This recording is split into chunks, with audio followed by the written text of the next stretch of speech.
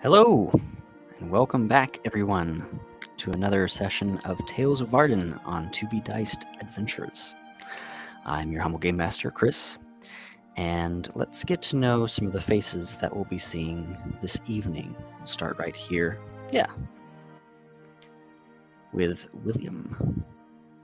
Hello, it is I, Daddy Tarzan, 82855 on all social media platforms. I am playing William, a disgraced sailor slash army commander, now turned pirate, sailing the 7, 8, 12 seas of this dimension, and found myself partnered up with a bunch of random individuals for the time being. We'll see how this adventure goes. On to you! Other side. Oh. Hello, I'm Isaac. You can find me on the socials at anonymous.cosplay. I'm playing Nagendra, our sweet and spiteful little gremlin. Yeah, I'm just here. It's a pleasure to have you. Next one. Hi, I'm Pixie on socials. You can find me at ItsyBitsyPixie, TikTok and Instagram. And I am playing Ragna, our barbarian paladin Goliath woman. 6 feet 7 inches of rage. Smash.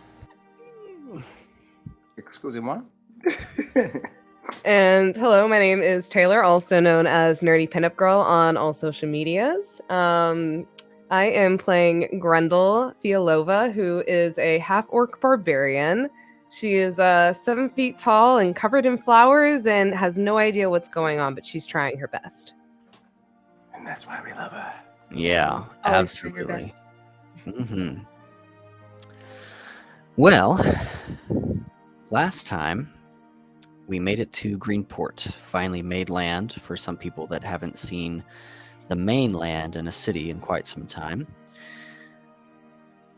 Got around to some mischief, some debauchery, and some fist fighting. Yes. Found a place to stay while exploring Greenport and kind of reintegrating into society and kind of finding out what's been going on the mainland. That same evening, there was a big fight night, and the group decided to attend to see what's up in Greenport. Our beloved paladin found her brother far from home in a city that not many Goliath frequent, having a heated discussion about the honor of Ragna and how that plays into her village and clan. That's where we left off, and the rest remains to be diced. Dun dun dun.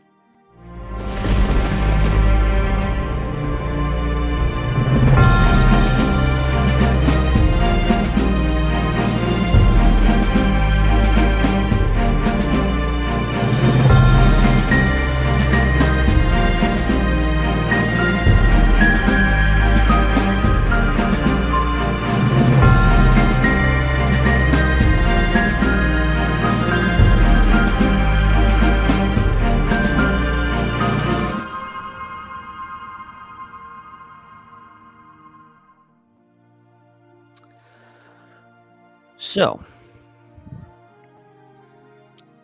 we left the amphitheater that was roaring with patrons and the rest of the party watching mostly entertaining fights as Ragna, Nagendra, and her brother Thorir took a step outside into the night air. The streets lit with lanterns. They had a discussion of quite a few things, ending mostly in Thorir challenging his elder sister, Ragna, for the honor of carrying Stimir, a beloved relic of her Goliath clan.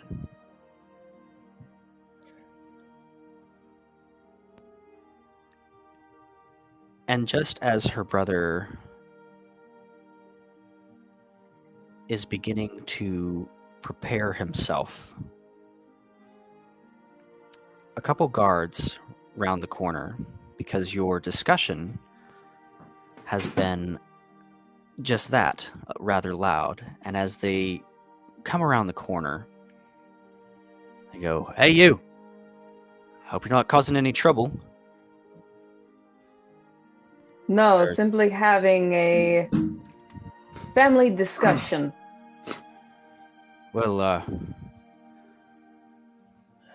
it's getting close to curfew, and fight's probably almost over in there.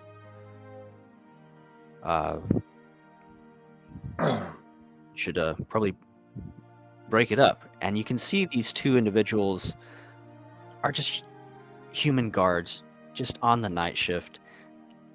And it's not that they don't want to deal with it. Both your sizes are probably 2 heads taller than both of them. And they are like, "We don't have the backup for this, but we need to break up whatever's going on here." Just then, an individual steps out from the amphitheater, his fancy boots clicking on the cobblestone. "Ah, Godsman, I believe I can assist with this situation. You can return to your post." And you see relief come over the guy's face. Ragnar, you recognize this individual from the docks. A certain Mr. Enoch. Okay. "Excuse me, I don't mean to be rude or intervene, and I'm fascinated by your culture. I've actually tried to establish trade with them one time or another, and it did not go very well. However, I think I know what this is. I've been standing here for a few minutes, and I'm truly fascinated. And please don't take this in any sort of offense, but may I assist in expediting this challenge that has been issued?" That may in fact be beneficial to both of us. And Ragnar will look between Enoch and her brother. Seeing as how you are so hell-bent on keeping with tradition, I am assuming you did not mean to fight here in the middle of the street. You see, he was just bringing his hands up.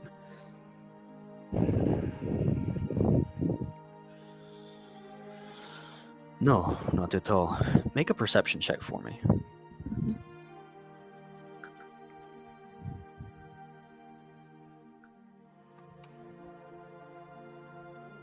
14. 14. As he puts his hand down, you swear you could see a spark go from his forefinger to his thumb as he puts his hand down towards his side. "What do you propose, little man?" "Well, I'm a very big patron of this building here. My family actually built this with our money. So, if you would care for a proper venue, I could provide it.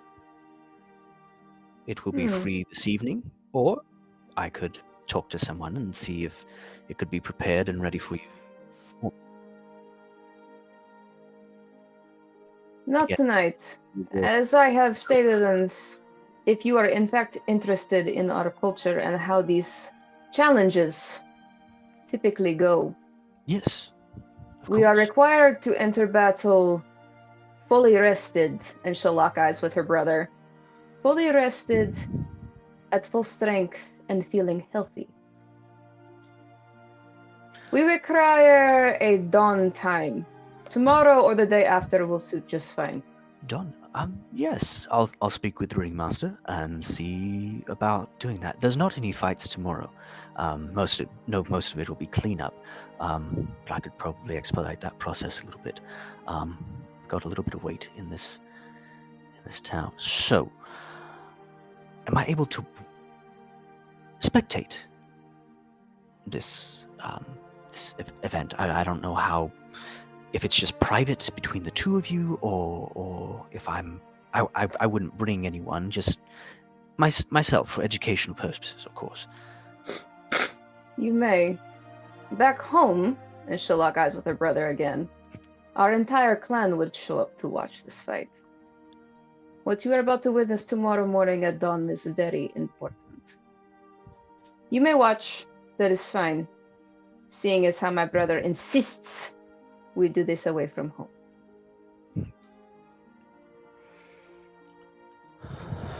You'll see Thorir kind of roll his eyes a couple times at the mention of you bringing it up that, back home, this is what we do. There, like, come on, where's your head at? My sister speaks truth. At least you have not lost your tongue for truth. Only your spite for honor. Very well. Tomorrow. In the meantime, I'll try to procure what I came here for. Medicines for Slava. Until Do not tomorrow, throw sister. mother in my face. As tradition dictates, we keep our biases out of this. Go rest your mind, rest your body, and I hope that you have enough friends here to take care of you as is supposed to take place. I will retire with mine. Very well. And he extends his hand. Not in a malicious way, but just as a sign of agreement. And you see his face soften.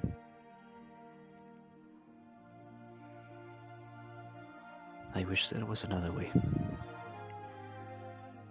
Ragna's face will soften a little and she'll give a little bit of a grin. She'll take her brother's forearm, elbow to elbow, and she'll pull him in close, cup the back of his head, and bring their foreheads together. If there is any other way I could do this, I too. I respect your position. I respect your choice. We will see to each other tomorrow. Go.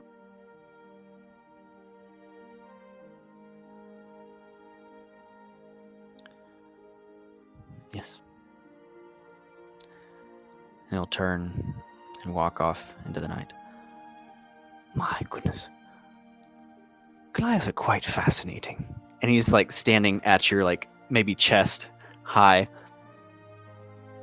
Can I offer you something to drink, or like what do you need to prepare for this challenge? He's gonna hear very low pitched growling, and as he looks down, he sees Nagi standing between him and Ragna. You're a curious thing. Friend of yours, I assume. Most dearest of friends, actually. Yes. Oh. This is Nagendra. Nagendra, smile. Big old grin, fangs sticking out. Almost like a malicious grin. Like I could eat you for breakfast. Is this also part of your culture? No, this is an acquired family member, as it were. They do not come from where I come from. Where do you come from? And he kind of looks at her, at Nagendra. In Ireland. Island. Which one? There are many across the Midland Ocean.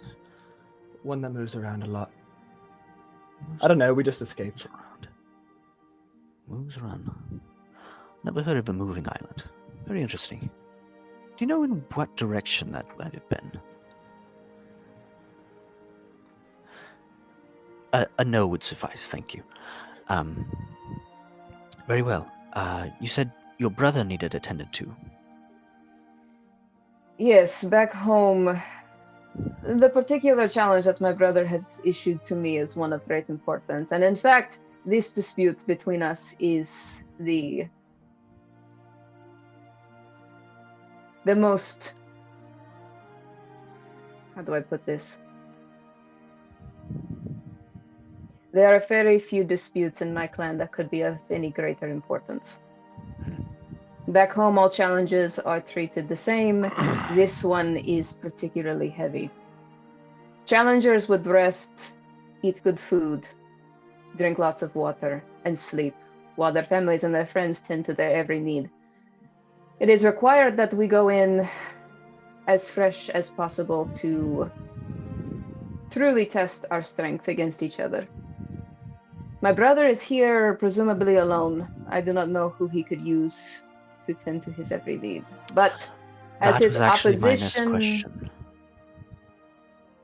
if you could procure him help, I would be most grateful. Yes, As his opposition, I am required to completely leave him be, but I have friends and loved ones to take care of me during this time. very well. I will actually attend to that. He's not too far, and I'll see if he actually came with anyone. If not, I'll attend to him personally. That would provide me an opportunity to learn even more about your culture. So,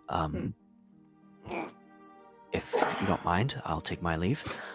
I didn't get your name, little one. Yes. Oh, Ragnar introduced Nagendra. Oh, Nagendra?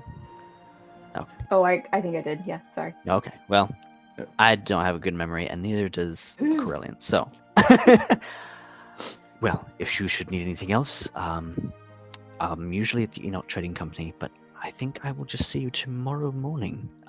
Same time, same place, here. And he reaches out a hand to Ragna. Ragna, I believe, correct? Correct. And she'll clasp his hand, squeeze it harder than he's ever had it squeezed before, and just give 2 shakes.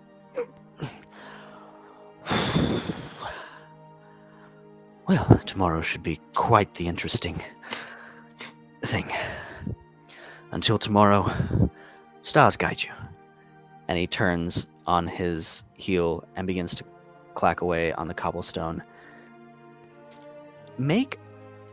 No, I'm not gonna make you roll for this. Stars guide you is a phrase you've heard, Ragna, for the last 6 years. And Nagendra, you've heard it for the last 50. It's something that Kite would say to you every time you left the house on the island. Ragna will kind And of you'll just be like, cock her just- head. This Enoch fellow.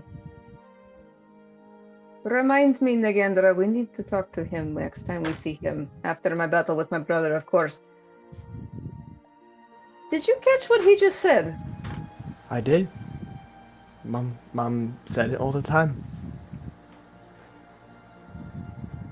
He doesn't look old enough, don't you think? It is odd, no? I guess Nagendra wouldn't know what elves and such are.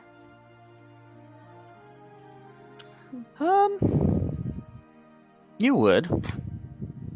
From Did a few he have things that pointed someone ears? else. He had shorter, pointy ears than some of the other ones that you've possibly seen depicted. He has pointed ears. Yes, I know.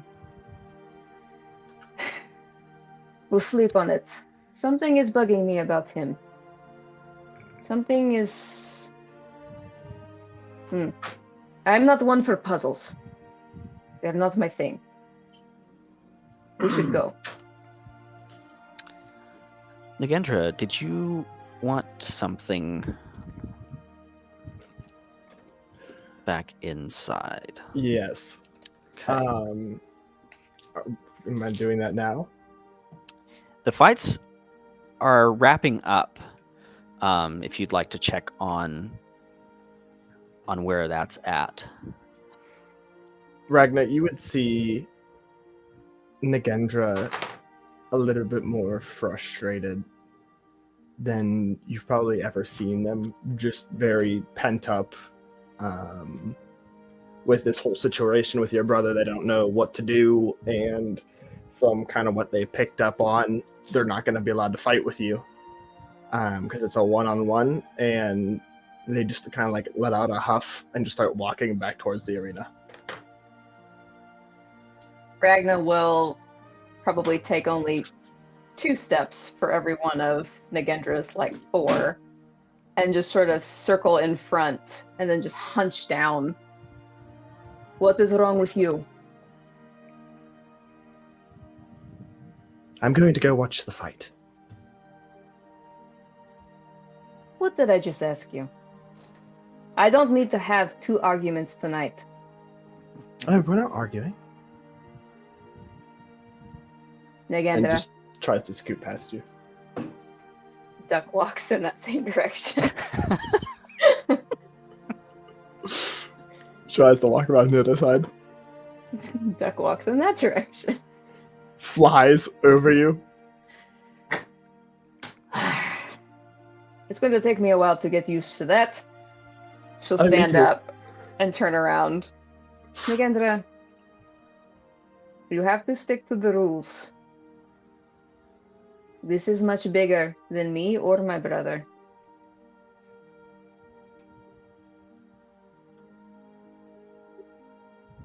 Nagy kind of nods. I know, which is why I'm going in there to cool off a little bit. What do you mean cool off a little bit? Cool off a little bit. Watch fight. Watch the fight? Watch the fight. Let's see if I believe that. Come on, we'll finish watching the fight. As you enter back in, people are cheering from the last battle, and a group of individuals is like dragging the last person off the center stage. And the barrier you see comes down as people kind of go in with brooms and kind of start cleaning up and brushing off debris from the last fight. And you hear the announcer, "Ladies and gentlemen, prepare yourselves for the battle of a lifetime in the left corner." And as he says left corner, the ground begins to shake. We have weighing in at 600 pounds, the ogre from the dark forest, Grimgor. His massive muscles and fierce roar strike fear into the hearts of his opponents. And he goes, Grimgor. And everybody goes, Grimgor, I love you, Grimgor. Like people throwing things, underwear, all sorts of things.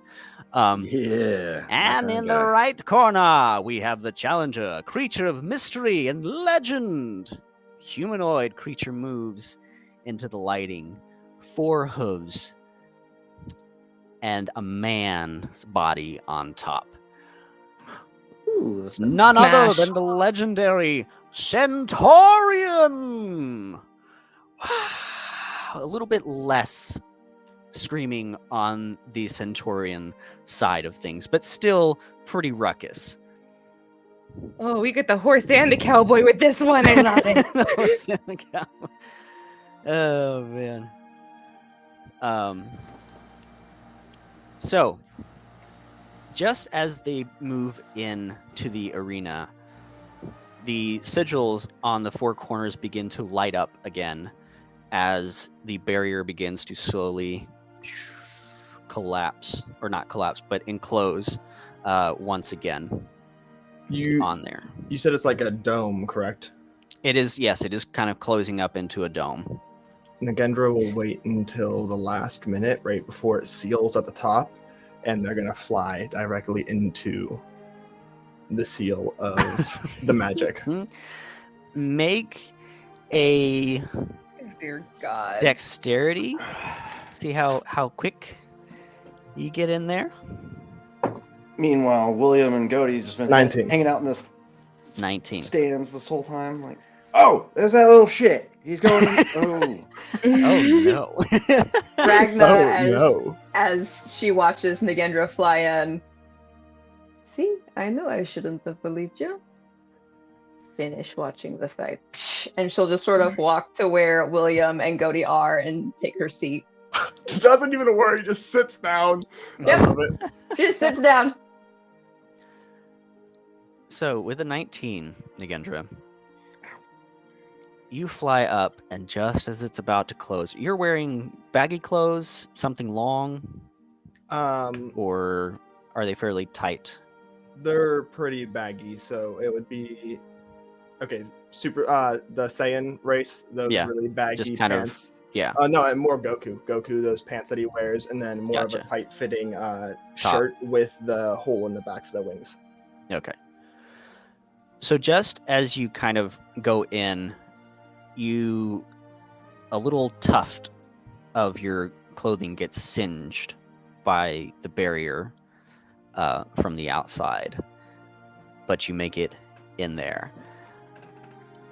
Ladies and gentlemen, we cannot open up the barrier once the fight has begun. It only unlocks once someone is KO'd. We have a rogue challenger! All right. So, roll some initiative for me. Can I do something just for taste? Just for flavor? Go for it. Nagendra's literally going to land in the center of the arena. Like a puff of dust is going to go out. And they're just going to stand up and kind of tilt their head with a grin with the fangs, staring at their big one. And just taunting him to come forward. You made a bad move, little thing. I'm gonna crush you. I'm a wreck it! I'm a wreck it. Grendel, most of the food smells are coming from this amphitheater. Would Grendel have followed any of that? All the shops are closed. Oh, Would she have retired absolutely. for the evening? Okay. Question: did we get a short rest before all this? Hell no. I would say you got a long rest because you made it to You get no Margaret's- rest for missing. Margaret's bed and breakfast later than everyone else. You got kind of caught up reading your book on the ship, but someone came by and told you where your friends were. Right over here. All right, so yeah, Grendel would definitely be going towards the food smell. Okay. Make a perception check as you kind of enter the arena. Perception. I am not good at those. No. It'll buff out. That is a 3 - 2 for a 1. You enter and you see the fight, the ruckus roars, and yeah, perfect. If someone else wants to get her attention, then you can find your friends and sit with them during this. William Okay. pulls out. Let's see if he actually spots this giant green woman. I mean, it probably I was wouldn't gonna be say, hard. can we roll 7 for feet tall, spotting Grendel? so it's What would we roll for spotting Grendel? Perspective. Or not perspective. Oh my gosh. I've had a long day. Perception. Perception, thank you. It's That'll all be a 15 for- perspective. 15 I will for say she is roll. like a giant red-haired green woman, so it's kind 20. of hard to miss her. There's like 600 people in this amphitheater. But yes, I got it. would be difficult to miss Grendel. She's very tall. What's your 15 and initiative 20. there, Indra? 17.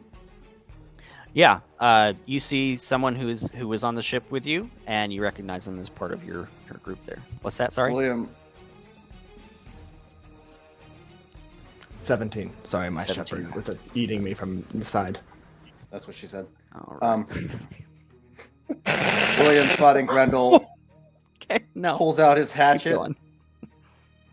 Doesn't put any shot in it. He just puts black powder in the barrel and fires it off in the air, trying to get Grendel's attention. You see Grendel just like jump and like she turns. I'm gonna honestly have to roll again to see if she noticed anything. That's a 5 - 2. Listen, I am wearing a red tunic. You can spot me from a good fucking minute, and I'm Okay. the only one holding up a fucking a hatchet that has a flintlock pistol built into it. You'll see Ragna just sort of stand up slowly and just do this with her arms. Okay, Yeah, upon seeing Ragna like waving her arms, Grendel, like you see her face light up, and of course she has like a handful of flowers with her, and she just God. goes, "Oh, hello! I heard you guys were here," and she just starts skipping through the crowd. And despite the fact that it is very crowded, she is surprisingly graceful as she goes and skips through the crowd, just like people bouncing next to her as she skips. And if anybody were to take offense around William for firing off flintlock in the arena, he just turned to him like, "Oi, relax, mate. It's only black powder." I will fucking say, punch you if if you say anyone something is right. like around William, she like Grendel probably wouldn't notice them, and she'd probably accidentally like bowling pin into them, and just be like, "Hello, little William, little sailor man, how are you?" And she'll just like pick you up like a baby and just be like, "I have missed you." What is up with everybody picking William up picked him up last like, session. oh, little baby, little Oh, like, baby mine William." wasn't nice. I picked him up and like threatened him and then dropped him. It is so Oh, nice this you is have your amazing. fancy coat, or else I wouldn't have seen you. There You is just a see lot this of loud defeated look on his noises face. in It's here. like, This is my favorite. Why Oh, is it's okay. everyone She's just picking me gonna up? she's just gonna place him down, and she's just going, "It is okay, little William." And then she'll So. just pat his head and put a flower crown on him. God. Beautiful. So, the Centurion Oh. is first up. Nagendra, you see this centaur run towards you. Make an insight check for me. Please hold.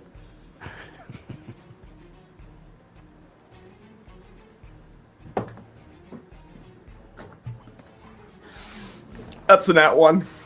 Oh no. Looks like he's charging.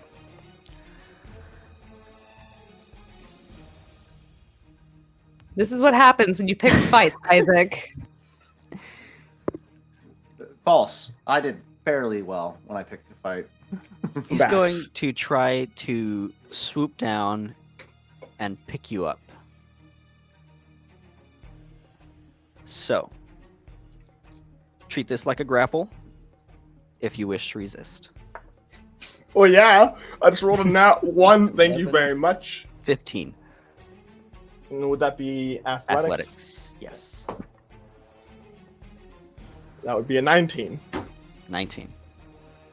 Physical representation of what William looks like when being handled by these giant women. Like to us, you're just a baby. Little wee babs. So, How much do I weigh? It's like holding a batch of grapes. The thing that I messaged you about earlier, Chris, I count as a size larger. Can I just grab the centaur and just like throw him over me? Just like plant myself into the ground. yeah, make a strength check for that. Just straight up strength. Just straight up strength. Yep. What? That's sorry, a what 19 did plus 4. Oh, there you go. Not a nat 20, but I'll take it.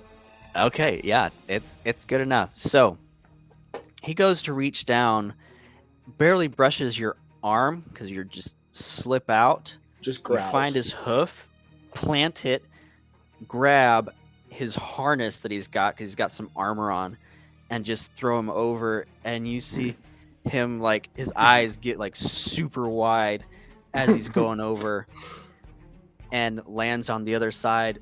Oh, I was gonna offer you a deal to take out the ogre with me.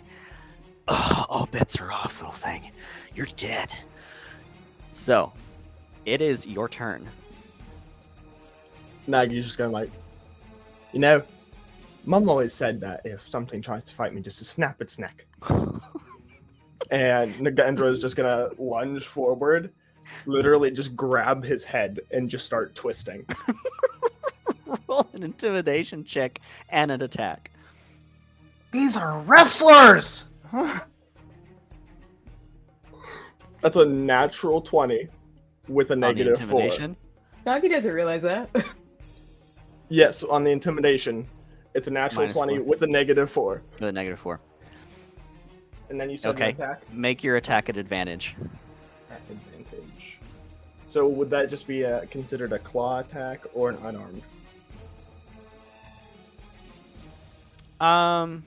Claw. Yeah.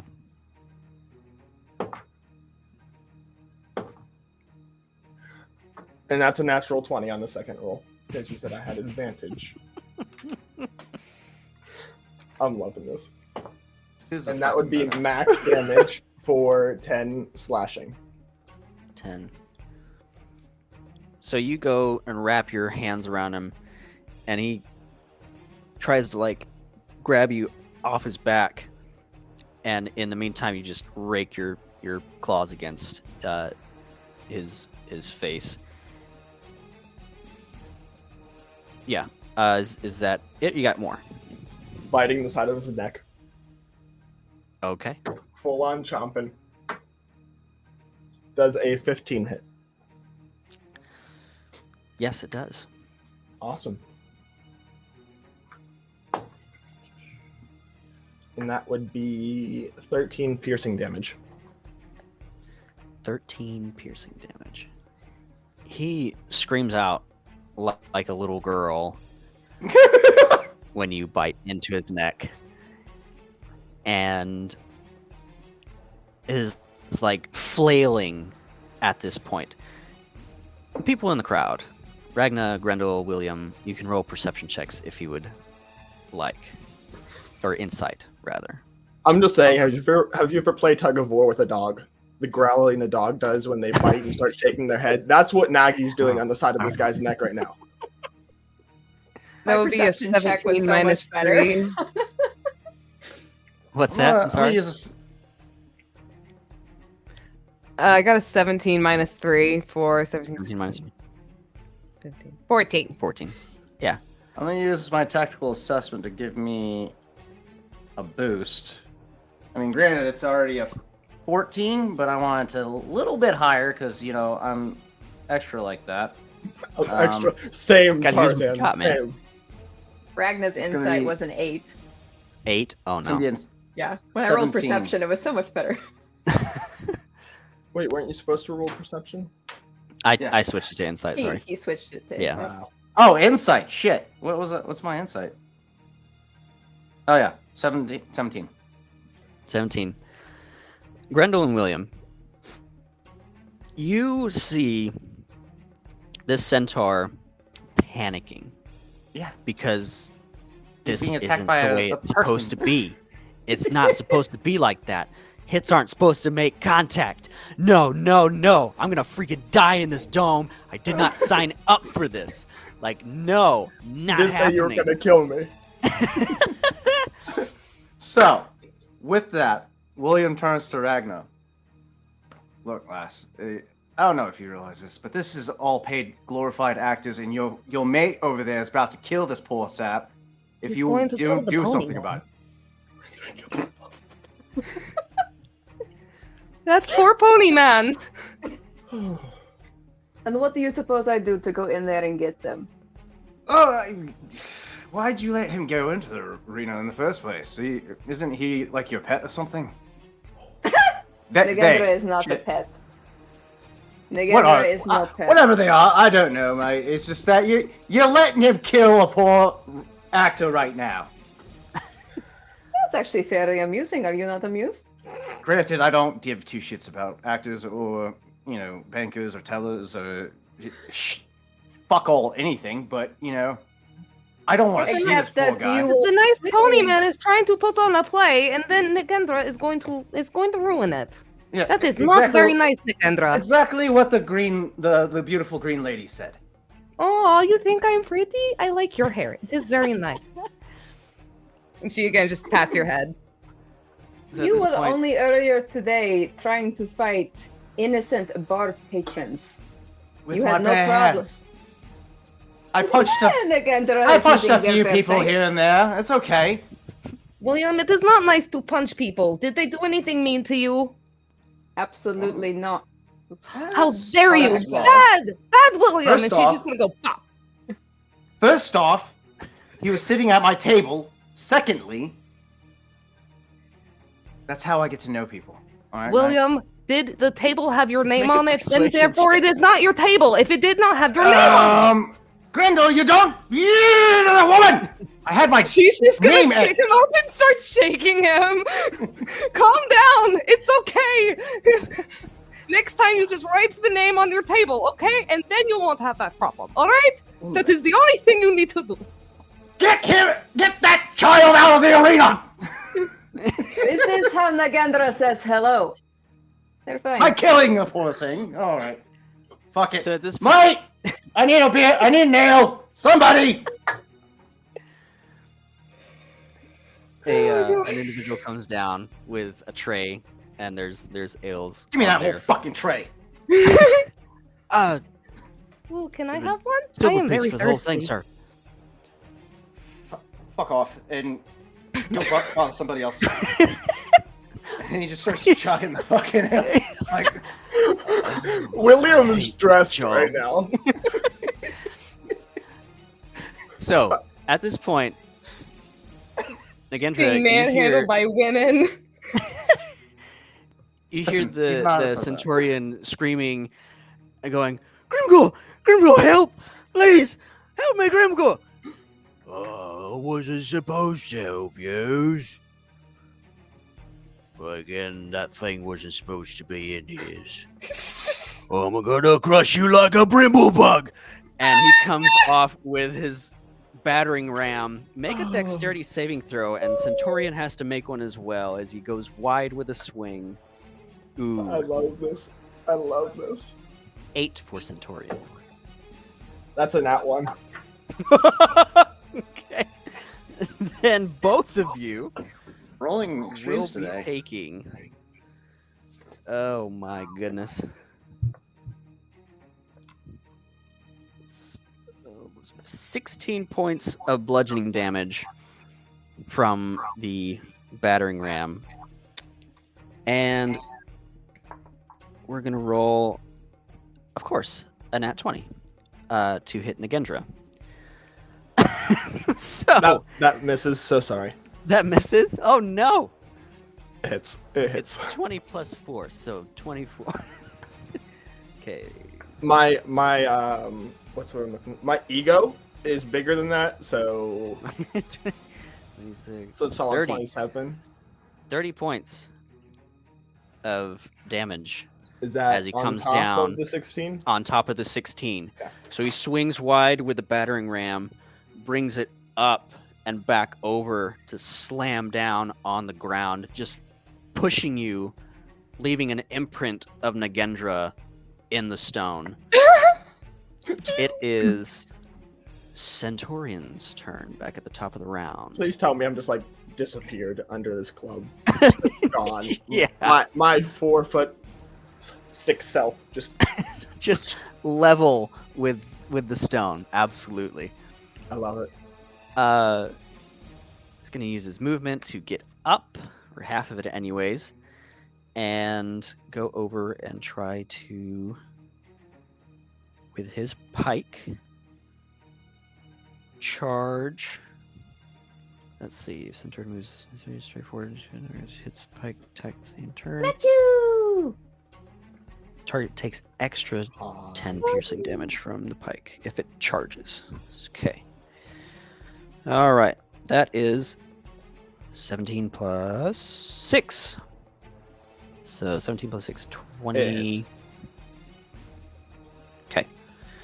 So you'll take a d10. That's 1 point of damage plus 4. And he did not have enough room to charge. So 5 points of slashing damage, or piercing. Yeah, piercing damage. As he tries to impale you, but you're so level with the floor that it just kind of scuffs by, and you don't take too much damage. It is your turn, Nagendra. So I've pictured as this Nagendra gets crushed by the war club. Everybody in the crowd just sees a hand pushing the club back up, stands up, and a pike hits them from the side, and then they start going over this way. Nagendra's literally going to turn and jump up at the centaur's face and just with both claws. The first roll is an 18 to hit. Yes. And then the second one is a 21 to hit. Yes, absolutely. Both of those hit. That would be 5 damage for the first slashing, and that would be 10 damage for the second slashing. And if he's still up, going for the jugular with a bite attack. 3. Let me do some math. I mean, he's looking rough. He's missing an eye at this point. Go for that. Go for that bite. 18 to hit with that one. Yep. And then that would be 9 piercing damage. Okay, let me do some quick math here. You are mutilating these poor actors? What is wrong with you? Is he still up? They do not get paid As enough for this. You bite. This centaur stands about 9 feet tall. And you begin to feel him move as the horse part of the centaur kind of sits and the front half of him just leans over and falls and is bleeding out on the floor of the arena. Nagendra is still jugular in their mouth. Is just going to look up at the big one that just smashed them. Drop him. Dash over. And shin kick him in the leg for a bonus action. Evil little man! Or That they would them! be 23 to hit. Yeah, absolutely. And then that would be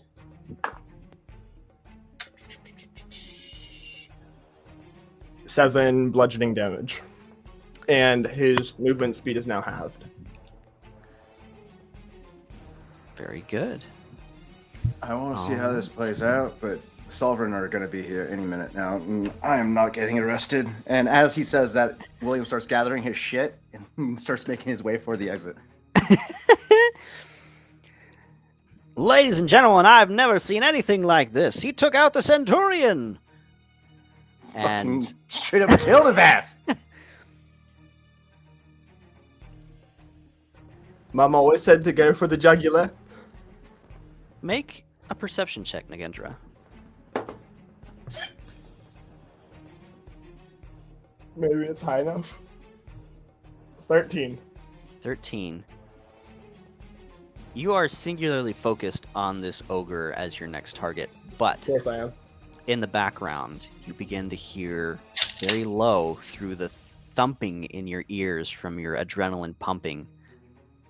Beastie, beastie, beastie, beastie, beastie, beastie, beastie. And the ogre is going to swing with his battering ram. That is a 15 on the hit? first swing to hit. Misses, and I am using my reaction with my feet opportunist, and I get to actually attack him for missing me. All right. That would be a 21 to hit with a bite attack on his shin, Absolutely. and that would be 13 piercing damage. 13 piercing damage. All right. For his second attack, he is going to grab and throw. Throw me? Throw you. That's fine. I have wings. 17 plus 4. So 21. Yes. Okay. Let's see. I'm just gonna yeet this little thing. Do I hope you know, and again, just doing it back. That's 7, 15, 4, and then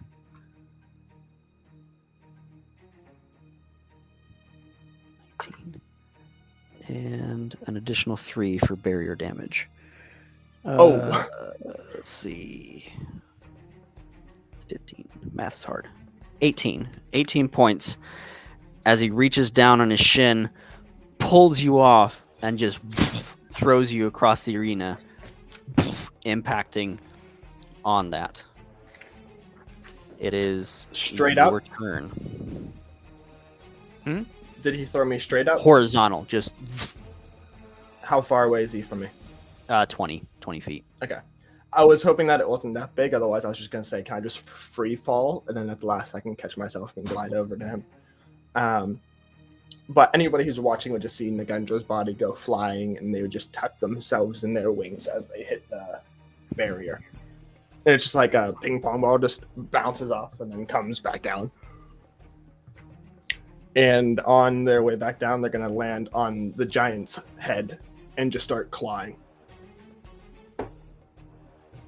That'd be 19 to hit. 19 hits. Yeah, Yep. 19 to hit. Second one, that would be a 23 to hit. Hits. That'd be 9, 10, 19 damage for the 2 slashes, and then a bite to the side of the neck. Does a 16 hit. 16 does hit. Yep. That'd be 7 plus 4. That would be 11 piercing. 11. Oh man, I'm not at his legs. I was gonna say, can I kick him? But I have shin kick is in the shin, so I can't shin kick him in the throat.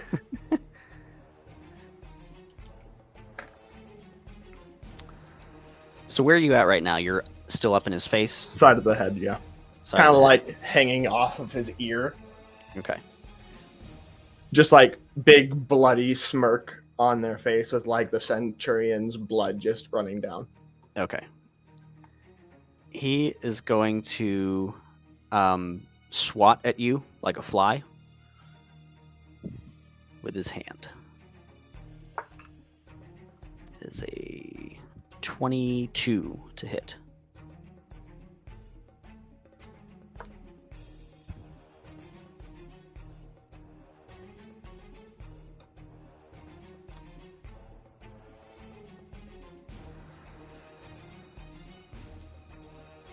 What was the thing to hit? I missed that. I 22. think he froze. It Oh, hits. there he is. Your face, your gorgeous, sexy face is also frozen. Yeah, I see that. How do we fix that? Maybe stop my camera. Have you tried turning your face off and turning it back on again? Yes, it does not work. No, you're still frozen. Should I leave and come back? Yeah, maybe if I take you out and put you back in. We'll try that. Have you tried unplugging it and plugging it back in? No. I might just have to leave and come back altogether. Okay. Is your face still under warranty with the manufacturer? Wow. I do not know. Okay. Yeah, maybe hop out and hop back in. He gone. I just like This is Isaac's show now. welcome to Nagendra's arena. Nagendra wins. The town loves them. We're here just We all killing move on. poor innocent actors and shit. No actors. They're saved. actors? Yeah, they're actors, apparently. I didn't know Yeah, that. Nagendra's attacking poor wrestlers. The Centurion's like, this isn't how this is supposed Fucking to go. straight up ripped out the centaur's eye. Is trying to fucking bit out his maul this jugular. poor ogre that's not intelligent enough to know any better. They probably have good healers. They're fine. You ripped a Wow, guy's that's really jugular out. They have Revivify, probably. Doesn't replace. I don't. fucking missing That's if the limbs. soul's willing to come back after what it just witnessed. Is it still there? Yes, then I ain't coming back. Fucking William straight up packed up and left because he. Guys, the sovereign are coming. And William has a rap sheet. William is not the only one. Oh yeah, free to come join me. As I'm carrying a giant tray of nails with me. Up, there he is. There we go. Cool. Wunderbar. Thank you, everyone, The for king has sticking with us through returned. my technical difficulties. There's storms happening, so that might be part of it. I am the storm. Where were we? I am All the right. storm. We were at Liam Grundle.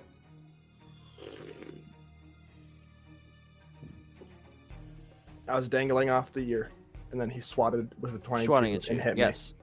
So I just have to roll damage on that. That's me. 7 with the first one, and then he's going to try to grapple you with the second. So 7 for the first damage, and then grapple with the second. He can try. That is a 18. He might succeed. He succeeded. That's a 12. Oh, now I look even better. Awesome. You look like that filter from I think TikTok where it like does half of your face together without your Oh nose. my goodness.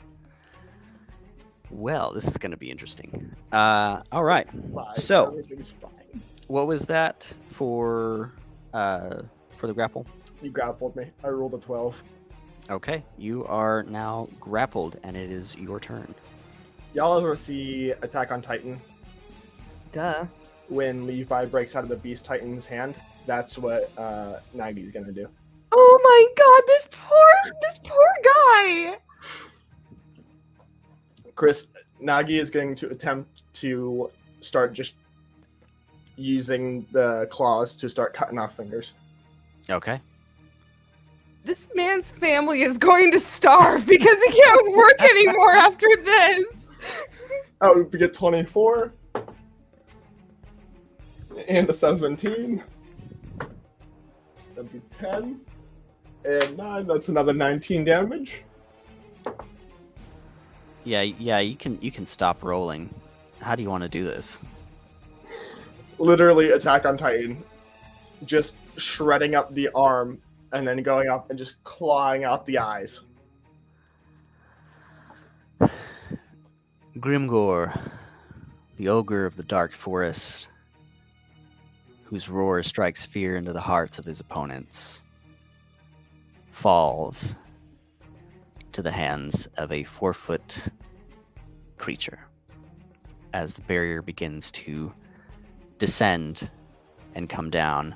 We're going to take a little bit of an early break and try to figure out this camera situation. But come right back and we'll have some more fun.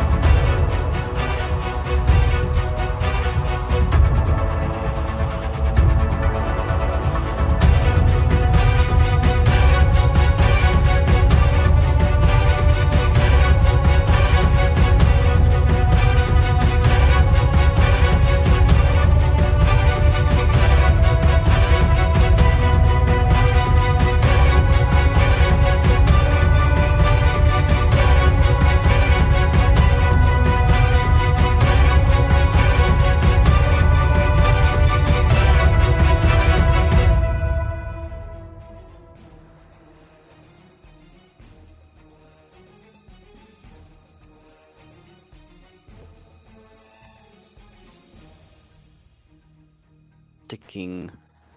Oh, hello. Hi, I got hello, this. I got this. everyone, Look and at welcome me go. back. I'm so good at this.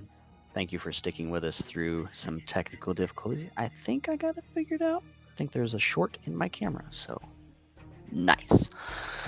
Nailed All right, so we've got a newcomer mid Neganger fight. If you'd like to introduce yourself, since you didn't get to at the very beginning. Who's that? I don't introduce myself. You know that I try to deflect every time. Okay, moving on. Hi, I'm Matt. I'm playing Godi the Wizard, and he is probably about to peace out of here right with William because the Navy is coming. You So- can find him at War Torn Night on There you TikTok. Thank No, you. you can't. No, you can't. You can't find me.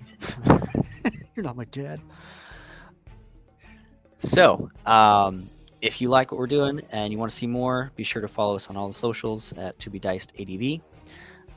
We have a game on Tuesday, Isaac. Okay, we've got a game on Tuesday and Wednesday this coming week. No Tales of Vardin next Friday. So you just 2 games next week, Tuesday, Wednesday. Be sure to tune in for those. You'll see some of these. Definitely familiar tune in faces. Tuesday because there's a catchphrase that Clucky's gonna start implementing. Isaac, I'm gonna be coordinating with you on that one to explain where it came from, and then tune You in mean Wednesday, right? Because Yeah. if they tuned in Tuesday for Clucky, they would be very disappointed. Plot twist. Surprise, motherfuckers! Clucky's Whoa. interdimensional. Interdimensional Clucky. Plot Oh, that's twist. terrifying. Clocky was thrown through a portal, and now he's in Legends of the Shattering. Oh, man.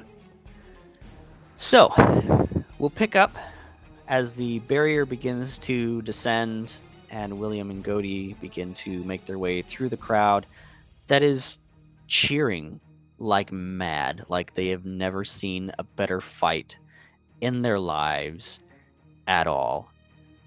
I'm sure because the rest It of them was haven't been real. freaking real.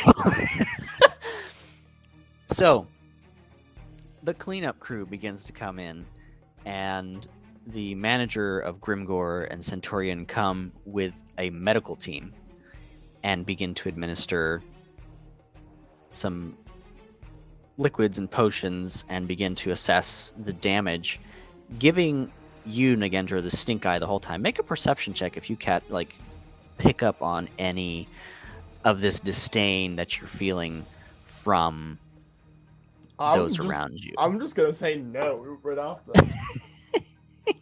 And the dice have decided that is a natural one again. They have agreed with you. Nagendra's just standing in the center of all the gore, just panting.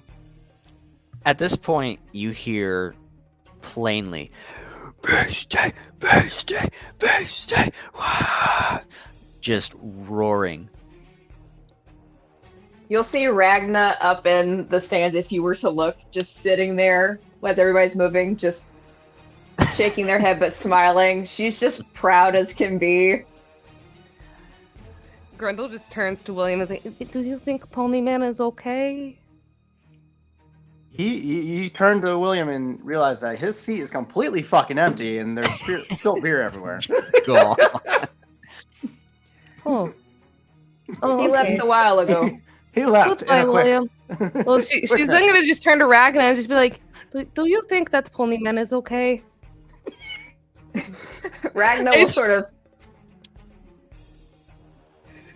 I'm sure he's fine.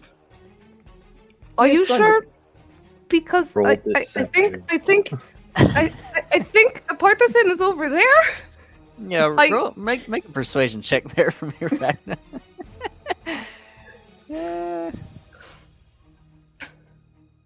You can make an insight check, Grendel, see if you believe her, if it beats her. That's her a 9. persuasion. That's a 9. Well, you might beat me because my insight is shit. So give me a minute. If I beat you on a 9, I'm gonna cackle. That's a 15 minus 2. So Oh, you're bullshit! Grendel's just gonna like you see her brows just kind of furrow. She's like aggressively braiding flower crowns at this point. Like at this point, it's extremely intricate, and like there she is just braiding flower crowns. She goes, "I do not think they are going to be okay. I've seen like there was one time that this guy in the vineyard, a giant tree fell on him, and his leg was detached, and he did not get his leg back, and I don't think he's okay." And she's just kind of like just muttering to herself, like and kind of panicking, being like, "Oh my god, is Nadendra gonna get eaten for murder?" So, Grendel, as you're muttering this and saying this, you begin to see Centurion actually start moving some of his legs and slowly like start making his way like up, but he's still starts on the braiding ground kind of faster. laying. Nagendra, See, look, he's standing. a few people approach you, one of them being a half-orc individual with a kind of cap on. "Well, kid, you cost me a lot of money, but if you want to sign on for the next fight, I can be a sponsor." Just then, a guy comes over with a little stone with a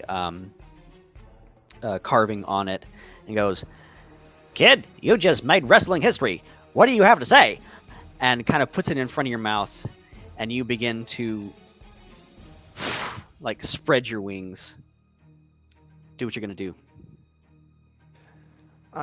So when he walks up and puts the microphone in front of Nagendra's face, it's almost just a very guttural growl.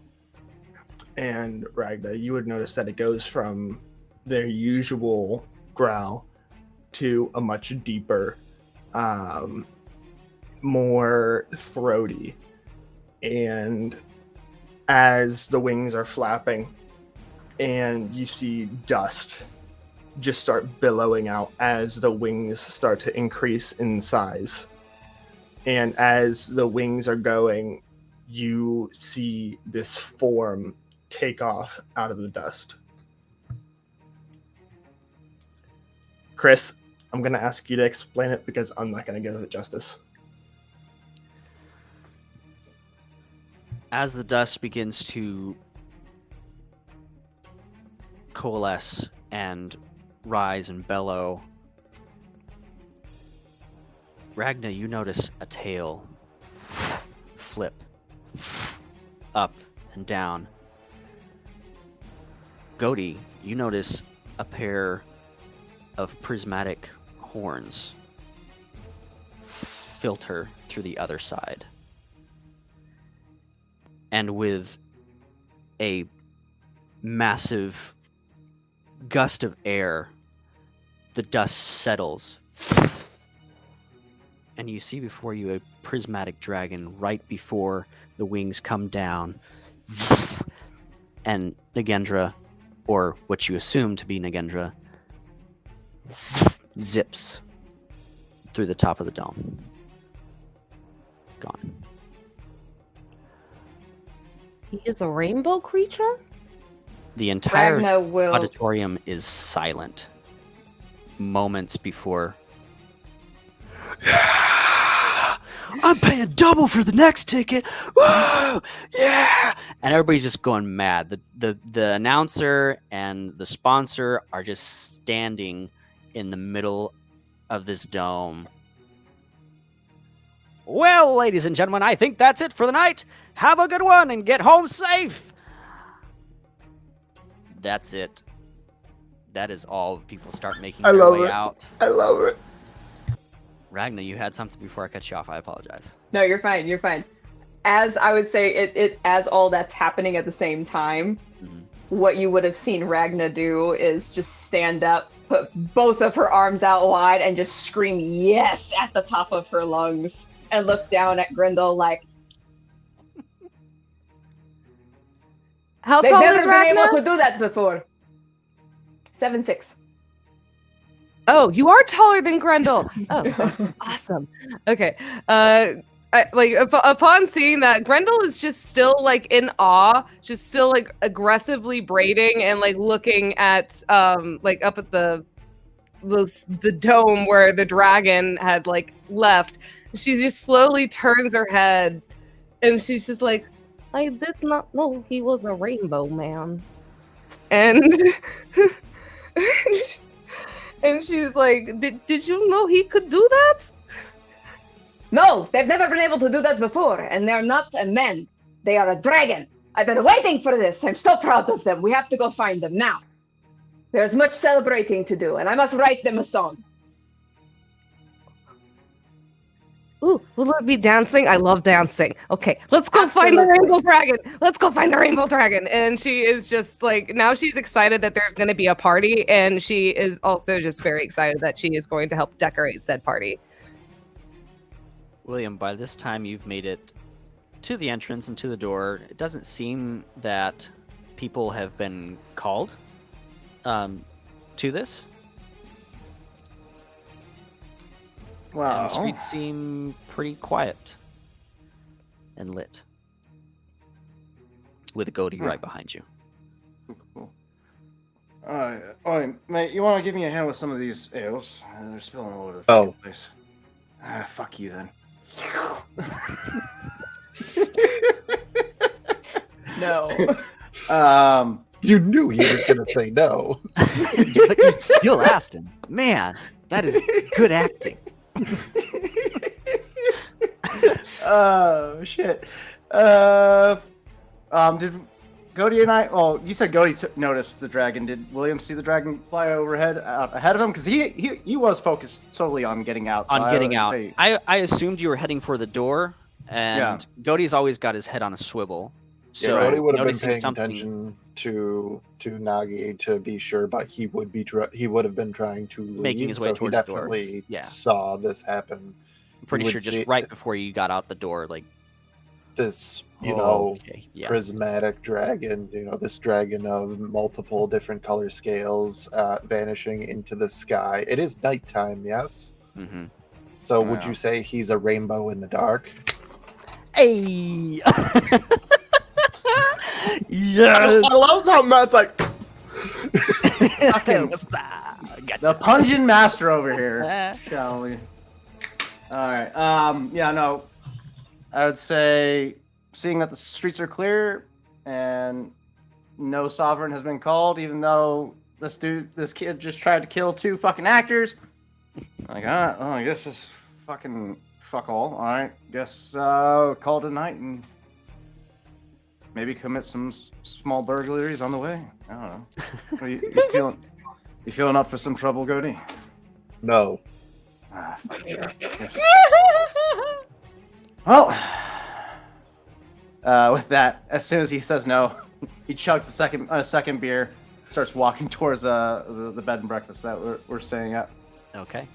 Ragna, what are you doing? Are you also heading that way, or is there something else? Yes, I would say if the last Ragna said was urging Grendel that we need to get up and go find them, then I would say Grendel's already running. Then we both are running. I would be running with Grendel. If Grendel started running, Ragna's running. When she's running, flower petals are coming behind her. She's like, I'm going to put up decorations, and then we're going to make a cake. I don't know how to make a cake. Oh, I'll ask my little friend to make a cake. Oh, yes, it will be a big cake, and then I will feed him a little bit of the cake. And she is just like planning all this out loud as she is running to go and try and find this dragon, not having any clue where to look. She's just running. So you two catch up to Goaty and William as they're making their way back to the bed and breakfast. You come around the corner, and on top of the Honeywell bed and breakfast sits perched, folded wings, a prismatic dragon wormling, swishing their tail. Ragna will just rush up. That was amazing! I didn't know you could do that already. Look at you. You look majestic. You're beautiful. We have so much to accomplish. I would assume that you guys told William that Nagendra turned into a dragon. Because if not, William is gonna be Out of our losing his shit right excitement- now. Out of our You had excitement, too I much don't to know drink. if we mentioned that. I Grindel, have did we not. mention that? He hasn't seen it. Nope. Told him. I will say Grendel will be taking in this vision of like Dendra, and she is just gonna be like, "You'll remind me of the dragon from the Forever Telling storyline," and she is just going to just kind of like slowly reach out, and if there is any sort of like if his tail's hanging down or anything, she's gonna try and just like touch it. I totally see Nagi kind of like dropping their tail down, and then Grendel trying to touch it, and then just pulling it back, and then dropping it down, and then Grendel trying to touch it. Just... Oh no, she's like batting at it, and then she's just like, "It is so pretty." Nagendra, help me with this, because landing on the top of the B&B thatch roof would Ooh. cause some sort of commotion, and Margaret would definitely investigate. What the hell is going on in my roof? She goes I love outside her. and sees you. Do you say anything to her? Or no? I feel like can Nagi would try to say something, but I'm not sure if they would quite know how to talk with a dragon mouth yet. So it might just come out as a growl. All right. That gives me what I need. Thank you. Or telepathically, but I don't think they know how to do that either yet. So it's a learning curve right now. It is. That's very Fine, true. yeah. All right. Gertie, mate, I think the ladies are a few barrels short of a brewery. As he's I do just not have any watching. barrels in my head. You are making up for the missing barrels of brew. Not what I was referencing, mate, but all right. Am I missing something here, ladies? Why the fuck are you talking to a rainbow dragon? Well, it's Dendra. He just happens to be a dragon. You know, Doesn't the he one look that you've been pretty? giving shit to. Are you saying anything, A little- Nagendra? The little one. Now they are the big one. Trying to? Exactly. Exactly. Just Wookie. Just. It's okay. Nagendra, it's okay. Nagi, we're going to work on it. Take your time. Take your time. Be patient. And okay, old Wait. lady, don't. Wait. The tail Speak, is hanging down every now and then. Yeah, and Grendel Well, is he's going currently to- trying to touch it. When it comes down, Goaty will touch it and he will cast tongues. Oh, Yes. Please love it. translate. Please translate. Like, this is how they learn how to speak in Dragon. That's amazing. I love it. Well, it's still gonna be that noise, but we all. But you'll understand. That's That's great. That's amazing. So everybody hears Wookiee noises except Goaty. Goaty, you basically hear. No, everybody can understand you for the duration. Oh, I thought it was just you. tongues. No, it's That's comprehend languages. Yeah, tongues is the one that lets you actually talk to everybody. So you understand my Chewbacca. It's Now kind of like the everybody one does. time Lovatar was talking chicken to Clucky. mhm. This is more like when Petrichor was casting tongues on Glucky, so that everybody could understand. them. You casted speak with This animal. is all information that you Yeah, can you cast find speak out. with animals. You see our other streams. Context, people. Context. Context, yeah. Context clues. Read them. Minor details. It's fine. It's fine. Everything's fine. Basically, Alright. Nagi will just Still be got, like, going off 3 or about 4 how beers. fun the fight was. And like, Ragnar, did you see it? Type thing. You fucking nearly killed 2 actors, mate. These people have livelihoods, and you're just fucking murking them off. I mean, Fake warriors. on you, They but- are fake warriors. Nagendra is a real one. That was the only difference. You did spectacularly, my friend. I'm so proud of you. I've never been more proud of you in any moment of my entire life knowing you. McGendra's gonna like drop their head down and just like put it against yours. Now, I need question more though. ale. Do you know how to turn back? Shakes head. Okay. This Have is you going to tried- become a little bit problematic traveling, but I understand. Do you want me to get Mom? Why not? I don't want to scare her. Oh, she'll be. Being around William makes me switch accents. Raven was actually just complaining about that when you do Xandra. Yeah, we were just talking about that. She is probably going to be fine. Besides, we've wondered about you for so long. Now we have answers. Mom will want to see this. Let me go get her. And Ragnar will just go into the house and go get Kite. As you step in, there's a small fire going in the entryway, and sitting in her rocking chair is Margaret with a clanking cup of tea. After she saw the dragon. Oh, hello, dear. You're all right, I assume. Did you see the thing on my roof, or am I just having a little bit too much? You mean Nagi? It's just Nagi is fine. Nagi has transformed, finally become their full self. I am so proud of them. Your sets it down. Your friend. All right. Yes, the little one. Well, The short one. I was trying to figure out what I was going to do. Oh, everything is going to be fine. All right. Everything's going to be fine. They mean you no harm.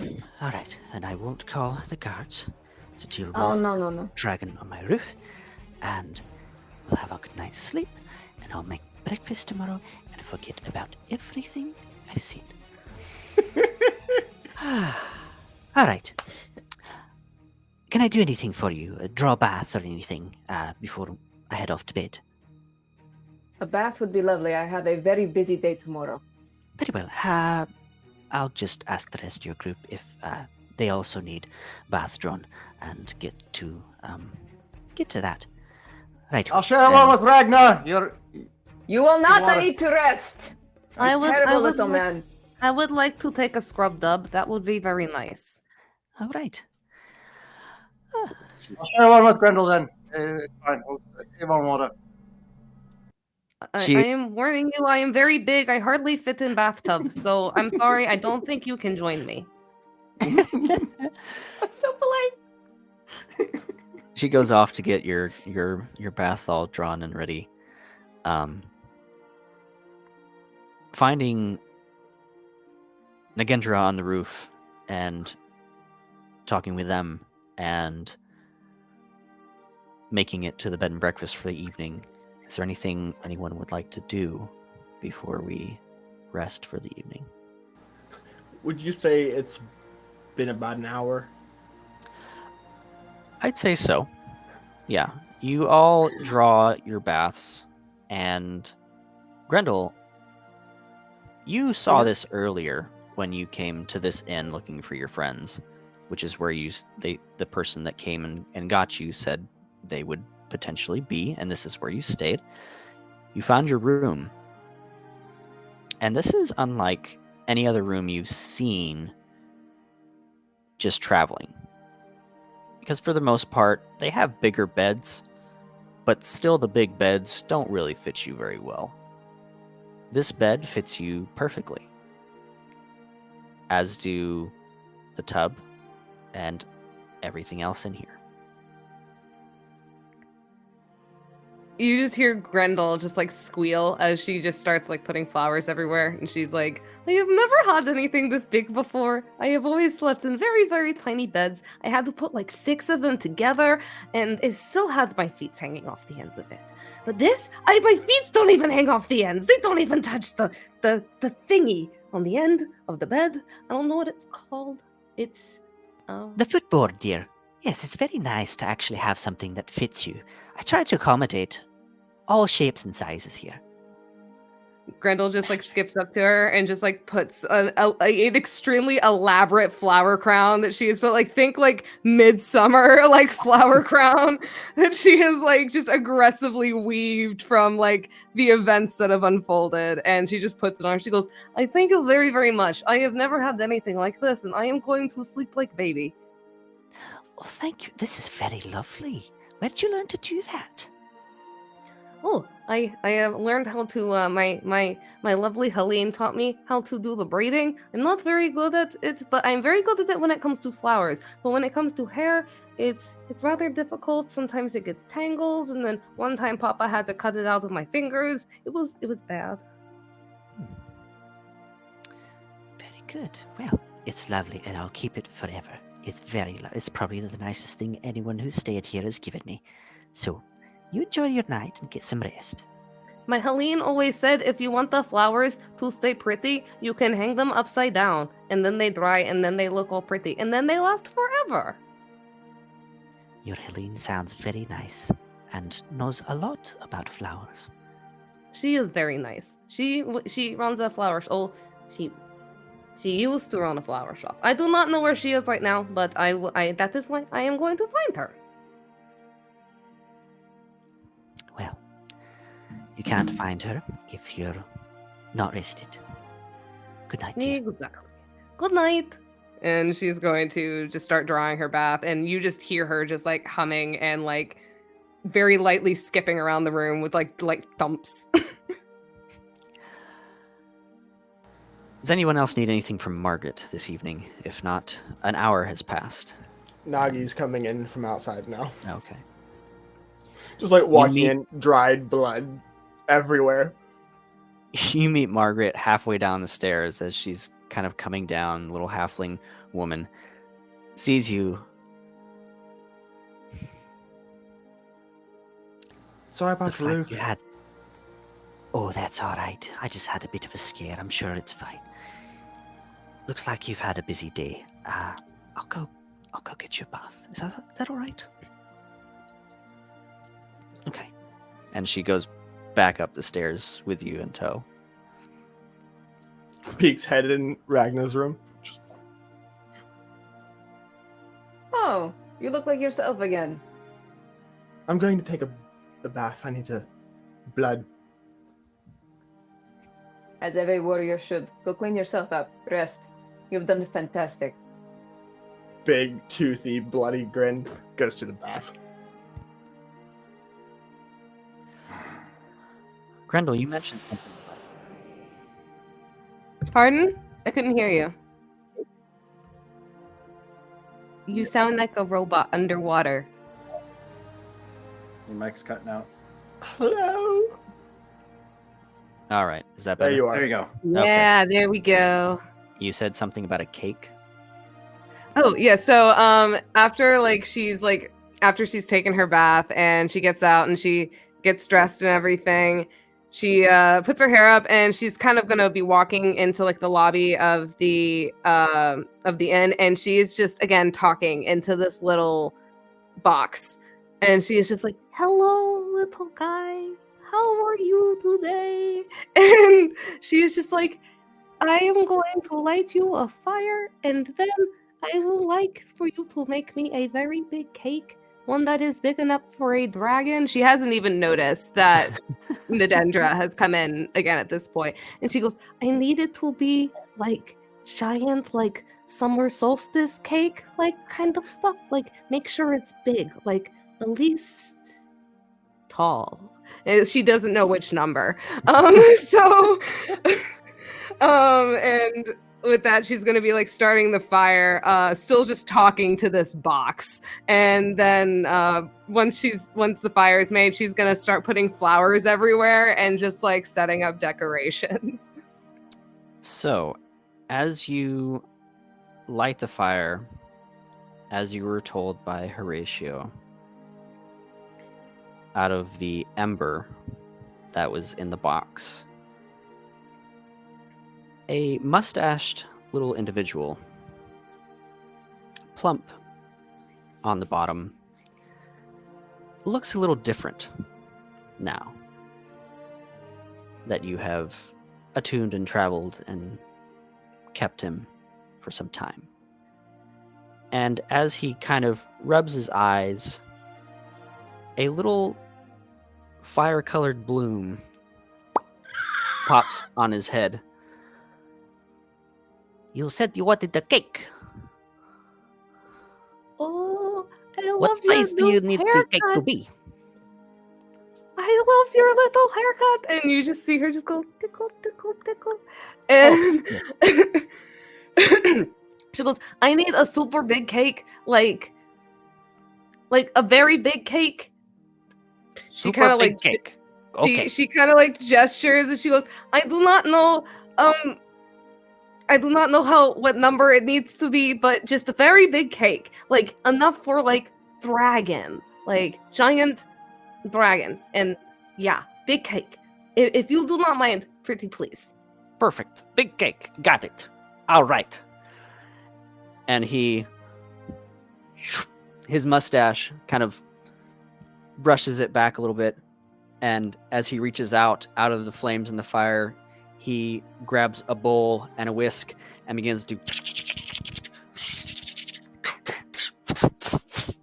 and starts building this layered cake, and kind of waddles out with this cake that is like 18 inches wide and 10 layers high, just waddling over, and kind of sets it down and quickly makes it back to the fire and kind of sits. Phew, that is big cake. That is a beautiful cake. I have never seen a cake this big. That is actually my first cake I have made. That is a fabulous cake. You should make more cakes. Oh, thank you. Well, I can only make what you ask for. So, Horatio did not like sweets very much, so I made a lot of mutton and a lot of ales and a lot of bread, but never cakes. Oh, but I love the cakes, because the cakes are nice and sweet, and my Helene, she could bake this amazing, like, strawberry, like, cream pie, and it was absolutely wonderful. Well, but that sounds delicious. Maybe you can make that next time.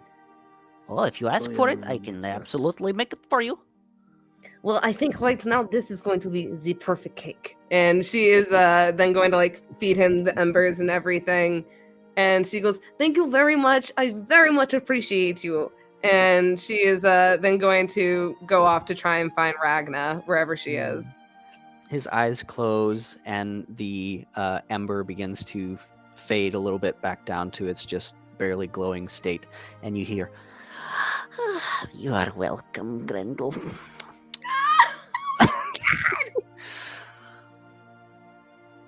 Okay, so let me pull up what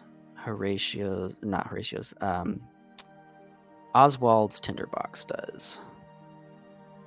And that will help. William needs that thing. Make me ale. In this moment, Nagi would be done with their bath and would probably be looking for Godi. Cody would be in his room pondering over many books, as is tradition.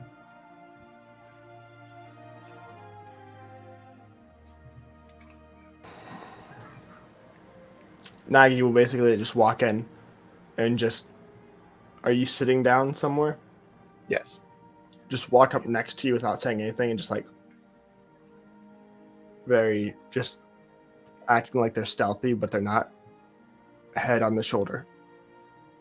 Or side, whatever they hit at their 4'6" whatever height, and you sitting down, just without taking his eyes from the page, Gody just reaches over, grabs a chair, pulls it so that Nagi could sit, and then grabs a cup and fills a glass of water for them. oh, not ale. Cody's not a big drinker. William I could quote as to why about 7 different stanzas from the Have 'Em All why he is not a big drinker. Nagi's just gonna take it and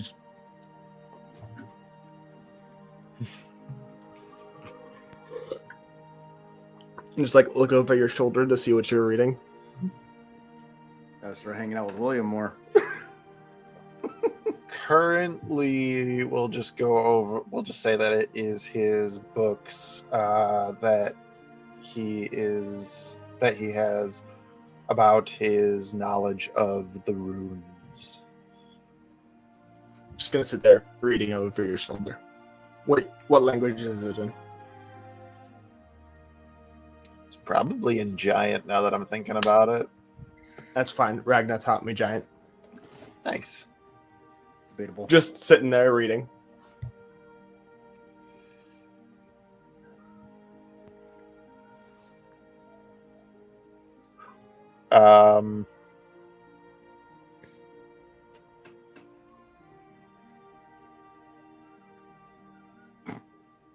Without it, just with like a little sideways glance, and then going back.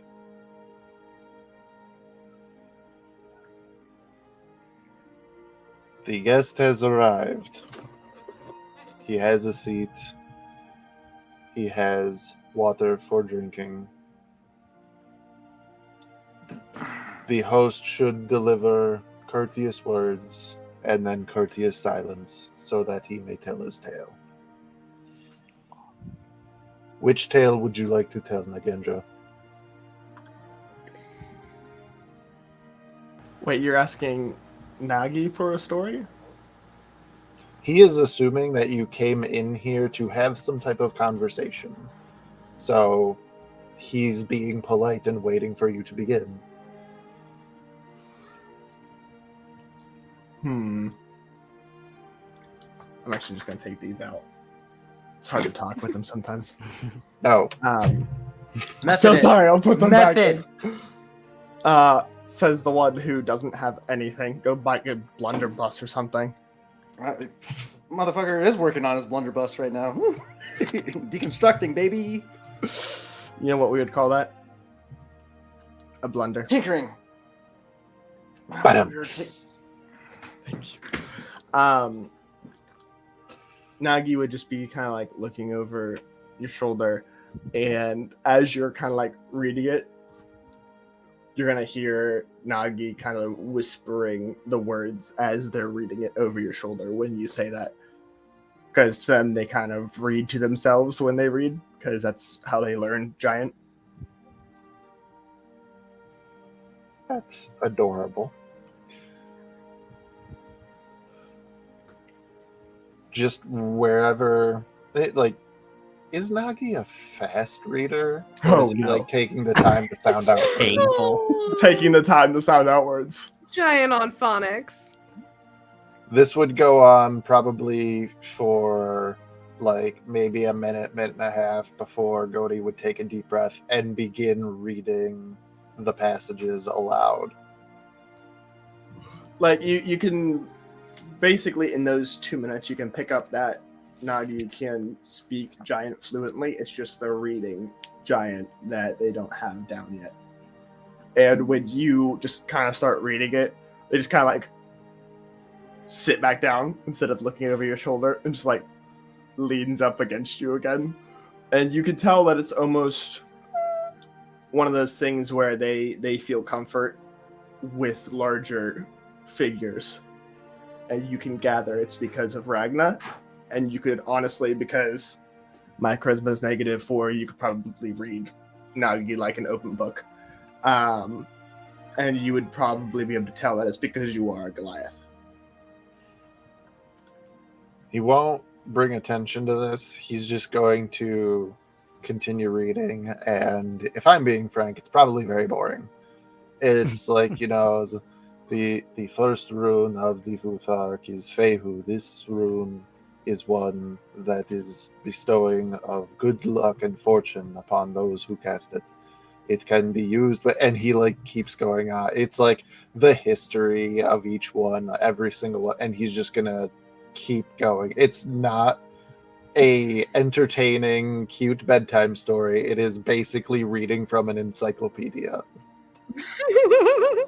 As you're kind of reading it out loud, Nagi goes from leaning on you to leaning back on you, and you see them throwing around this orb of ever-changing light, and you would know the spell to be chromatic orb, but they're just playing with this little ball, just tossing it as it's changing Very colors. cautiously watching this. Don't need you to drop this and set the inn on fire. You're just fucking trying to kill us all, goddammit. It's almost like when a cat plays with a ball of yarn. Except A very now he's doing it. Explosive and dangerous ball of yarn. Yes, absolutely. Now you know how we feel about Alfie. Oh, Alfie has chromatic orb, by the way. Oh God. God help us all. Oh, I love it. At least it's chromatic orb and it's not chaos bolt. Not yet. Not yet. But That as is they're how tossing Grody it- would continue. as they're tossing it, they'll just basically tell you that they just learned how to do this when they were in the tub. Yeah, that's wonderful. With Slightly that, terrifying. Grody will go to a pause. He will. He has a flattened piece of birch bark that he uses as a bookmark, and he will slowly, gently close the book, and then he will just turn in the seat and look down at you and go, "You just learned this over the time it took you to take a bath." Well, I think so. I think it was actually from whenever I changed into a dragon, I guess. I It could also is tell not- that it was your magic that cast tongues, or however they would say it in not D&D. Probably something like it was Gody's magic of that allowed him to be understood, allowed Exactly. them to be understood. And Gody would kind of nod and Nagendra, this was not your first time being a dragon, was it?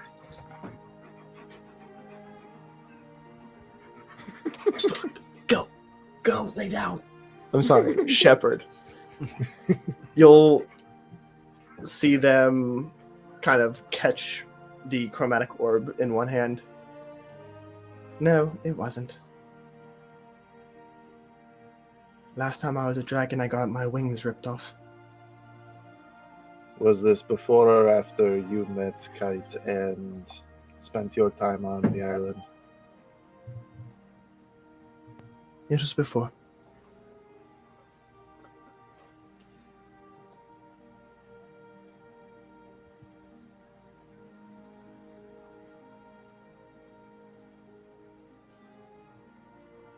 If you do not wish to tell me, you don't have to, but I will ask, what happened to your wings? You will feel them take a deep breath. And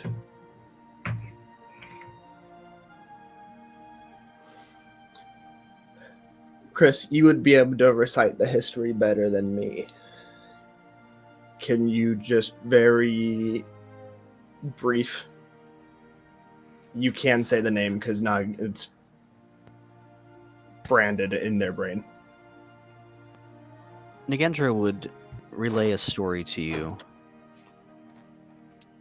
of a day that Korath or as they knew them, Astaroth, came to their home, imprisoned their mother and father, stripped Nagendra of their power and their wings, and cast them into the void.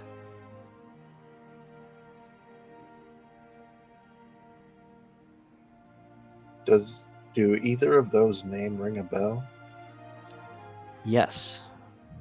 The very first book that you all entered in the library, in the desert sands, in the terror of Kolrath and the rain of fire, was, I believe, and I probably have my timeline wrong, but 3,000 years plus. It was 3,000 years.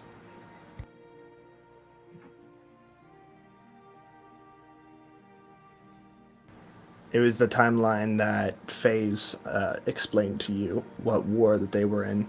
It was the war of the dragons and the titans. It's when that dragon turned us all into stone and ash.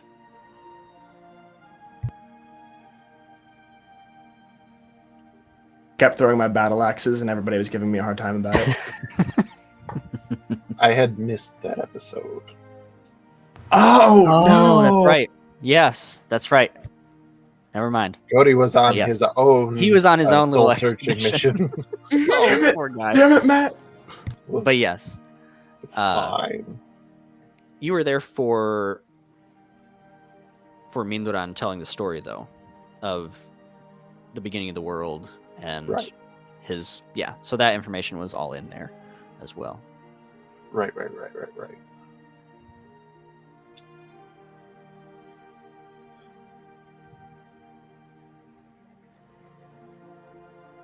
Cody will just kind of lean forward with his elbows on his knees, looking at Nagendra a little bit closer.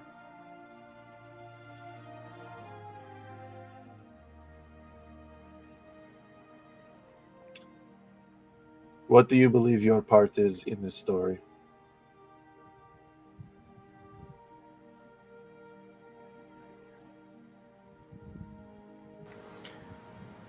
I don't know. But I do know if me and my parents weren't a threat, he wouldn't have come after us. I think he thought he killed me. But I ended up washing ashore on the island with Kite. That's why I call her Mum. I just hatched.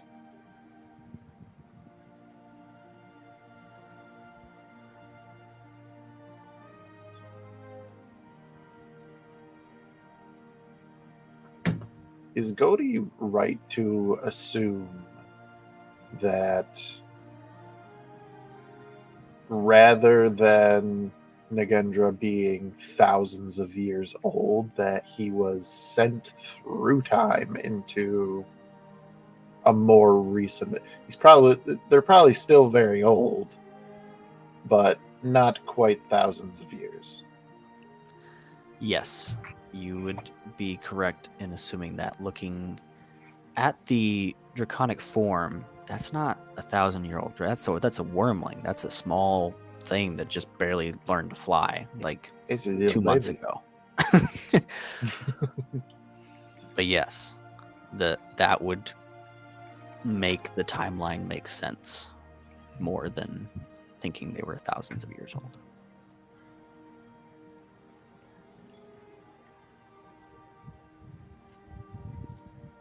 You have smelled magic in one form or another, yes?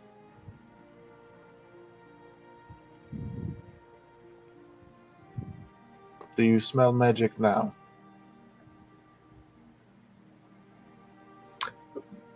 Dungeon Daddy? What does my dragon nose smell? Your dragon nose smells the cookies from downstairs. Of course it Smells does. the lingering street foods from the shops that had closed down outside.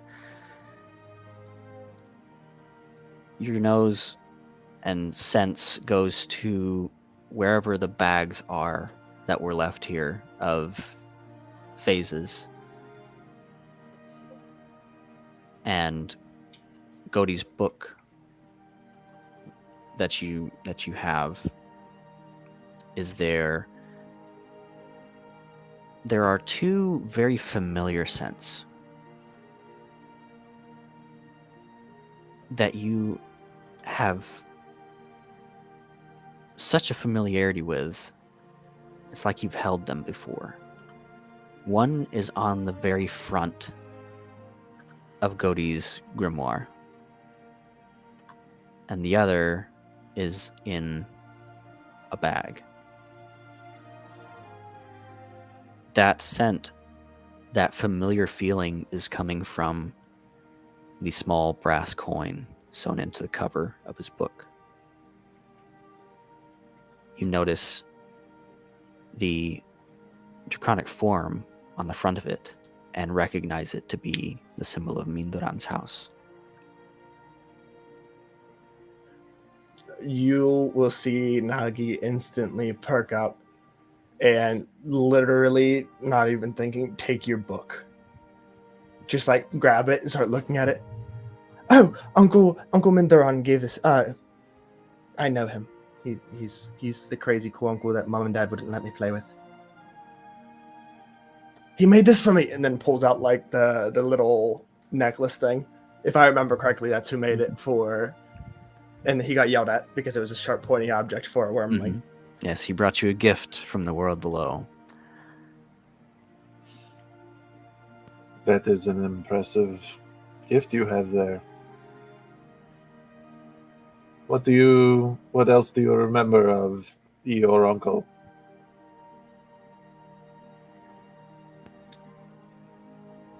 DM. Improv it. Whatever you say is law. Oh, you just mean in general? Yeah. Just like, little things. He would always. Whatever you liked about him. He would always come over when Mum and Dad were out at the council, and he would take me out, and we would go flying through the skies together. And he was the first one to teach me how to dive and catch a fish.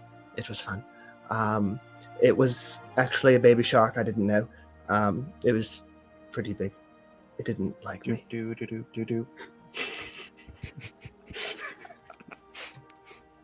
Say, I quit. But you just see Nagi. It's almost like this is the first time they've actually thought of good memories in a long time, and just a genuine grin on their face while they're recalling all of the stupid things that the crazy uncle brought them out to do. Whether it was trying to fly to the stars, or catching fish, or playing with the other wormlings and whatnot, and he would always come up and scare them. Godey would listen, and then he'd kind of get a little serious for a moment, less of the curious nature of just asking questions. And your uncle, he is the one who has asked Grendel and I, and some of our friends, to assist him with a quest.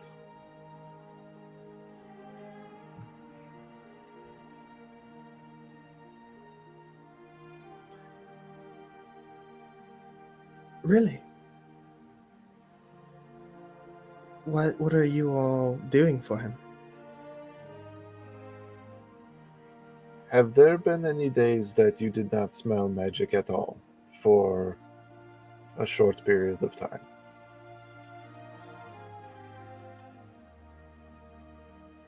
Like it was there, and then it was gone.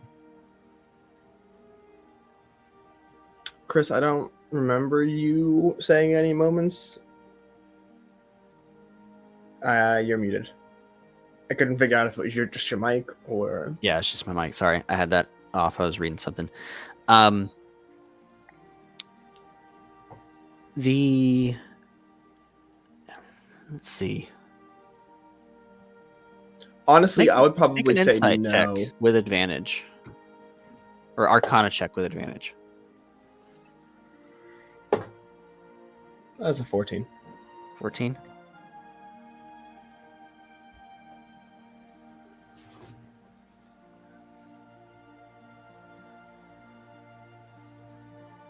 Maybe once.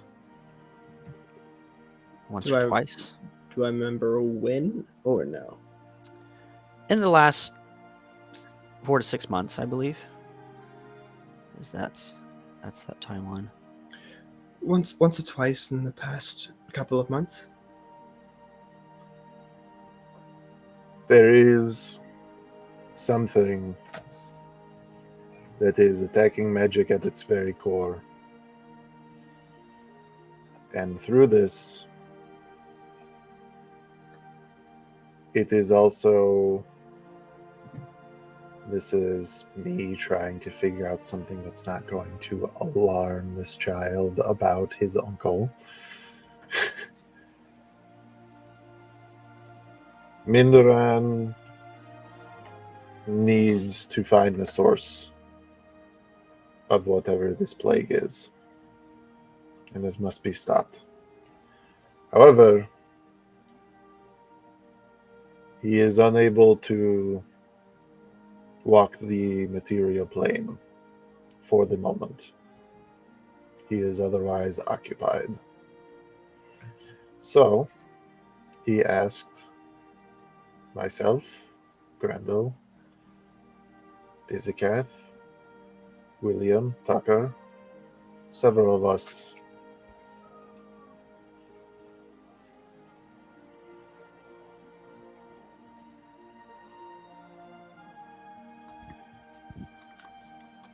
Nagi is listening, but their curiosity kind of gets to them as they smell the two separate sources of magic. And Chris, you said the other one was in his bag? Of the familiar ones? Yeah. I believe so. Wherever Godi put the other coin. Chris, that was a very long time ago. I know it was a very long time ago, but you have keen mind, so You remember. Godi knows exactly where the other coin... It's probably just in his gold pouch. yeah, just make it up. There you go. What If you I'm say is being law. honest. Yeah. Actually, did I write it down on this character sheet? No, I did not. I suck. I mean, It's fine. It's probably granted, there. you just got 75 items from from Dizikath, so nobody blames Only- you for that only. inventory nightmare. You found a gold magic coin too? How cool! What a coincidence! Cody, you'll feel Nagi kind of like circling around you, just like looking in all of your bags until they reach into one and pull out another coin. Ah, okay. Sticks it back in. Nagendra, I don't know how yet, but I am certain that you will be instrumental in this quest. If Ragnar goes, I will go.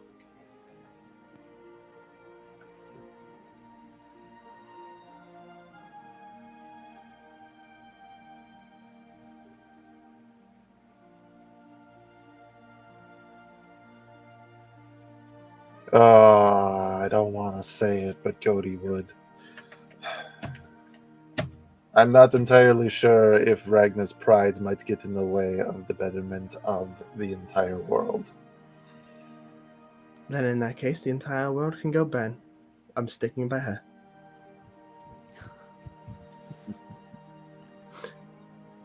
I think people called them a horde. That's what dragons apparently have. Ragnar's mine.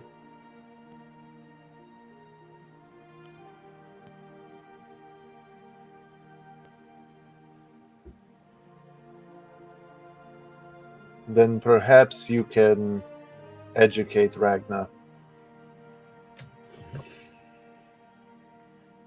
I think it depends on how this fight goes with her brother first.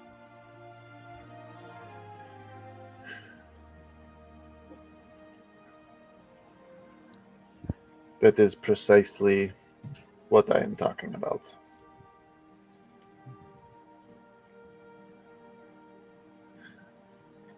I guess we will just have to see what we will see. She's strong. So is her brother. I know. And so are many other things in this world.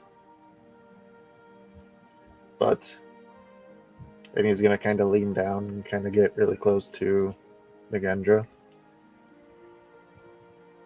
If we use our head, and if we use our heart, there is always a way. When you kind of like lean down, Nagendra will stand up and just butt their horns against your forehead. He'll give a little smirk. Then he'll stand back up to his full height. And very good. Run along. You should be in bed. I can't use this. And they hand you a dagger that they found. Why not? Claws come out. I don't need it. You said that you can't use it, not that you don't need it. Well, when I get in a fight, they just automatically come out, and then I can't hold things correctly. It gets in my way.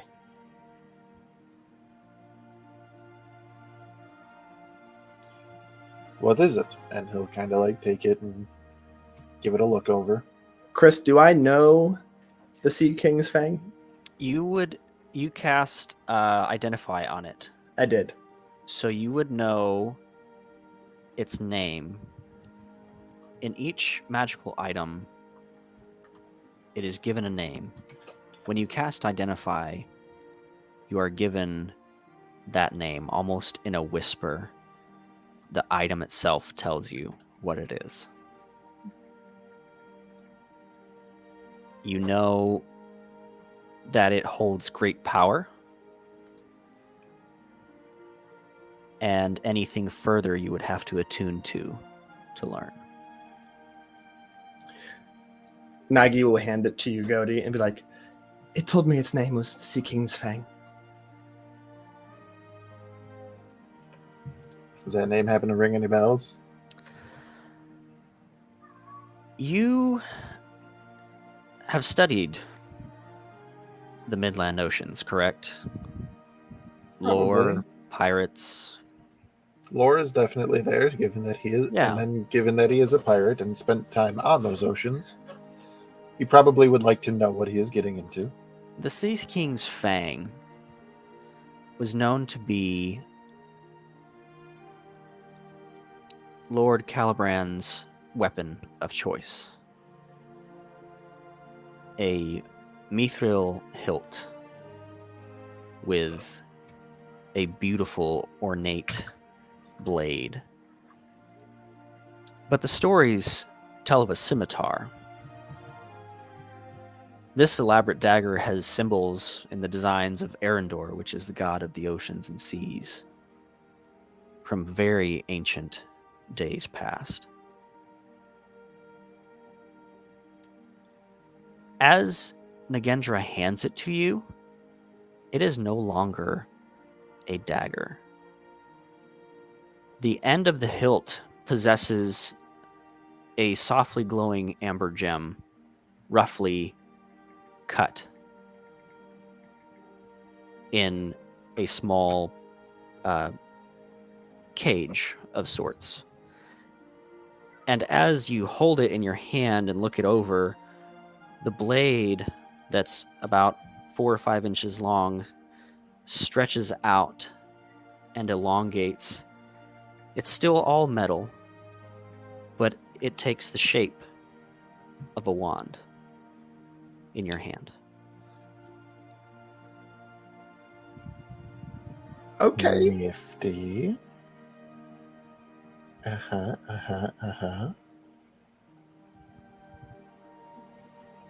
Grody's eyebrows will raise as he's looking it over. Well, it looks like you can use it. I mean, it is a wand now. Why couldn't it turn into like something that like could go on my attack?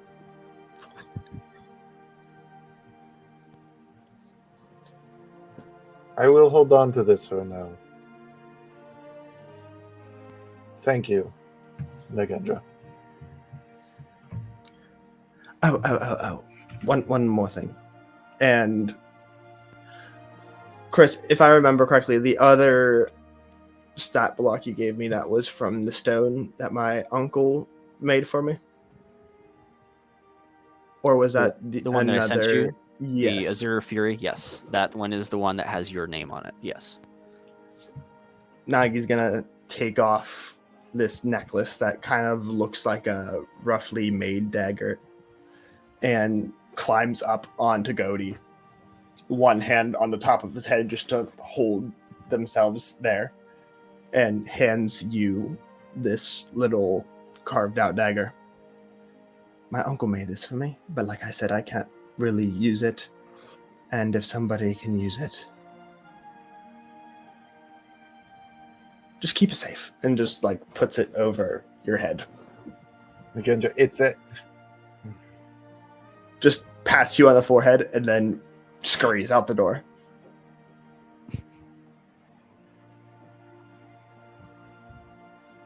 With a deep sigh, Godi is going to return to his seat, lay the wand down, and take a really close fucking look at the amber gem in the hilt. What would you like to know about the amber gem? Is this a piece of the amber paragon? Make an Arcana check for me. You're goddamn right, I will. Fucking guidance. What's my Arcana bonus? It's a good amount. God. I have guidance on this character. No, I don't. That's silence. Damn it. Easily used. 24. 24. I don't have guidance, but 24. Could've been Looking at it and assessing it, it is. Oh! Bears all of the Oh! magical Holy beauty shit! of a piece of what you're looking for. You little stinker. The whole time! The whole time! I was gonna say that was what y'all were yelling at me for going back into that ship for. It was the dagger that was in the desk that the skeleton was holding. With the original description, he was like, "There's an amber gem," and I was just like, "Oh no! Alert, Don't go back in there! alert. Get the dagger! Get the dagger! Get the dagger! Get Get it, the dagger!" we need that. Matt's like, "Do it!" Everybody else is like, "Fuck you, Isaac! I'm doing it." I was pretty freaking quiet while everybody else was yelling. I was just like, Matt's like, "I'm not going to say no." I will, for the evening, leave it at that, but Godi is going to place this dagger / wand / whatever it is in a very safe spot on his person. Okay. In his trousers next to his other wand. I was not gonna go there. Listen, Oh he, my god! he has another wand. That's a quarterstaff. Oh, oops. It was bigger than I thought.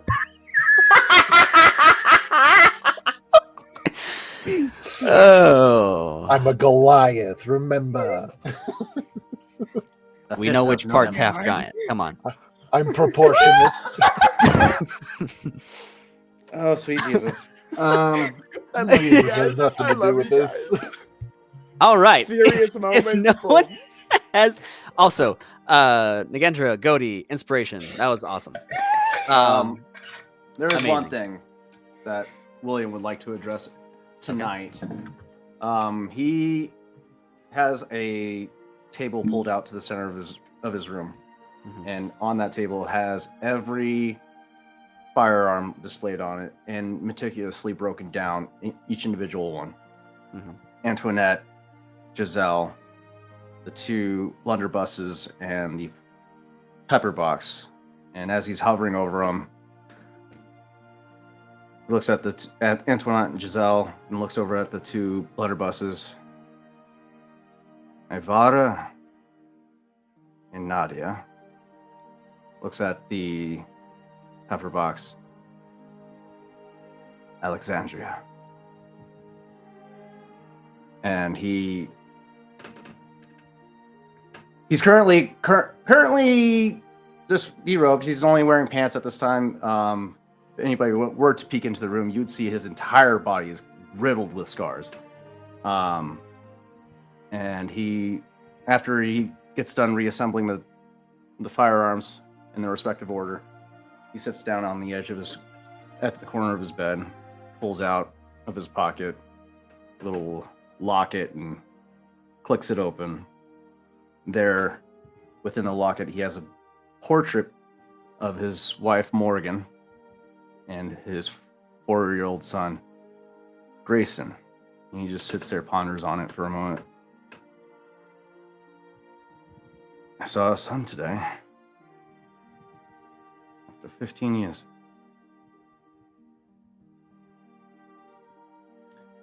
You raised a beautiful man. I'm sorry I couldn't be there for you. And he closes it back up, puts it back in his pocket, and goes back to...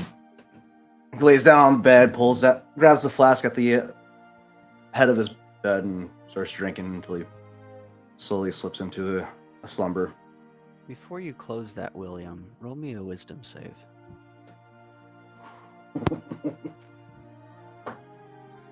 That's a nat 1. Okay. As you finish talking to the picture,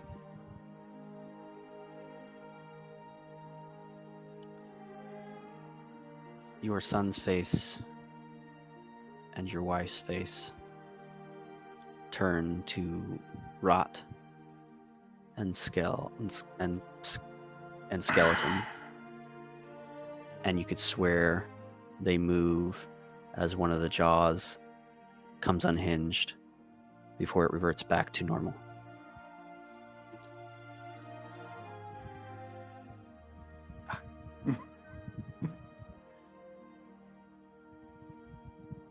As soon as that happens, he instantly shuts it and tries to blank out that memory. And because of that, that's when he starts drinking as he lays down, just to drink that flash out of existence. I guess William's missing the birthday party. That's what I was going to get to, man.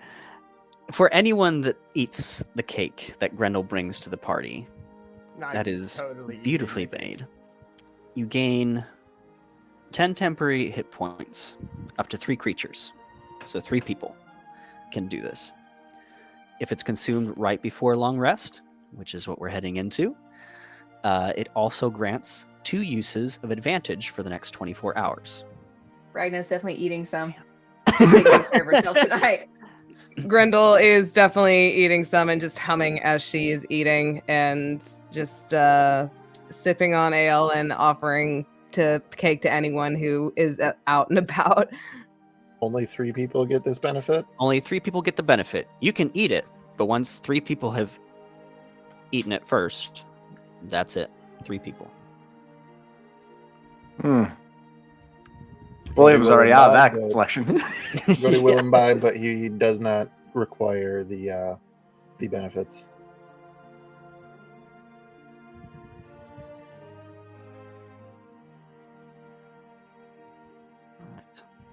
So that would be Grendel, Ragna, and Megendra, I'm assuming, with the 2 advantages for the next 24-hour period and temporary HP. As like the cake is like being shown and everything, Grendel's just saying, "Happy dragon birthday from me to you. Hope you are a big dragon and you can fly too." Woo! And she's just fucking having a blast. Nagi's just I do have a Kinda- question kinda like he real was- quick on this. Eating the jugular earlier, except with cake. I do have a question for this, Sir DM. While eating this cake and getting these benefits, is Ragna going to be able to pass the pre-fight drug screening, or is she going to be accused of doping? Yo.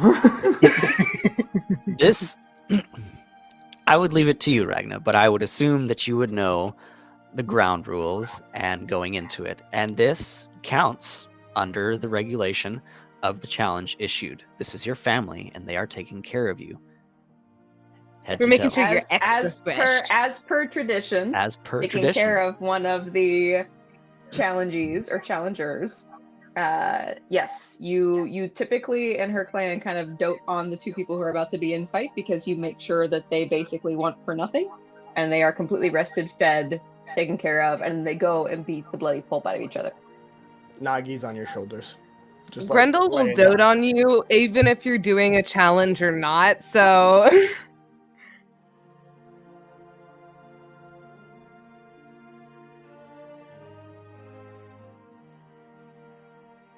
By the time everybody's like done eating the cake and stuff, Nagi's totally sleeping on your shoulders, Ragna. Just out. Sugar coma.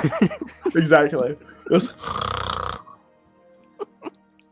I would My say wee Grendel's wagon. probably just like kind of humming to herself, just sewing together flowers like she always does, and just kind of in her head a little bit as she's letting everybody enjoy the celebration.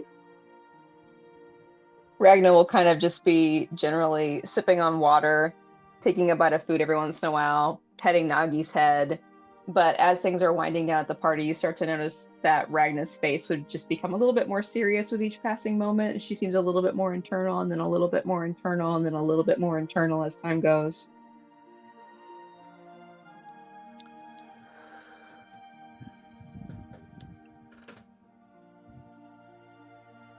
If there's nothing else for the evening, we passed. Yes, Nagendra. Ragna, you would probably notice that Nagi is no longer wearing the necklace. And when Godi, unless Fair. Godi tucked it, you would. He's debating. Well, he would, but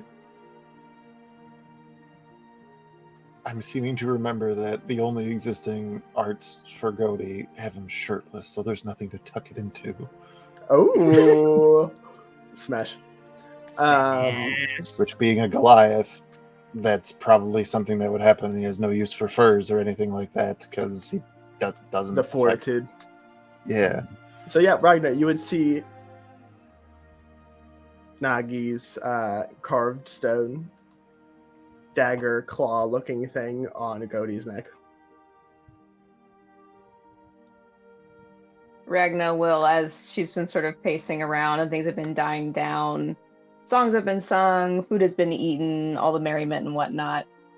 She wouldn't have noticed right away, but now she sort of notices as she's like doing one of her laps and passing by.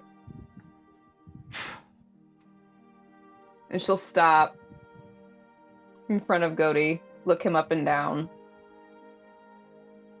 Nagendra gave that to you. I'm not a thief. I would suppose not. That would be out of character for any of us. That is a great compliment from Nagendra. You should cherish it.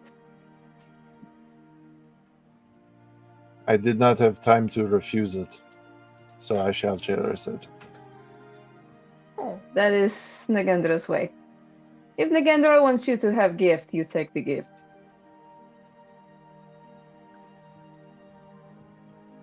He'll just kind of take a little moment, kind of look over at Nagendra across the way. Oh, Nagendra's right on Ragnar's shoulders, like passed out, like around the back. Kind of like a scarf. Yeah, I'm like wearing Nagi like a fur or something. He'll just kind of take a deep breath and no man is so generous he will jib at accepting a gift in return for a gift. No man so rich that it really gives him pain to be repaid. Hmm. I shall cherish it. I love Cody. Ah, He's Cody's like so poetry. It quite literally is Nordic poetry. It's called the Love it. Smash. Ragna will sort of have a little bit of a sad face. You remind me of my mother sometimes. She also likes to speak in riddles.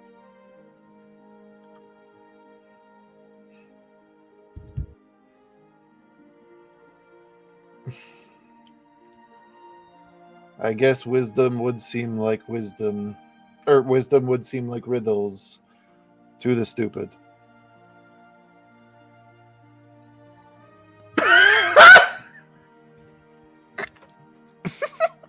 Don't you hide from me.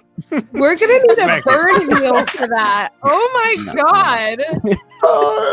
If he didn't already have inspiration. Roll No. She needs some milk. Milk was a bad choice. Oh my god. Ragna will, her face will become very stern. Cody's face is always stern.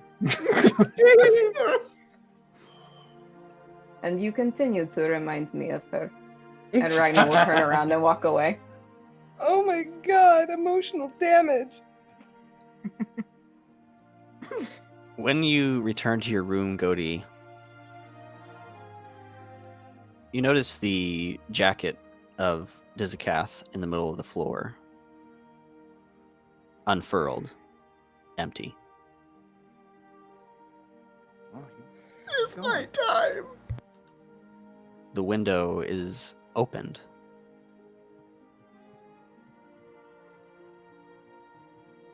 And a small flutter, almost imperceptible. Soren lands on the windowsill.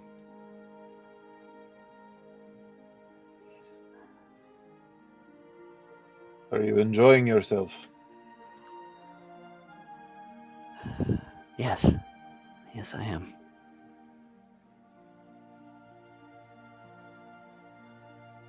I think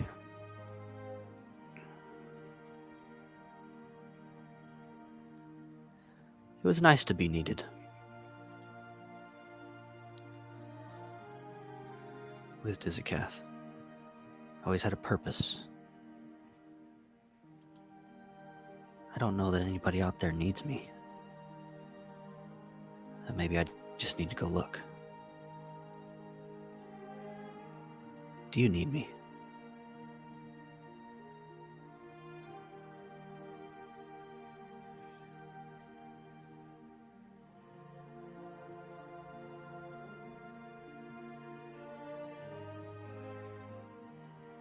Cody will kind of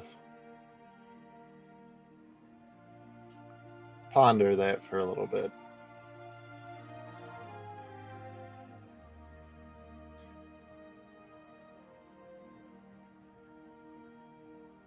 I don't think that I would describe it as a need. However, and with that, he will cross the floor, bend down and pick up Dizakath's coat, and walk over to the table, putting it down in a way that it would make a little circle, a nice little spot. If you want, or if you need, you are welcome to stay.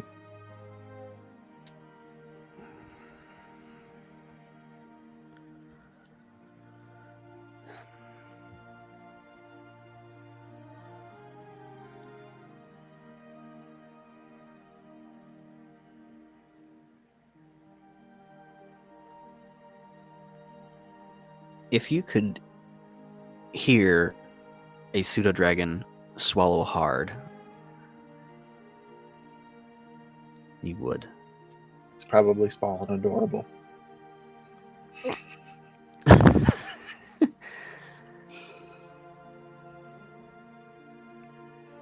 Soren nods, lifts his head up, and takes off once again. And you hear in the back of your head, leave the window open. I'll be back in the morning. Absolutely. And Gody will not just leave the window open, but he would find something to prop it open just in case, make sure that it doesn't close. And with that, he will, there's probably a candle or a lantern in here, blow it out, and get in bed. We pass to the next morning. And the very first signs of light are beginning to hit the sky just before the sun peaks over the horizon. And you all achieve a long rest this evening. Betty buys. Gody, you're awakened by the sound of a creaking window, and Soren is just getting in, goes over and cuddles up in the little bed that you've made him, and goes to sleep. Ragna, the light's not coming through your window because there is no sun over the horizon. You are awakened by the sheer anxiousness of what is to come. What do you do to get ready for this day? Ragna, having slept in only her underclothes, has barely slept, even though it is well taught to sleep as well as possible and to be restful. Ragna has not been able to do so, plagued with thoughts of her mother being sick, her mother being disappointed again, and only now just making it back to shore, back to her purpose. But the potential that today is the day that it will be stripped away weighs heavy. And while she's by herself, away from everyone else, you will see that she has very little confidence on her face. Her brother is a mystery at this point. And normally in the morning, she would put on all of her things. She would put on her armor. But today, for today, she does not, as these battles are done without any protective gear of any kind, without any weapons of any kind. And she'll simply put her clothes back on, her pants, her shirt, her boots. But her bracers, her breastplate will all stay behind. And she will pick up her hammer because she knows that that at least needs to come with. And she will stare out the window. And she'll stare out the window for a very long time. William, with that nat 1, I don't think you have to worry too much about it because you guys had the long rest with the sandwiches before the fight. But if there was anything that you used, you do not achieve a restful evening. Wonderful. So your HP comes back to full if you were missing any, but any of the other things that you were missing are still missing as far as abilities or anything like that hit die. So I'm still down one tactical or superiority die. Yeah. Sweet. That's fine. I would say, given this state, William would wake up very frustrated and would immediately go out into the common area and begin looting like the pantry area for any type of alcohol whatsoever. He's just fucking. You trying find a bottle of whiskey that Margaret uses for her her bourbon pecan pies, and some cooking sherry. That's about it that you find in here. He's taking the whiskey. He knows better than to drink sherry. Again, Trey, you had your hand raised there. I just messaged you back, by the way. Oh, I have something better. Ragna, as you are staring out the window, you would hear the creaking of the door. And before you would even have a chance to turn around, you would just feel little arms wrapping around your leg and just standing there with you. Ragna will say nothing, but take her hand and place it on top of Nagi's head. Right about then, as you're staring out the window, Ragna, you see a familiar face rounding the corner. Dressed in the same clothes that he had last night, the clickety-clack of his boots on the cobblestone. Ah, hello. Good to see that you're awake. I've been sent over to make sure that you have everything you need as well. I'll meet you downstairs. Nagi closes the window. No way. Ragna will slowly open the window again. Little shit, my god. So sassy. William would have done the same thing. Like, fuck off, you fancy prick. That's basically what Nagi said, closing the window. Grendel, you're awoken by the little halfling woman just checking in on you. Kind of drawing the curtains open. Hello, dear. I know it's early, and I usually don't wake people up, but your friends are getting about, and I figured you would want to go with them. So, breakfast is downstairs and ready whenever you need it. And should you need anything else, just let me know. You see Grendel just like slowly get up, like her curly red hair is like an absolute like mess of bedhead. And on top of that, like literally her bed is just covered in flowers as like petals and flowers are just falling everywhere. And she's, my friends are awake? Oh, okay. All right. I could totally use some breakfast. And I think Ragna has her big fight today. Okay. So she gets up and like she like kind of just tiredly is like humming and she's getting dressed and she then like kind of scuffles downstairs as y'all hear doo, doo, doo, doo, doo, doo, doo, and she just goes and goes, "Good morning." Aye, keep your voice down, Jesus. We have the morning person and the drinker. And I think Grendel, upon seeing William just grumpy, she's just gonna go over and she's just like, "Aw, are you okay, Mr. William?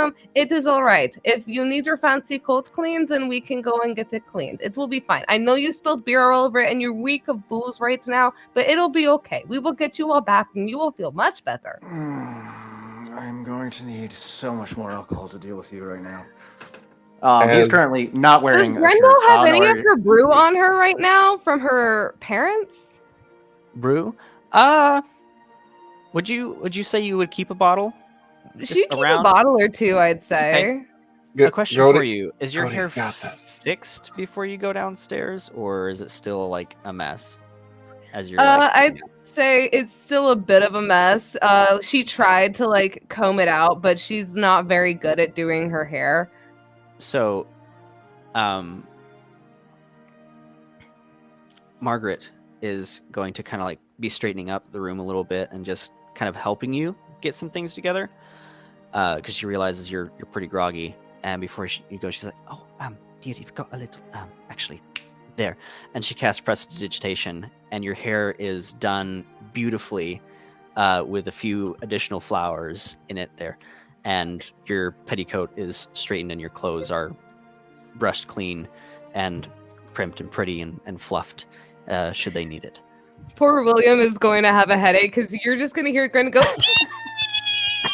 "This is absolutely absolutely wonderful. Oh my god, I feel like a princess. And like you hear the dun, dun, dun, dun, dun, as she's like circling, like doing like a twirl in her room. And then of course with that she will like be skipping downstairs and like again at the very good minute, like, oh, Mr. William, are you grumpy? You smell of booze. Do you need a bath? Here, we will get you a bath and you will So feel better. lucky he is currently shirtless and has no gear on him because he would have thrown his axe at you. And Go Grundle ahead, probably would Cody. have casually kept like caught it and just be like, "Oh, is this for me?" But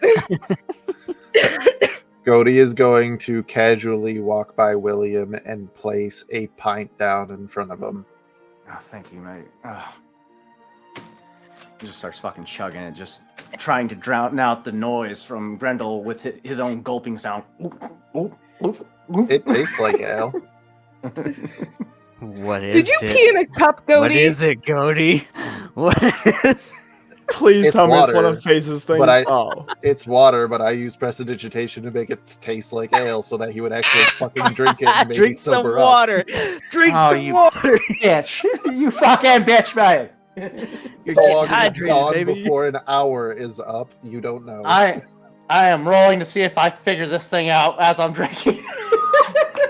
Oh, That's an 8. I do not figure it out. Just take the H2O, mate. So Oh, downstairs, William's is- getting more sober the more he chugs this. He's like, "Why?" God, this is doing the opposite. Downstairs is Corellian, and talking with Ragna. So, is there anything you require before? I think we have a few minutes before we need to head over there.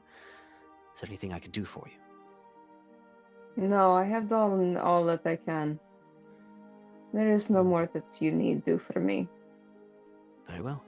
We will Actually, arrive quite shortly. excited. Your brother Good. is At is least waiting. that makes one of us. Yeah, sorry. I didn't really think about that. I'm sure it's quite difficult to exchange serious blows with a sibling. I've never had one, but why is your friend touching my chest? Oh, no. Nagi's on Ragnar's shoulder. Oh, okay. Leaning down. Reaching over. Okay. Shut up. Oh, Ragnar Shut will your- reach shut your over mouth. and grab Nagi's hand and just gently bring it back. right. For being quite rude, you're still quite fascinating for some reason. Interesting. Growls. There's just something slightly. about you. See, there you go. It's To No, that's just expedite the endearing for some reason. conversation, to expedite the conversation, Cody will walk by, see this, look, and just go, Nagendra. Just kind of like pull one of these, like, get over here. Get over here. Nagendra will kind of like stand up and swing around. So Nagi and Ragnar are face to face, holding on both sides, and just puts their forehead on Ragnar's. And then kind of hops off and then climbs up on Godey's shoulder, sitting backwards, glaring at the one guy the whole time. And to Oh, I see keep you're Nagi, best friends with the other Goliath now. Great. To keep Nagendra occupied, Cody will go over to the side, bend down, and start showing them how he casts augury for the day. beautiful. It's like jingling the keys for a baby. I love it. Jingle, jingle, jingle, jingle. We're just looking over here. You ready? There's- We're there's gonna hit something- it. Jingle, jingle. that I was hoping to talk with you about, Ragnar. I'm to understand that you are next in line for Clan being leadership. leader of your village. Yes, to be the leader of my people. Yes, yes. That's quite fascinating. I'd love to hear more about that. But depending on how this challenge goes, do you think there's a chance that you might introduce me to the current leader and possibly get a trade route through the northern mountains? expedite that process maybe just a hair. We could bring many good things to your people. This guy seems like a con artist.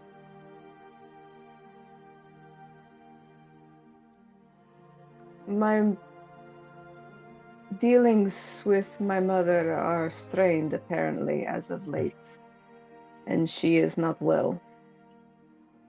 Along with, even if you wanted to, it is not likely that my clan would let you do such a thing. We tend to keep our borders incredibly tight. Yes, I understand that. I've experienced that before, and I'm just trying to find a way through. The Enoch Trading Company has been trying to bring goods that people need, medicines and fresh produce and spices from all over the world that enhance people's We have lives. very gifted healers where I come from. And Well- our relations with other Goliath clans is still strong. What we do not have, they do, and such is the way. I see. So there's really no chance that you'll open up trade with the rest of the world. Well, it's worth a shot. I just, from what your brother was telling me and talking to me, was the sickness that your people are having right now seems very similar to the one that we are experiencing here in town. My people. My brother only mentioned that Svala is sick. Well, that's probably because that was the most important person to him. But Other of my clan members are sick. I'm to understand. A few, yes. You'll see Ragna sort of have this face where she becomes very distant. I would have thought he would have told me this. He only mentioned mother. Well, I'm sure he probably meant to, but the conversation that you had last night was rather heated. It's easy to forget some of those details. So sick. We don't have. That is not possible. We have some of the best healers around. The next door clan also is well known. There is Goldie's people. This is unprecedented. I could expedite a message for you. I know some of the communicators at the Magisterium branch here, and could get someone to relay a message directly to your mother, if you should need that. Perhaps this is one of the things that I can do for you in preparation for your challenge. I'm not sure, but I'm not sure if that's appropriate right now or later. No, none of this is appropriate right now. This is not the way before what me and my brother. This is completely out of tradition. You have interrupted my mindset. I'm so sorry. That calmness is next to unforgivable. Now I must push this from my mind as best I can. Well, my brother has had all night to push this away. I only have a few moments. You could have cost me everything. And Ragnar will walk out the door. My experience, you fancy pants talk too much, right? So might want to exercise some restraint and shut the fuck up every now and then. For once, I believe that your babbling is quite intelligent. And he walks out the door. Well, you know, broken clocks. Right, twice a day, baby.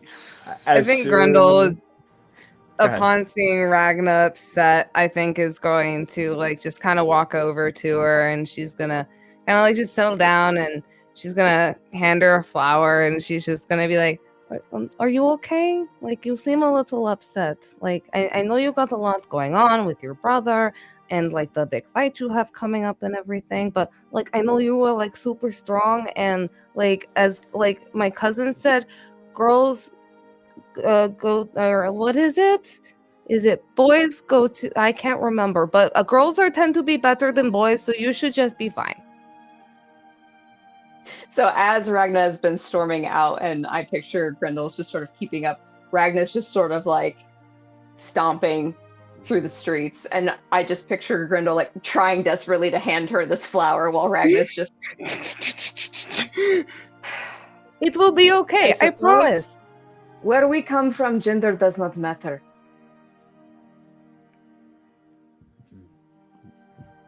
Well, I was more saying that to try to make you feel better because, like my papa said, everybody is equal in their own way. But I was more trying to, like, make a funny, and I guess I didn't really make a good funny. Should I stop talking? I seem to be irritating you. Ragnar will take a deep breath. And the flash of Grindel becoming unconscious back home on the island in the hut goes flashing back through Ragnar's mind. And Ragnar will just put her hand on the back of Grindel's head. It is okay. This is a very important day. And you are only being you. Come, you can walk with. And she'll just start. Of course I am me. I'm Grendel. So you go back to the arena from the night before, passing people that are beginning to open their shops and just get about for the day as the sun begins to rise over the horizon. And make a perception check with disadvantage, I'm assuming, because you are focused on getting to the arena, Ragna. And Grendel, if you would like to make one of those as well. Anyone that is heading to the arena can go ahead. That's Not an 8 used. minus 3, so she don't see shit. She's still trying to give, she's still like trying to like cheer up Ragna. That's a 7 for Ragnar. 7. Okay, perfect. Perception for anybody? Perception for anybody, yeah. We ain't see shit. Nagi's holding Ragnar's hand. So 23 for Godi and 23 for Nagendra. Okay. You both almost simultaneously see an old lady that is opening up her bakery, and she's not super old. She's like maybe mid 50s, early 60s, so still able to move around quite a bit. But she coughs, almost like coughing up a lung. And you notice, Godi and Nagendra, the ends of her fingertips are discolored to a grayed, almost colorless, fading thing. The ends of her fingernails black as you make your way through town. You also see a couple other people that momentarily have a coughing fit, and their hands are the same as well.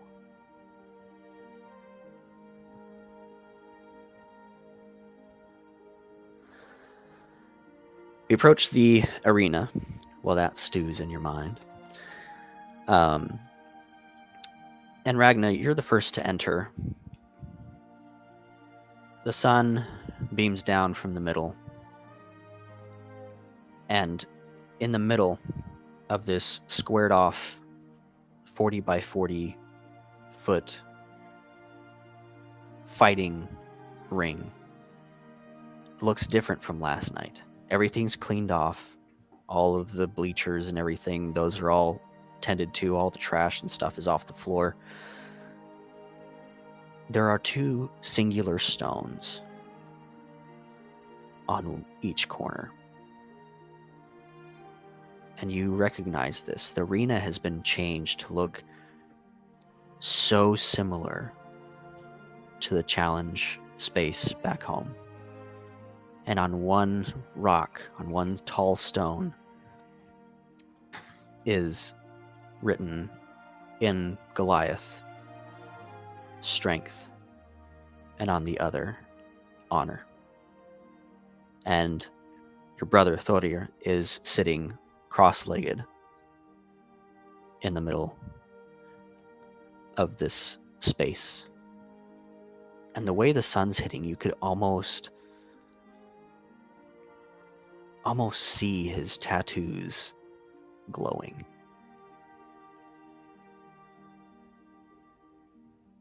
As he gets up and approaches you.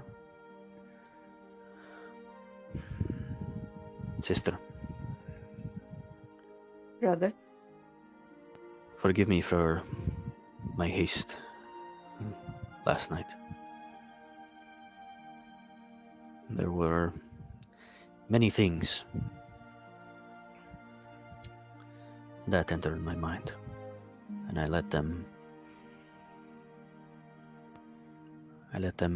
affect my judgment.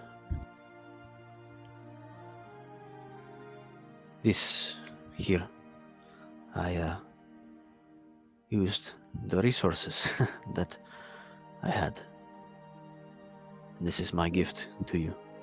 It is uncanny. You have done well. May it honor our people. May it honor our people.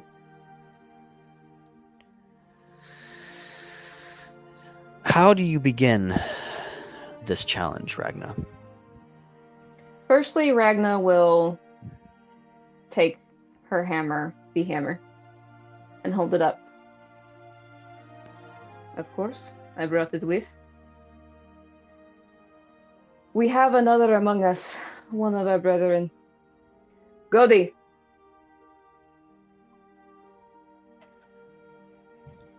Seeing as how we have no other Goliaths here, do you agree to letting Godi hold on to Styrmir during our challenge? He is not of our people, but He is next door. It is as close as we have, brother. yes, a soothing person. Carry it well. It bears more honor than most. And Ragna will nod, handing out the hammer to Godi. Take care of it for us, please. Cody will approach slowly. He'll put one hand on the handle, and the other will hold onto Ragna's hand, holding her to the hammer for a moment. He's going to look up at her. I will do this, but know that I think you should withdraw your challenge.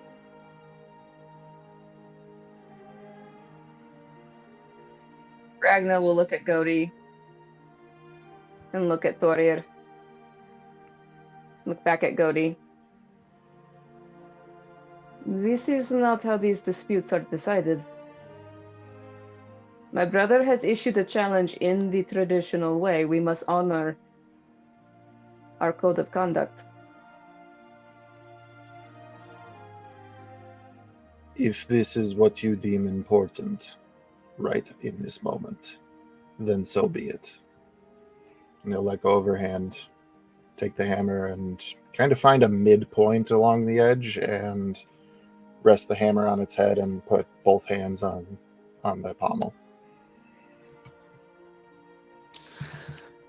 So over on one corner, Corellian is kind of messing with something. I believe he told me to just put that and here, and you see the glyphs on each corner kind of light. Ah, yes. Well, it won't come down until one of you surrenders or is out for the count. That is how it is done. Very well. Honor Brother, to you. go ahead, little man. Your brother gave me something. He digs in his pocket. Honor to you both. And may the ancients look down upon you with grace. Very interesting. Ragnar will chuckle a little bit and look at Thorir. You thought of everything, truly. You were very upset, so I made sure to do it right. You were all right. Part of me wants to believe you, Ragnar.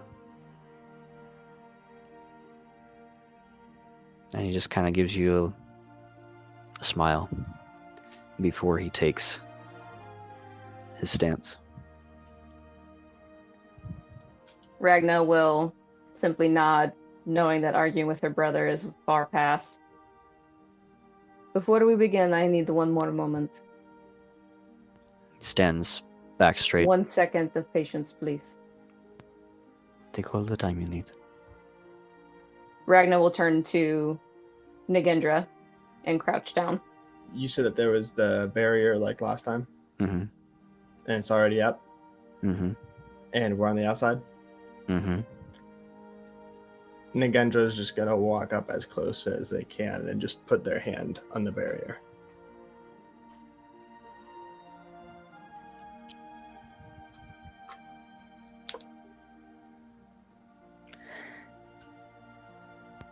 Okay. Uh-oh! And it's not in an interfering way or anything. It's just You take 18 points of force damage. Oh! can I make a strength check to see if I can stay standing there? You're gonna... What is this, an anti-life shell? That's a 22. You take it and you unfurl your wings to displace the force that goes through your body, but your hand is still there. Ragna will frown a little bit. That was stupid. And with holding eye contact with you, Nagi's gonna say just loud enough that your brother can hear. She'll show you. She hasn't lost the ways. Ragna will hang her head for a moment and chuckle. Not yet. We will see. I think my brother has more motivation behind him than I even realized.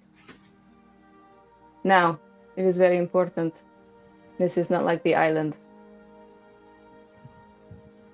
I need you to stay. Do not shame me or my brother until we are done. If you do, I will never forgive you for this.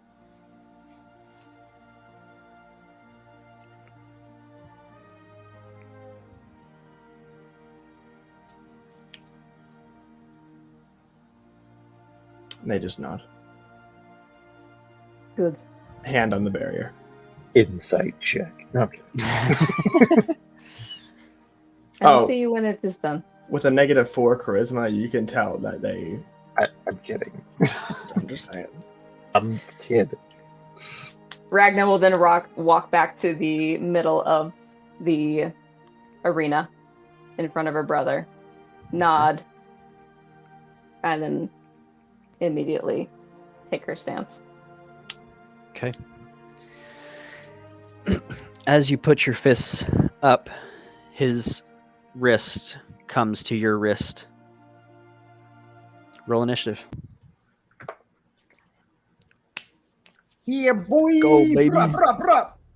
Oh my god, I am my nerves are racked. I'm so So the advantages that Ragna has, is it just on like attack rolls or Anything. The two advantages can be used on advantage for anything. okay? Get it, Use them girl. selectively, probably, though. Get it, girl. 16. Okay. As your wrists touch, your brother's face is gone. Does a... Let's see.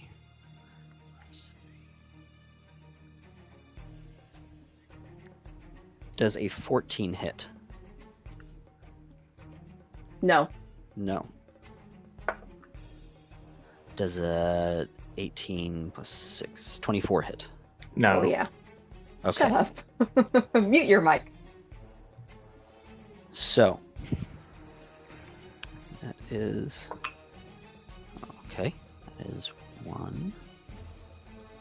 That's 4 points of bludgeoning. And he is going to use Flurry of Blows.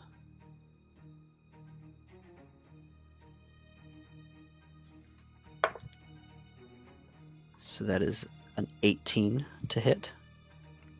18 to hit. Okay.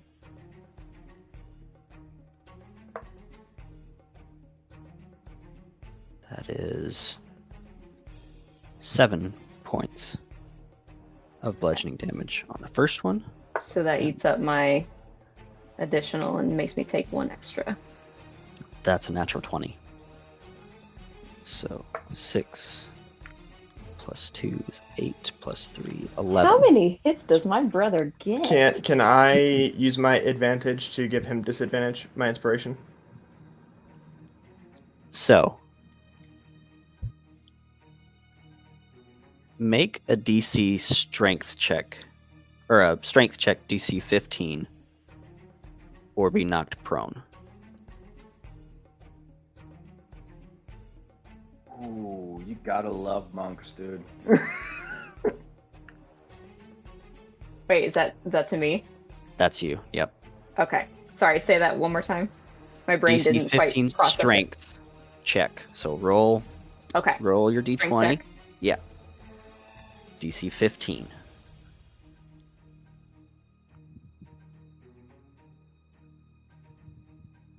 $16. 16.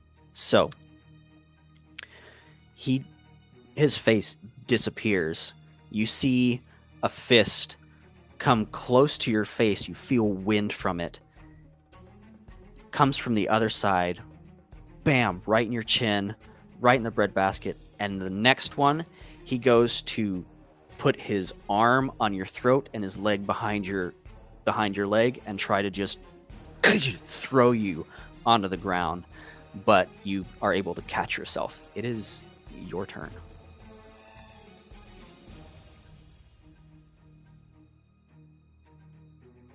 Okay. Ragna will, upon taking those blows and also seeing how fast Thordir can move now, will be like, well, that's certainly new. Can Ragna tell where he is right this second, where he is positioned? Mm-hmm. Or is it, okay.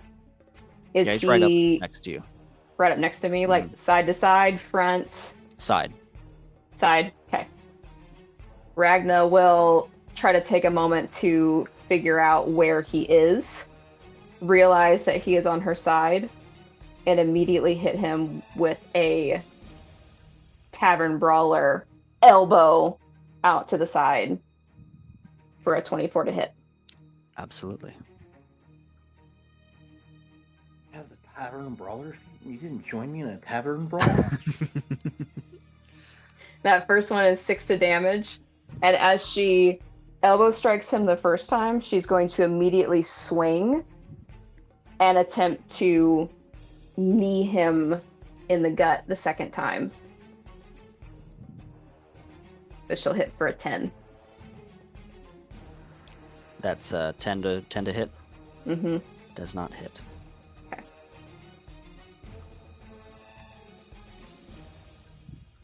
And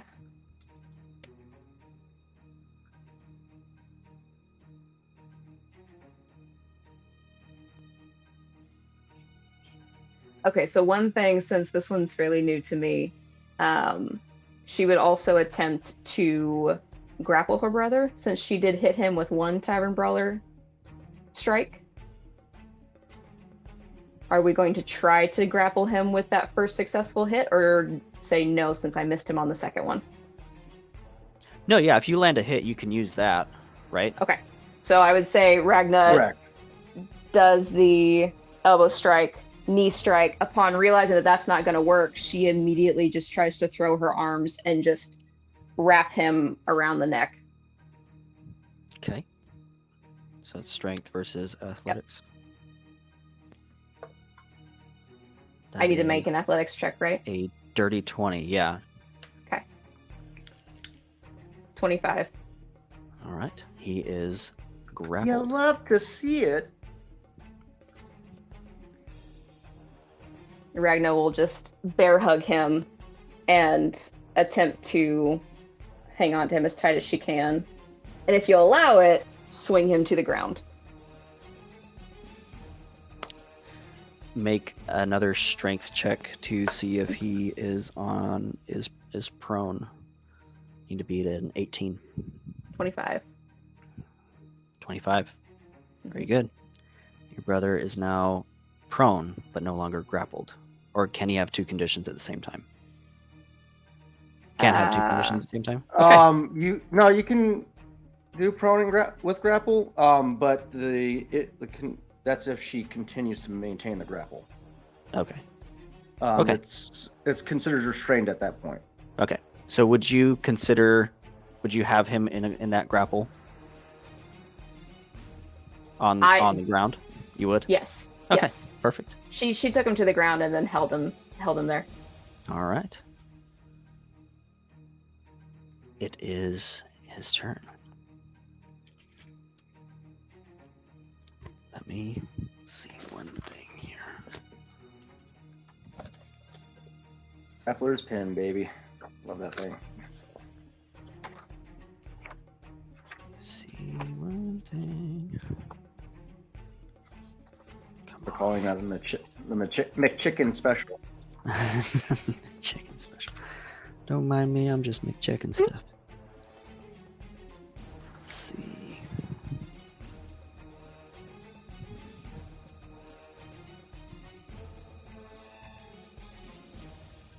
Okay, where?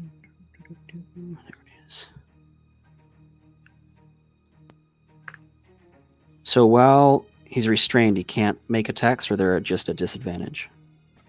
We're at They're at disadvantage. They're at disadvantage. All right, very good. Both parties, unless you have the grappler's feet.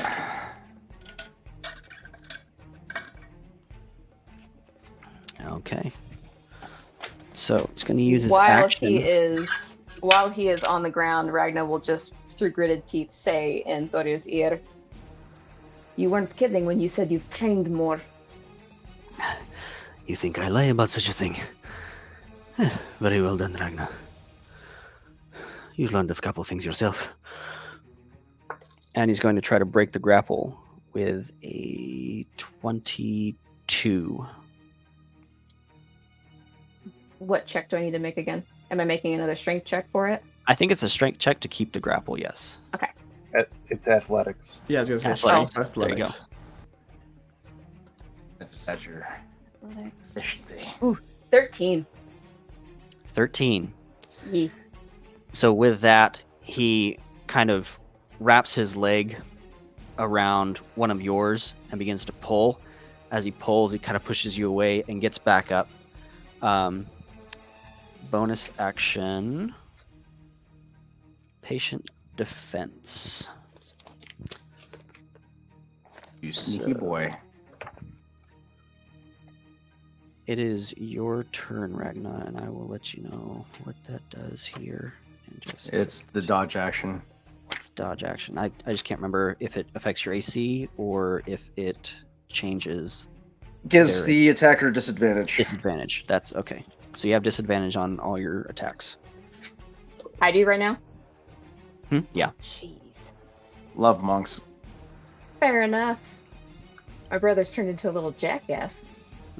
Him using all them monk tricks, Gotta love them family reunions, huh? right? Oh, yeah.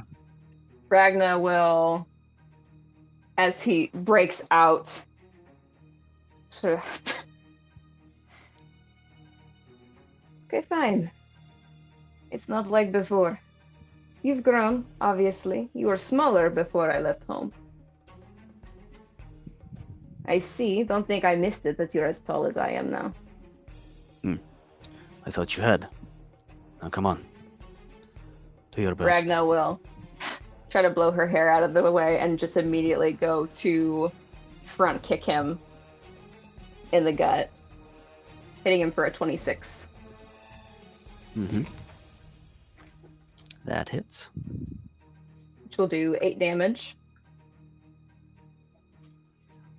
And as she kicks him, she will then launch back and attempt to do a flying punch straight to his face.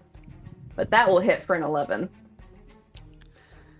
He reels from the kick to the solar plexus, and as you come down, his hand meets yours and just stops it.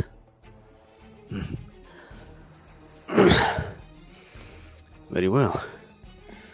And goes to strike you for a 16. That just hits. Okay. Bonus action, flurry of blows again, which gives me 2 more attacks. As he hits you in the rib cage with the first one, doing 6 plus 3, 9 points of bludgeoning damage. Mm-hmm. Second one is a 22 to hit for 8 points of damage. Mm-hmm. And the third one misses, but you need to make a Constitution saving throw, Mm-hmm. DC 15, or become stunned until the end of your next turn. 11. 11. So let me look up. I have it here, I think, under status conditions. Look up what stun does. Nope, that's not it. I need to learn my status conditions, guys. Homework for me. It's okay. There it is. It's a lot There to it keep up with, always. Oh, come on. Now my stuff's not gonna load. Sweet. She can just hit it on her character sheet too. Yeah. So, there it Conditions. is. Paralyzed, poison, prone, stunned. Stunned. Stunned creature is bing, bada boom. incapacitated, can't move, and can speak only falteringly. The creature automatically fails strength and dexterity saving throws.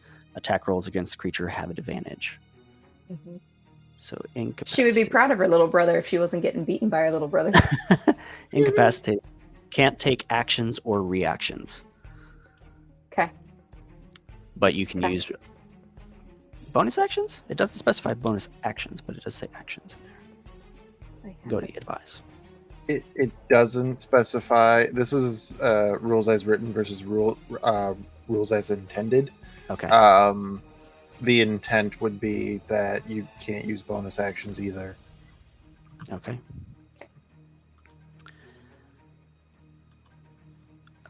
How does pardon me, I'm showing my greenhornness here. Does a shove attack knock people prone? It can either move them 5 feet away from the attacker or knock them prone. Okay. It's going to do a shove attack then, because it's Ragnar's turn. Now it's Thorio's turn.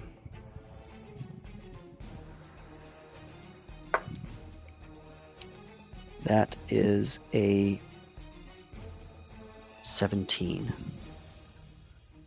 Mm-hmm. So does she have to counter that She with a would. strength or athletics? Yeah, it's treated the same. The mechanics are the same as grapple, so the target, being Ragna in this moment, can choose athletics or acrobatics to counter with. Okay. I'm All gonna go right. with athletics. I'm better at those.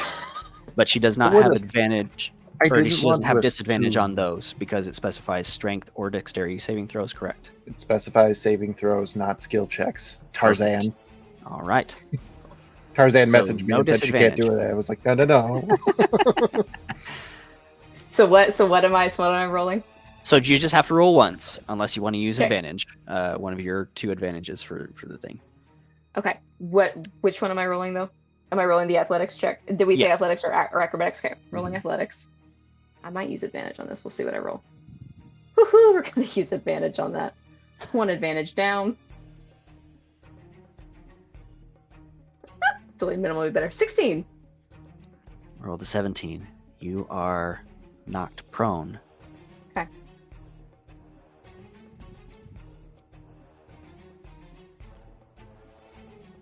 He's going to back up. Use his bonus action to disengage Step of the Wind, so you don't trigger any reactions. I don't think I need to use that, but I will. It's fine. Come on, Ragnar. I'm just warming up. Let's go.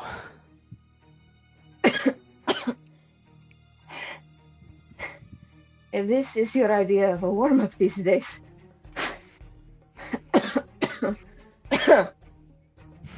I have been Looks like away that- from home for too long. Yes, you have. You've been on a vacation island for too long. Island. Vacation my ass. I was fighting monsters. But clearly my baby brother has turned into more of a monster than I have ever seen.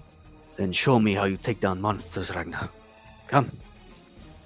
And Ragna will attempt to stumble to her feet. Am I assuming that I'm no longer stunned now? Yeah, it's the Okay. end. Yeah, we'll go with yeah. Okay, just checking.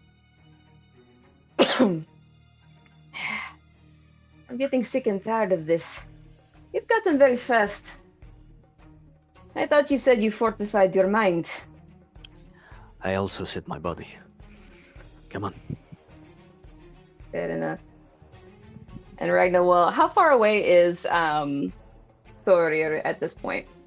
He just backed up like 10 feet, like just out of your reach. Okay.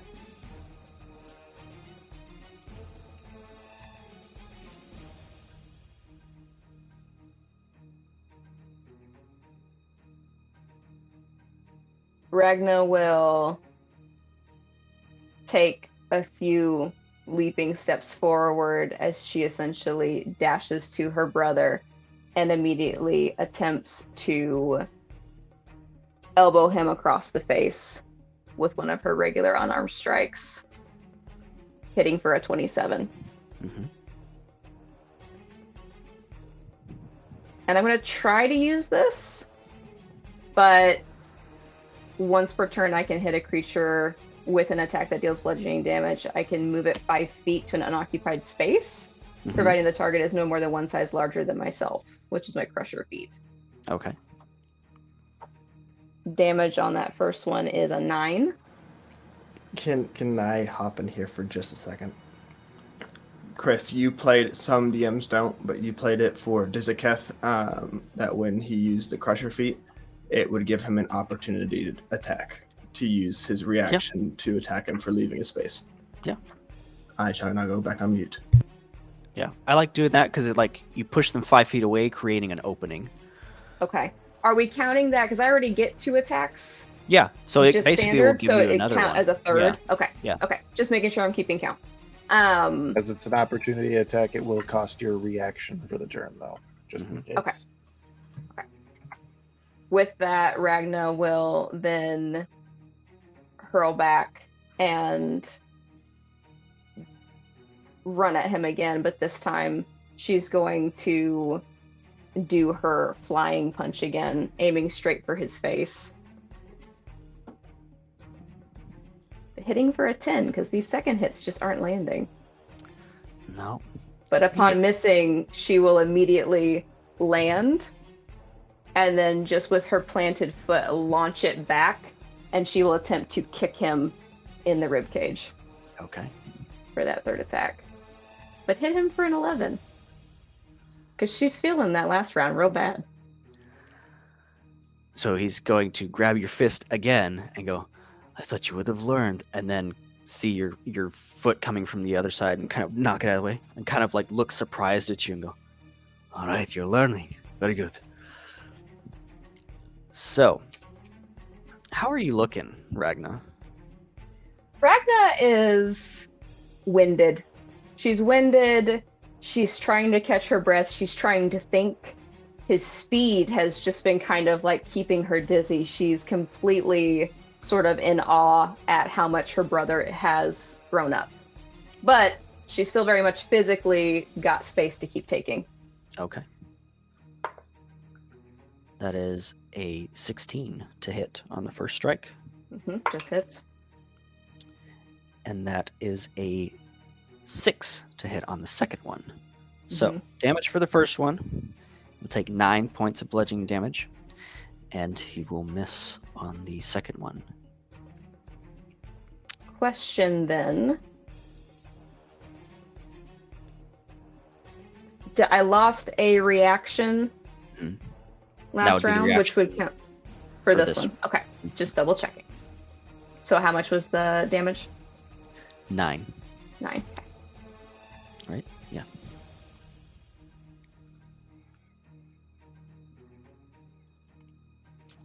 It's your turn, Ragnar. Ragna. If Ragna is looking winded right now, Chris, I'm going to need an answer to what I messaged you Oh, I'm about sorry. before the fight. Now carry on. I also messaged you before the fight. Carry on. Y'all are Oh. trying to fuck with her honor. Maybe- What is wrong with No, you? no, no, Everybody no. calm down. No, no, no. No, no, no. Hold, please. Listen, I made agreements with Chris before this fight, before this session.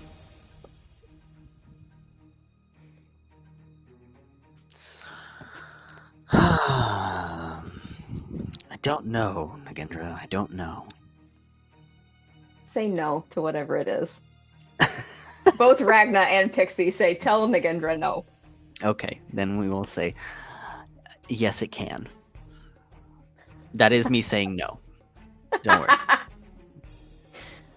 Is it actually you saying no? What? Okay, it's your turn. Just swing away. Swing away. Let's see. We're getting creative yet. Ragna, looking winded, her hair, a disheveled mess. She sort of, as she tries to stand, she has a tendency to sort of sway as she tries to stand.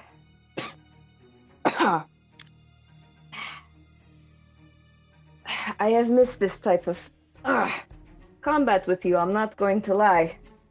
But I really wish it was just a training session. And with that, Ragna will sort of take more steps, and this time she's going to hit him for another Tavern Brawler strike, hitting for a 15. Does not hit. Does not hit. She'll immediately swing, but this time she's coming up with a 1-2, and as she sort of misses that first one, she's swinging with her second, and that one will hit for a 24. Kind of blocks, and you find an opening and nail him. 6 damage, and because it's a Tavern Brawler, I take my bonus action again to attempt to grapple. This time she will, as she's hitting him with that second strike, her opposite foot swings at his ankles, and she attempts to sort of just with that right side of her body, she swings with the foot, she hooks with the arm, and she will attempt to grapple him to the ground again. Okay. You've got to beat a 22. Okay. What did we say that was? That was athletics, right? Mhm. Okay. 21. 21. As you kind of put your leg behind and try to trip and grapple,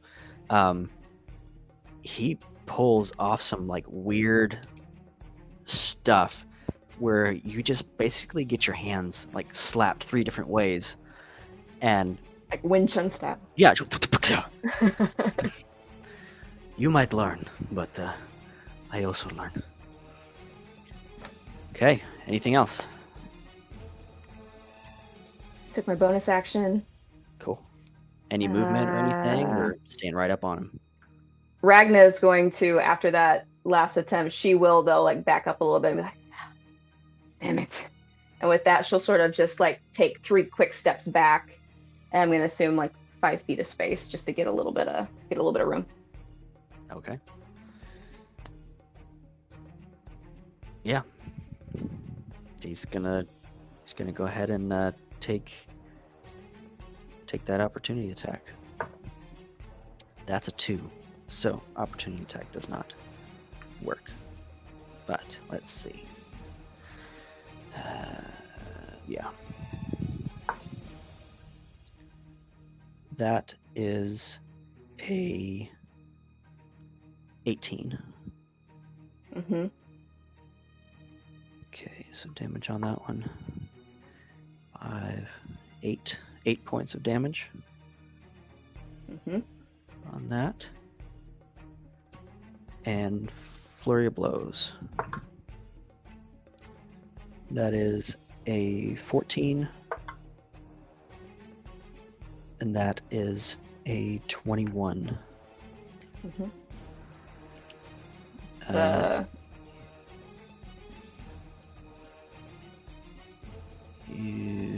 see. You need to make a DC 15 con save or become stunned.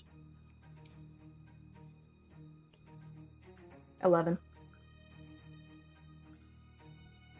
He goes in and another quick jabs, and you don't feel like they should hurt that much because they're just taps, light taps, just like 3 or 4 spots on your body, and then all of a sudden it seems like they all hit at the same time into your muscles, into your kidneys, like internal, like somebody's punching you from the inside as he's just kind of backs up, begins to walk around you. Come on, Ragnar. I did not dream of this day, but I thought if it came, it would be a lot more fun than this. And he's just going to kick you, bam, right in the chest for a shove attack. That is a natural 20. Mm-hmm. So she has to make a strength or an athletics or be knocked prone. Okay. And you have to beat a 23.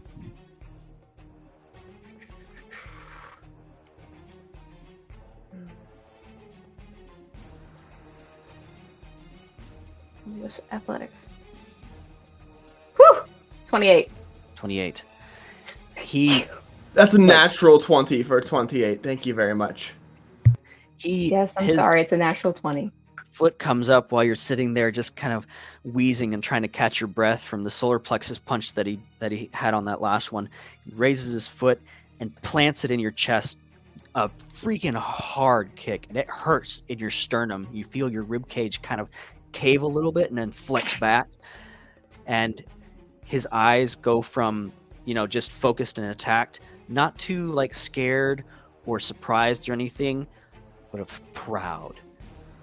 There's Ragnar. There she is. Come on. Let's go. It's your turn, baby.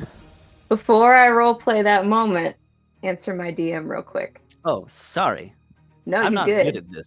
No, you He fine. is your DM. You fine. He is your DM.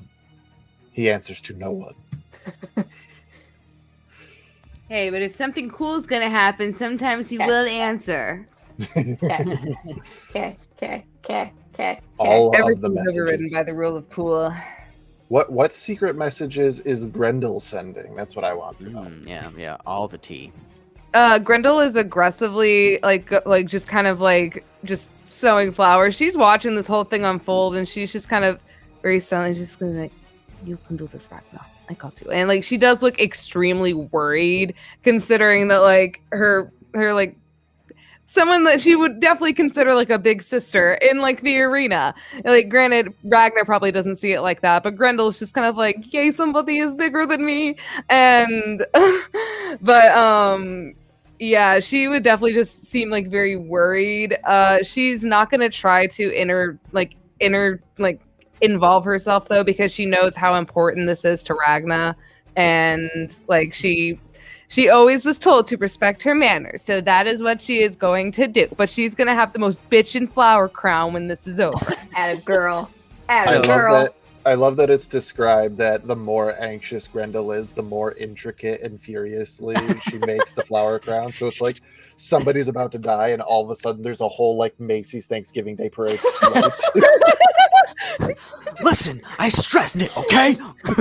Hey, if we ever get a BBEG with fucking allergy, like pollen allergies, Grendel's kind of fucking covered. Beautiful. Corellian's sitting next to you, Grendel, and notices that you're kind of like a little red. It's quite all right. These challenges are quite safe most of the time. They should be fine.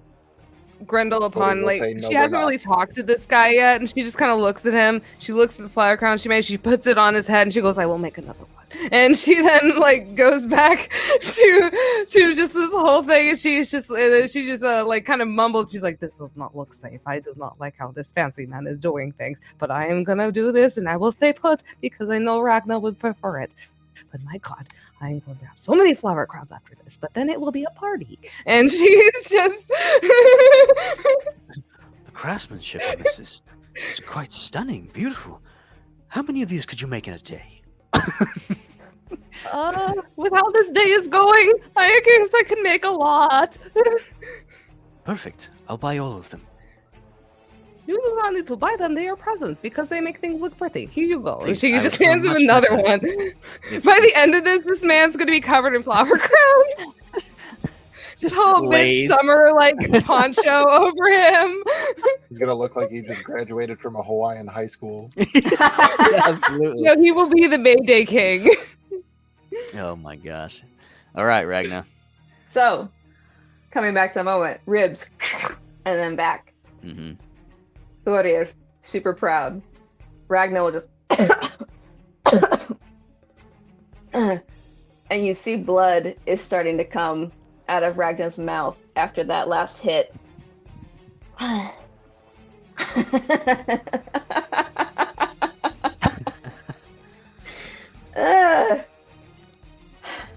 You know what? Either way, I'm going to find this monastery that you went to. Whether I win or whether I lose. But for now,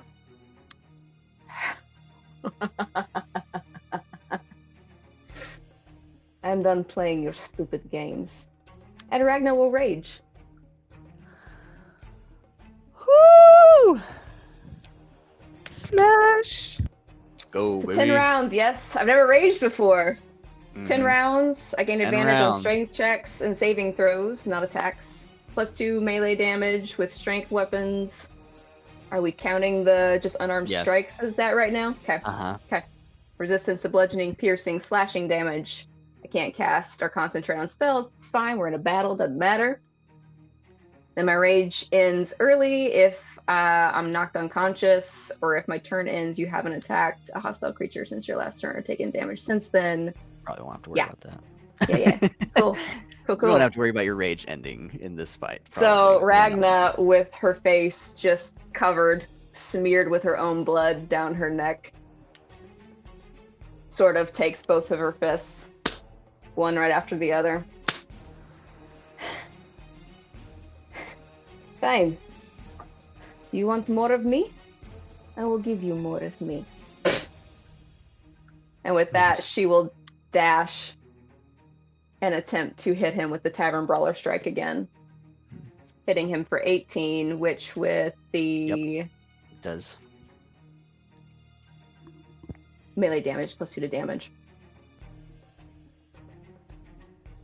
7 + 2, so 9.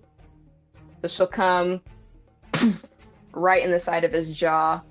She's going to swing for her next one. Hit for a 14. Does not hit. Does not hit. And she will attempt again to do her leg sweep with the opposite side. She's going to try to take him down one more time. Okay.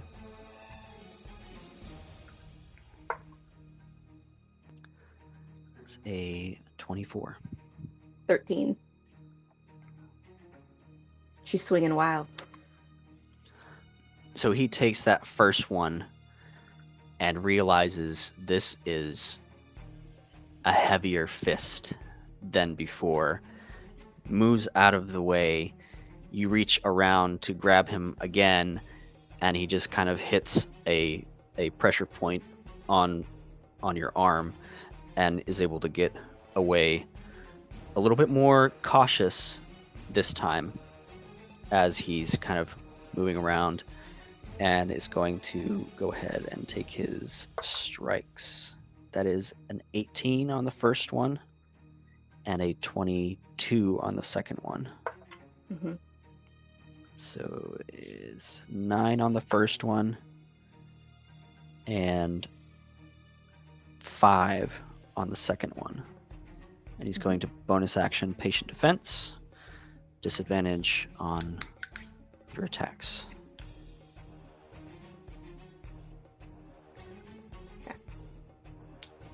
What was my damage? I'm sorry. I was reading.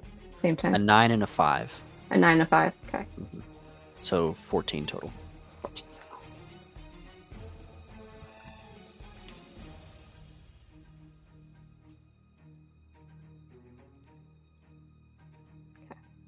You also notice that that last flurry that you actually made contact on,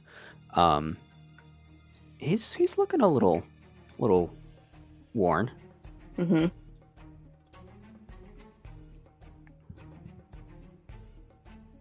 Okay. Just thinking. Sorry. Thinking and No, reading. you're Reading good. and thinking. Take your time. Are you okay there, Nagendra? You look a little concerned. Oh, He's been anxious about this all day. I DM'd you. Barbarian Pixie? Huh? and- Oh, was this your first time playing a Barbarian Pixie? Yes. Well, first time Oh. in a really long time. First time in a really long time. I think I've You're technically doing played one daddy years ago. For anybody who's watching, literally sees Nagendra's claws going in and out of the shield.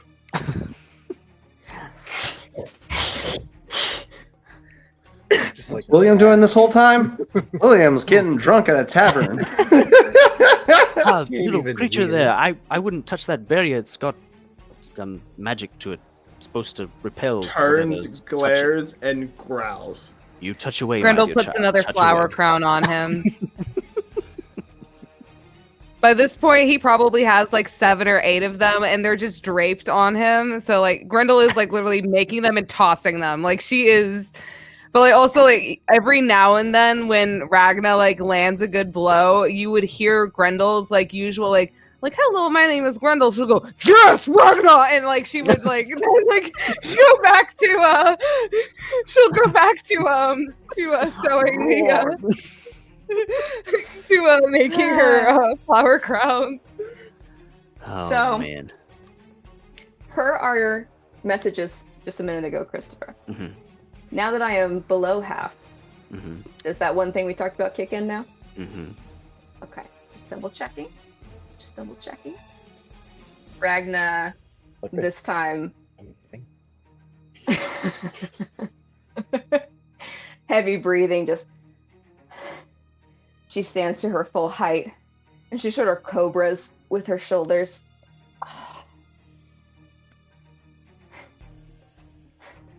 Never did I dream of the day you would be able to contend with me in this way.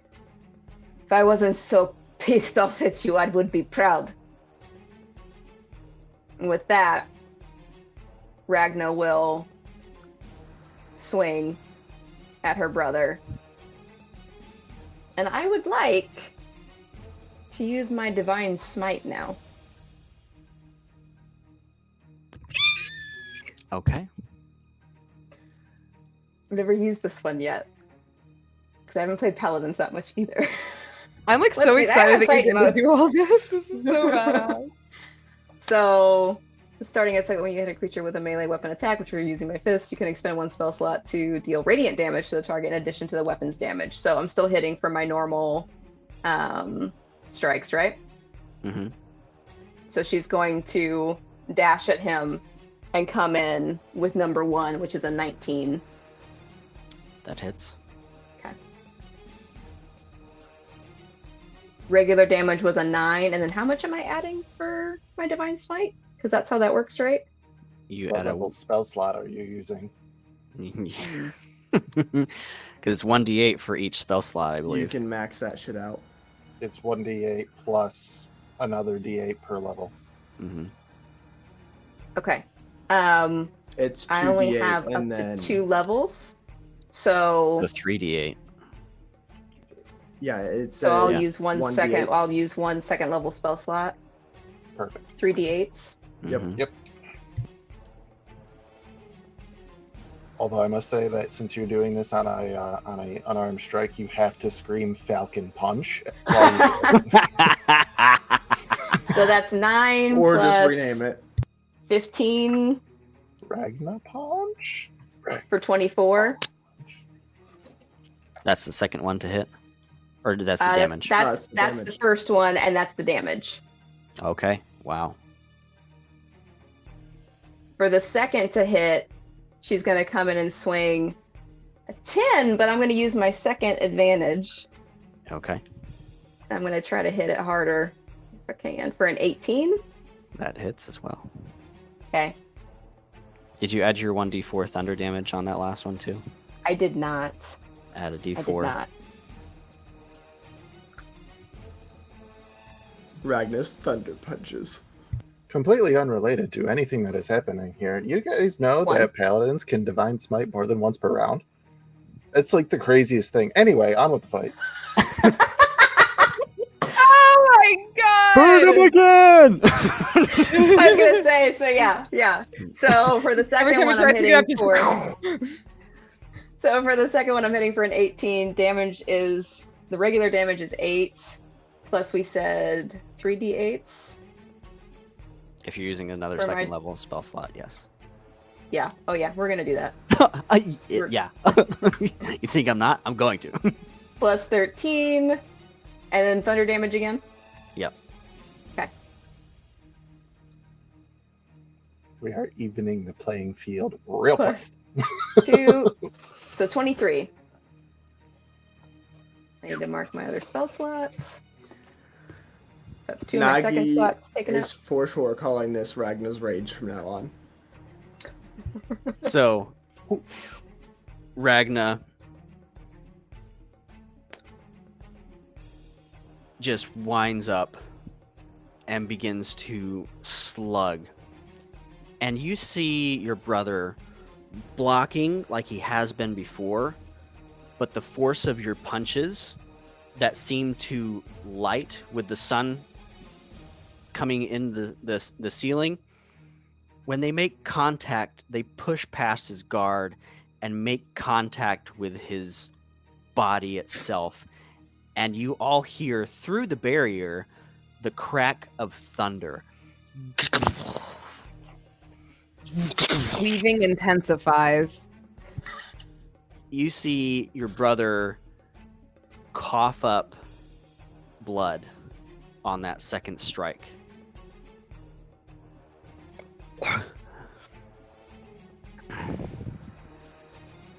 Look up at you. Are you happy now? You've always made me happy, Ragnar. It seems Stimir has spoken, and so the rules have changed. His fists begin to arc.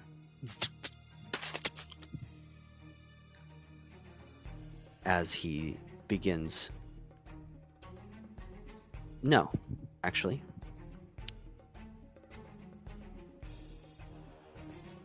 He's going to take a step back, close his eyes,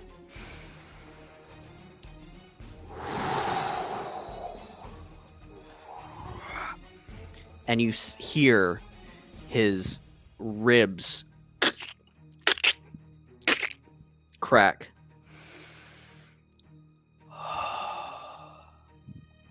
And it is your turn. Bonus action, pace, and defense. Disadvantage on your next attack. I know what he did.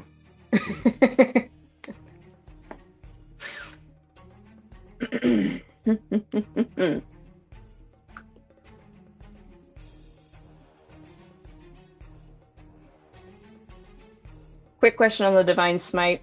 Mhm. Since I have other spell slots at first level still available, I have 4 more spell slots. Mhm. I can keep trying to use my Divine You can, Smite. yeah, when you make contact, Okay. you just say, I want to use Divine Smite, and you just knock Okay. off one of those, but it's only 2d8 now instead of 3d8. You use the big Okay. ones already, which Double. you was almost done. Which is why I was like, no, I'm gonna go ahead and do that. I'm gonna go ahead and test him a little bit. I'm not gonna do that. I'm not gonna do that right now. hmm Right now. Ragna will sort of, upon seeing what Thoriod has done to his body, You can try to fortify yourself. I'm not convinced it is going to help you. And she will start swinging again. 26 to hit. Hits. We're using a spell slot. First level. So that is 7. 2d8, you said? Mm-hmm. And then plus 1 of my d4s. Yep. Okay.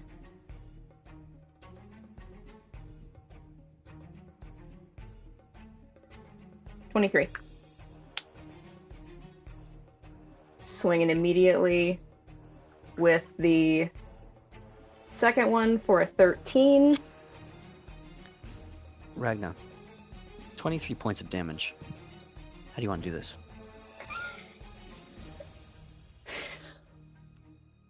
After Aragna has made her declaration, before she throws her last punch, you realize that she has wound up all the way back.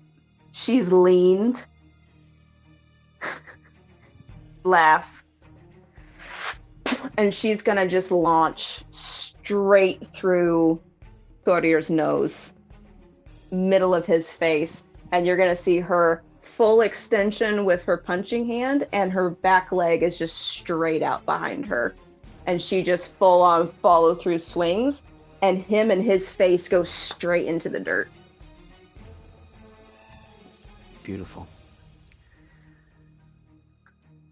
The the barrier comes down. Before that happens, can Mhm. Nagi literally just try to tear through it as soon as they see Ragna take him down? Go ahead, roll for it, baby. What am I rolling? You can roll just an attack. That's fine. I am straight up breath weaponing this thing. Okay. Can it make a dex save or no? It cannot. Okay, just making sure. It does not move. That would be 15 radiant damage. And that's actually an 8. Which Means 2 extra beams. okay. What are you firing at? That'd be fire. Which would be She'll 5 be in damage. cannon. And that would be ice, which would be 8 damage. So there is 15 points of radiant damage, 5 points of fire damage, and 8 points of ice damage. So 15, Why are you always so extra? 8, and Fucking what love was, it. what was the third one? 15, 8, and the middle one I missed. 15, 5, and 8. So 5. 28 altogether. 28 altogether. You hit this thing with a beam, and you see the barrier ripple, and with your other 2 beams displacing off of that as well, it hits in places and begins to overload before it comes back. The shell has a lot more HP than that. I'm sorry. Oh, damn. So it is an anti-life shell. I like it. As his face hits the ground, the top begins to open up and return to the sigils. Your brother, before you threw the punch, meant to catch it and redirect it, but only managed to get about here and not interlock his fingers. So it just blew past all of his defenses. Smash. Corellian is in the stands. That was amazing! My goodness!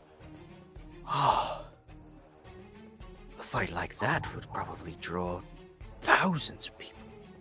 No, I can't think about that right now.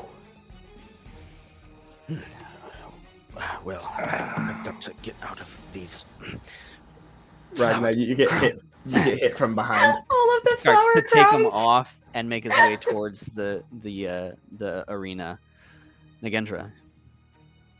Nagi just collides with Ragna's back, just climbs the whole way up, arms around the neck, just hugging, and basically just repeatedly saying, "I knew you could do it." As you come flying through, you're gonna land on Ragna right as she is hitting her knees to dirt and just sort of collapsing in a heap down beside her brother. Here.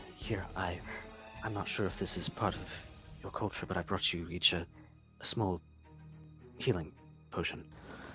Should help. Grendel. Oh, sorry. Go ahead, Isaac. No, you're good.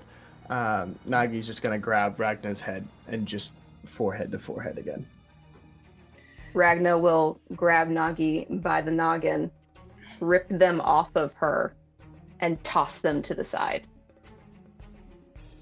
She will take both healing potions from Enoch, and she will kneel by her brother and begin administering them through Thordir's mouth. Both of them? Yes. Okay. Okay.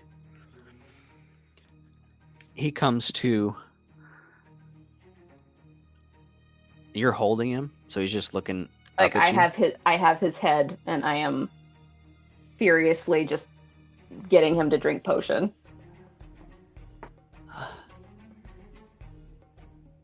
It looks like.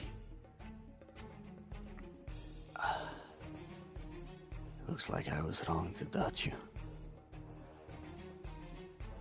And it was right to believe in you.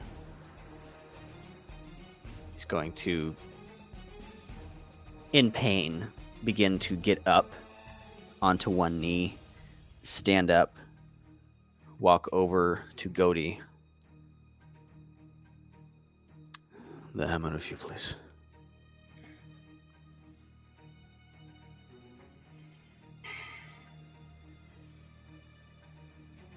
If you must. And unceremoniously drops it into his hand. Walks over to Ragna.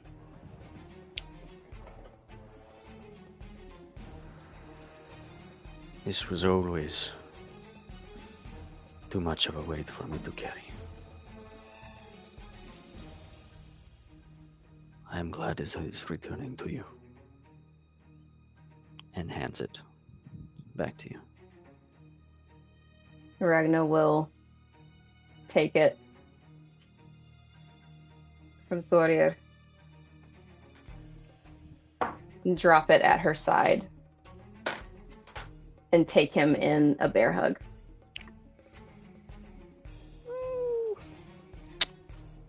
That's so sweet. And then she'll take him arm's length apart.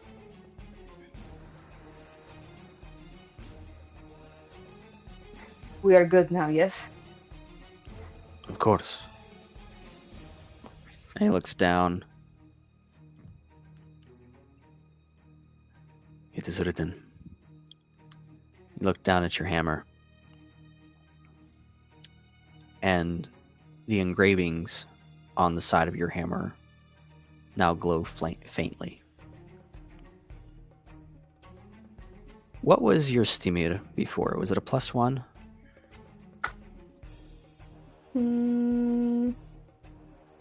+1 for what? I'm sorry. To hit and damage. Oh, it's a +9. No, the property The item itself. itself. Yeah. Under inventory, if you click on it. Is it under a the magic? details. Is it a magic hammer, or is it just a? Yeah, standard I think it was a hammer? +1. I'm pretty sure it was a +1 to hit and damage. It's a +1. Okay.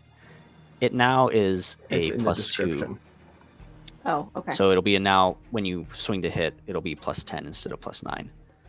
You will also add an extra point of damage and an extra die of thunder. Ooh. Just I will beeping that out. Got say- it. Grendel at this point is coming over with a giant cape of flowers that she's made, and she's just like, "Yay, Ragnar, you did so good! You won the prize! Look at you!" And she's just gonna like drape this as well as like an elaborate flower crown on top of her head, and it's just like, "Now you are the queen!" And it's This one's just gonna be very. the extinction of dandelions. She has no idea what's really going, like what ceremonial thing is going on, but she knew how important this was to her, so she's just like, "Oh, hail the queen!" Ragna will take all of these and kind of Grendel. Enough. Still putting flower crowns on you as she slowly stops, and then she just kind of puts it down. Would you Ragna like one will- for your brother? Sure, give Thorir just. She walks over and just like puts it on his head, even though it's a little bruised. And she kind of tilts it a little bit to cover up the bruise on his face, and then pats it. This is very unconventional, Ragnar. This is very out of. Just take the flower crown. Right. Take it. Did you see? Apparently it does something new. And she'll drop it again and she'll look around, still winded.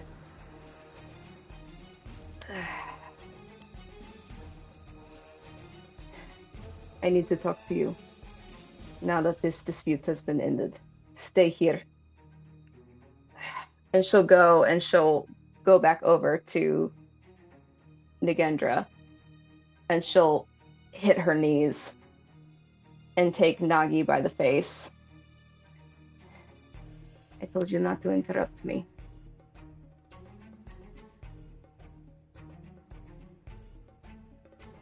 They don't even say anything.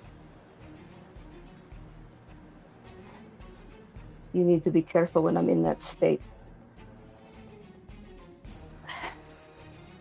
Come. We'll be traveling somewhere new.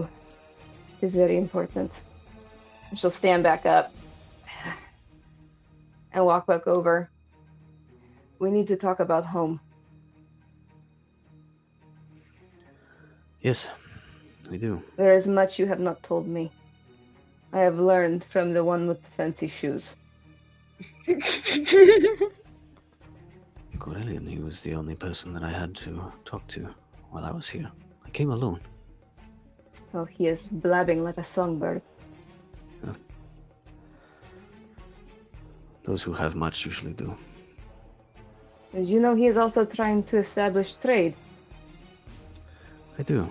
He's a businessman. He's trying to spread his company. I mean, I told him no, if I were to win. Good. I am telling him no as well, seeing as how my status is still intact. Why did you not tell me it is not only Svala that is sick? Looks over at Corellian, who's busy with flower crowns. I did not want to worry you more.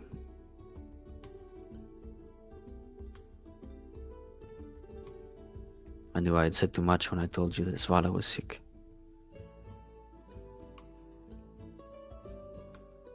I am surprised I could keep my head on straight.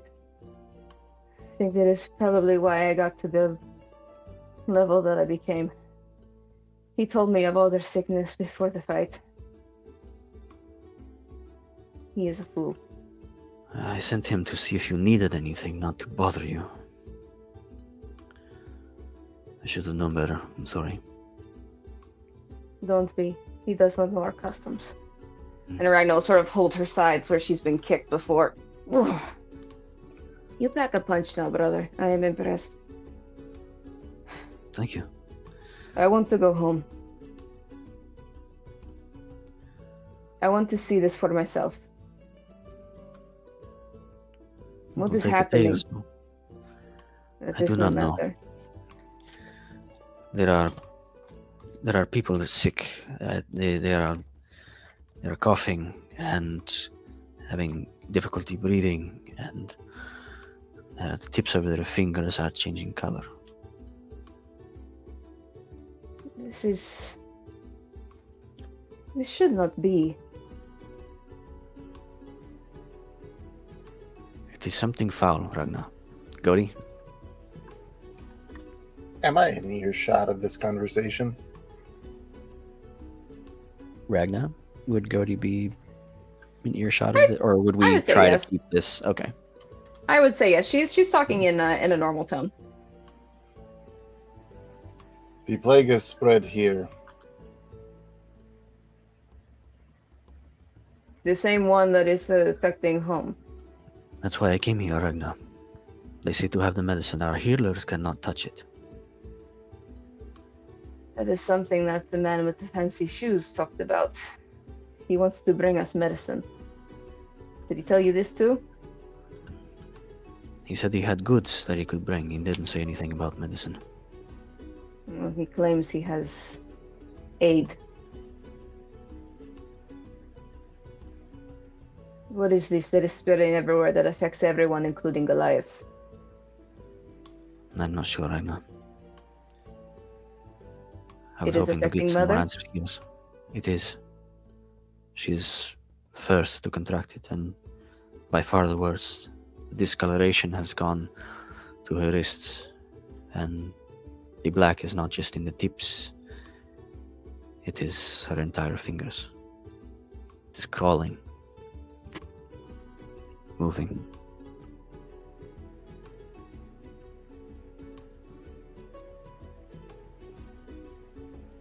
I need to return home once. We should send word ahead of time. Does anyone know that I'm back? Or just you? I would assume that someone will know very soon that you are back. We Your should send a stimulus, message ourselves. your stimulus has sent a message, but I agree. You should try. That is true. I almost forgot. It would be impersonal to only let Styrmir speak for me. Mother should know, and Mother should know of our battle. Godi. The plague that Godi has witnessed and the information that he is hearing, is this at all similar to the darkness that was rising in Dizikath before his mysterious and untimely demise?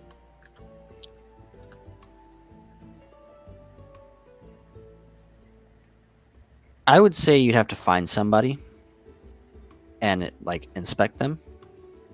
Had that possibly, thought. to So, Godi will, without any further waiting, is going to push between Ragna and her brother to leave.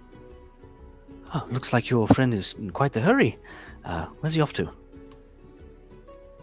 Enough to take care of whatever it is he takes care of. Oh, He has well, many skills. perhaps his village needs something. Excuse me, sir. I believe your name's Godi. Shin kick. Ow! His Hearing movement the pain. speed is now halved, so he can't keep up with Cody. Hearing the pain, Godi will stop and turn his shoulder and say, "Speak quickly." I was wondering if I might offer you some assistance in the city, since you haven't really been here before. Perhaps you have. You I have don't know. healers? Yes, we have a very good doctor in town. Then come with me. And he's going to just start walking. Right. Ow! Ow! Ow! I'm not slowing down for him, but Okay. he's got to keep up. He tries to keep up the best he can. You pass by a few people where you kind of have seen them before. You come to the bakery where the old lady that you saw that was affected has set up, and there's a gentleman there eating one of her pastries. He goes, This is very good. As always, Anne, your pastries are the best in town. And she's like, oh, thank you, thank you. Because in fact, they're so good. And he begins eating faster. I need more. I need more. I need more. And he begins to just grab the bread and just shove it into his mouth. I need Hold more. person. I need more food. I'm casting hold person. Okay. What That is a wisdom saving throw, DC 14. Hey, it's a 10. Is Grendel witnessing this as well? Did you leave with Goaty, or are you still? I did not. I did not. No, No. I'm still doing my Goaty own and Corelli thing. and Enoch are the only people that are seeing this. Oh, anybody else shit. follows. While this person is now paralyzed, Goaty is going to take the time to try to inspect them. Okay. They have slight discoloration on the tips of their fingers. Also, are you like digging through pockets or just inspecting their physicality for now? With Mage Hand, I am. I don't want to touch them. You find a vial. Wait. Yes. Damn it. I don't have Mage Hand on this character. Son of a Oh, bitch. no.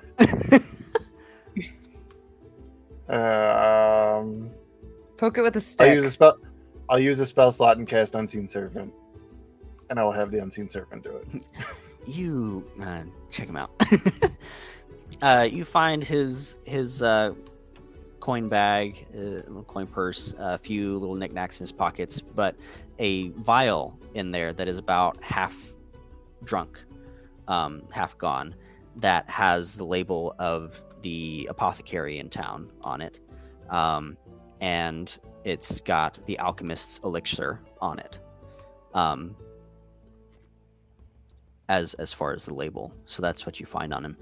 And the lady behind the bakery door is like a little bit freaked out from having like her neighbor essentially like absolutely freak out on her and just like almost get aggressive.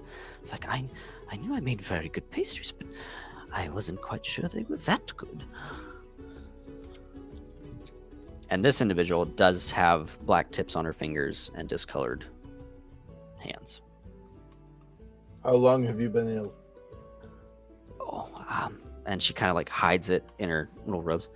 About a week or so now. I was hoping no one would notice. I have got an appointment, but the doctor's all booked up. The apothecary? Yes, apothecary. Actually, Gerald went there 2 days ago, actually, and his symptoms seem to have cleared up quite nicely. Where is Gerald?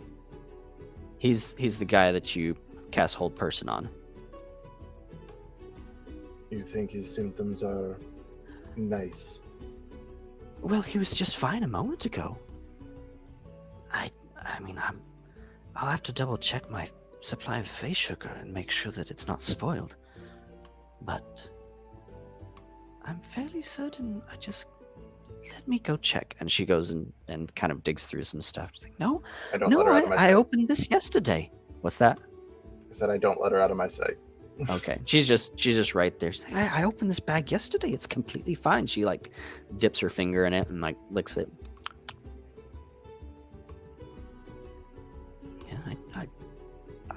Yeah, okay.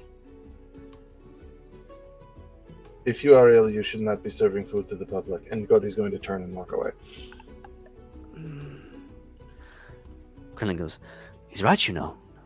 I know it's your livelihood, and we'll work something out, don't worry. Excuse me. And he catches up. So, where are we off to? Back to the rest of the group. Right.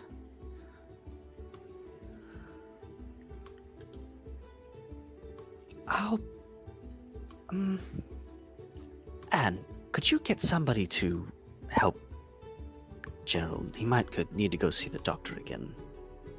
And just kind of walks away. Lady comes out of her thing and starts helping Gerald up. Choose a different doctor. So, we turn to the rest of the group. What are we doing?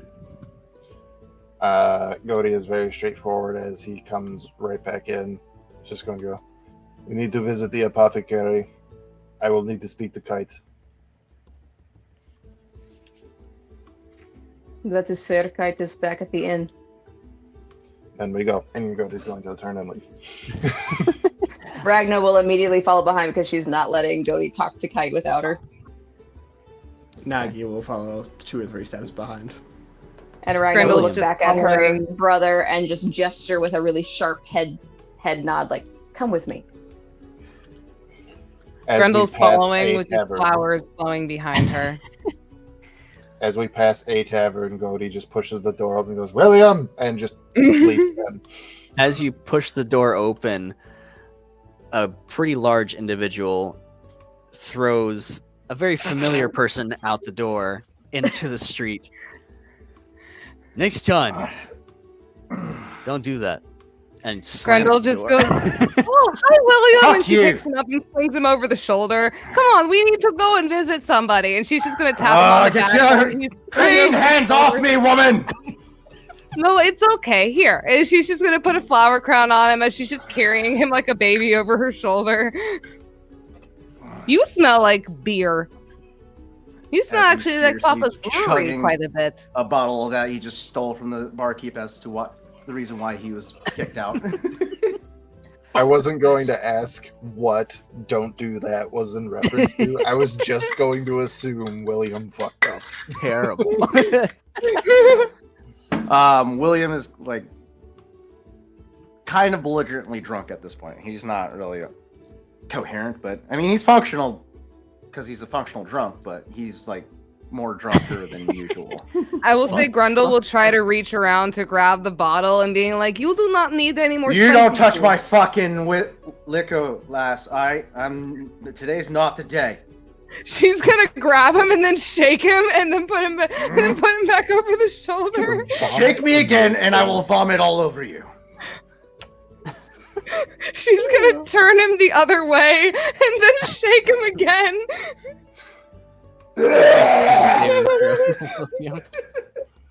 Let's see. Oh. I mean, he has a decent con. Let's see. Grendel's just kind of holding him outwards and just trying to have them spew Just- avoid anybody at Steam this point. sprinkling. And she's like, "This is why you do not drink. I have had people like this at Papa's brewery, and I have had to throw them out. And then there was one guy who set the barn on fire, and oh, that turned out very bad. He ended up being set on fire as well. We do was not a want that to happen to you, William. It's okay." And then she's gonna It was like a pat him on 16 the to face. save. Yep. Good. As you're rambling, fucking William, just like, I will burn this world to the fucking ground if you don't shut up. This family makes me want to murder people. Literally, that is the idea that you get from William's face right now. He's Goaty is Grendel is going just to. keeping him flung over and just patting him on the back as she's just like carrying him around, being like, "It is okay." Goaty is going to gingerly separate the two and just, thank you, Grendel. And then he's going to lean down and look William directly in his eyes. I need your eyes for what is coming. Get it together however you need to. And then he's going to start walking. Just Y'all make straightens it back himself out. to the Honeywell bed and breakfast. Upon entering, there's Margaret tending to Kite. Kite is cleaned up. Pristine clothes. Her hair done up into a very nice little updo where it's always been like in her face and around there. A lot of the wrinkles that were on her face were probably dirt because she looks really good for the age that she is.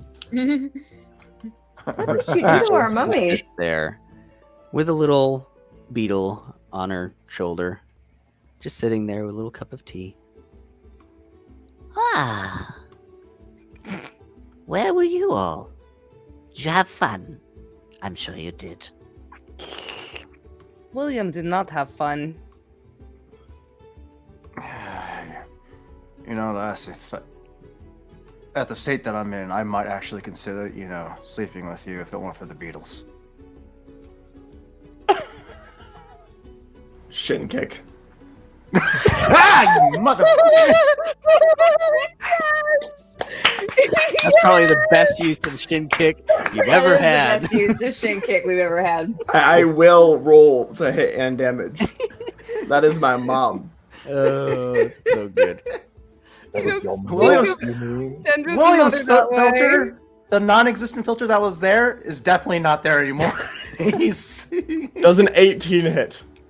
oh, no, actually it meets it. Yeah.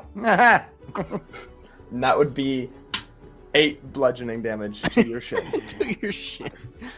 Oh, crack your shin bone. I swear to God, every one of you keep hitting me. I'm going to blow us all up. That Well, is then maybe my we mom. shouldn't say rude things.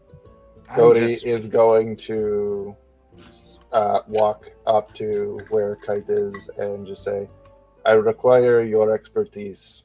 Oh, And he's going to set the vial on the table and say, I would be careful about touching this. The man who had this went into a furious rage over pastries. I believe that this supposed cure has unintended side effects. No, I've seen Mum go crazy with pastries once. What is this supposed to cure exactly? That would give me a The- starting point. There's a plague affecting the people of this town. Plague. There Interesting. furious coughing, discoloration of the outer extremities. Necrosis of the extremities, phalanges. Necrosis. Interesting. And coughing, so affects the lungs as well. And this, she uncorks it. This is quite putrid. Barnaby, take a sip. And he goes, kind of flies over inside, goes in there. The beetle begins to shake and vibrate its wings, and she kind of corks it. I'm sorry. And it just like goes crazy and starts like hitting the side of it, and then just dives in and drinks the rest of it and just expires. Oh, the poor beetle. It's all right. He's got a million brothers and sisters, and I'm not insulting. It's not. But for now fun. all of his brothers and sisters are going to miss him. We will miss him very much. Barnaby the 63rd. I have a matchbox for Nagi's All right, gonna be like, Barnaby the "Very 64th. Let's go. I'm gonna pee.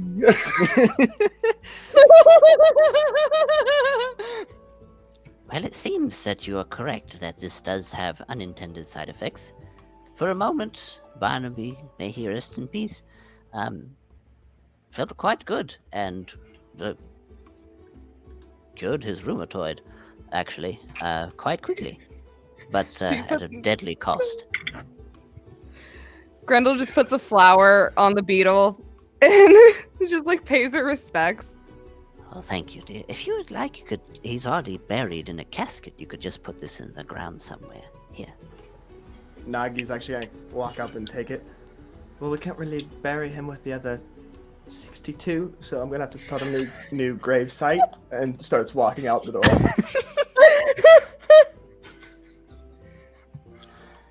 So where did you acquire this vial and see this side effect?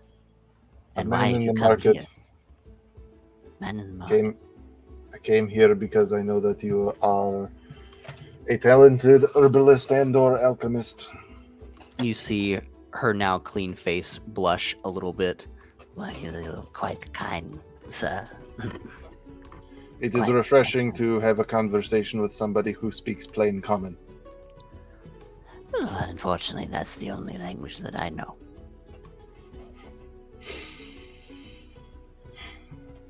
It appears that we have to go liberate a apothecary of their unfortunate cure. Well, I hope you do it quickly. If this is spreading around town, they're more likely to not know about it if it's a new cure.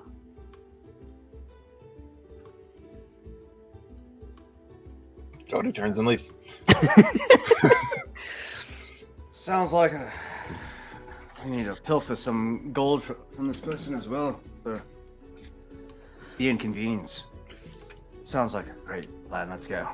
Corellian, close behind you, takes you to the said apothecary. As you enter, it's a very humble shop. Not dirty, clean, but a little run down. A tired woman, hair in a bun with a few strings like hanging down, tired looking, rushing around the shop, restocking, talking to patients that are sitting there waiting. A man comes out of the back room with spectacles on his nose. Dara, dear, I'm ready to see the next person. I'm sorry you'll have to wait with the others. I've got too many people. Tia, get them seated in the right spot. A 13-year-old boy comes out from behind the counter that was kind of restocking bottles. Right. Just have well, there's no seats. Just stand wherever. It's fine. William. William has his hatchet got flintlock on his shoulder, and as soon as they try to seat him, he fires it off in the air. All right, all of you lot in here, listen. This guy is selling you tainted medicine. Probably not in your best interest to take it at the moment. Filter out. Let's go, all of you. Just confusion begins to like scatter through these like 5 or 6 people that are sitting in here, and Dara goes, "How dare you come in here?" Calm down. And, I'm doing you all you a get favor. another shin kick because the kid kicks you. Goaty. Godi is going to, as quietly as he can, whisper to Nagendra, "See if you can go around back and find anything while we are dealing with things up here."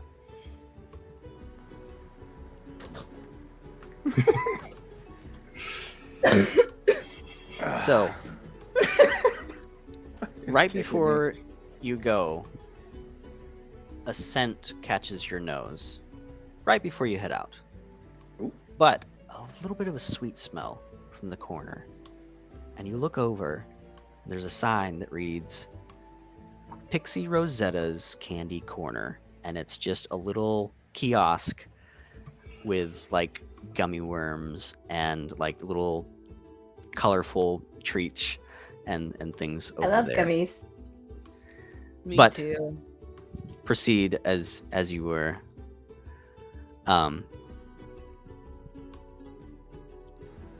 Finishes up a few moments later with that patient, and everybody's kind of cleared out by now.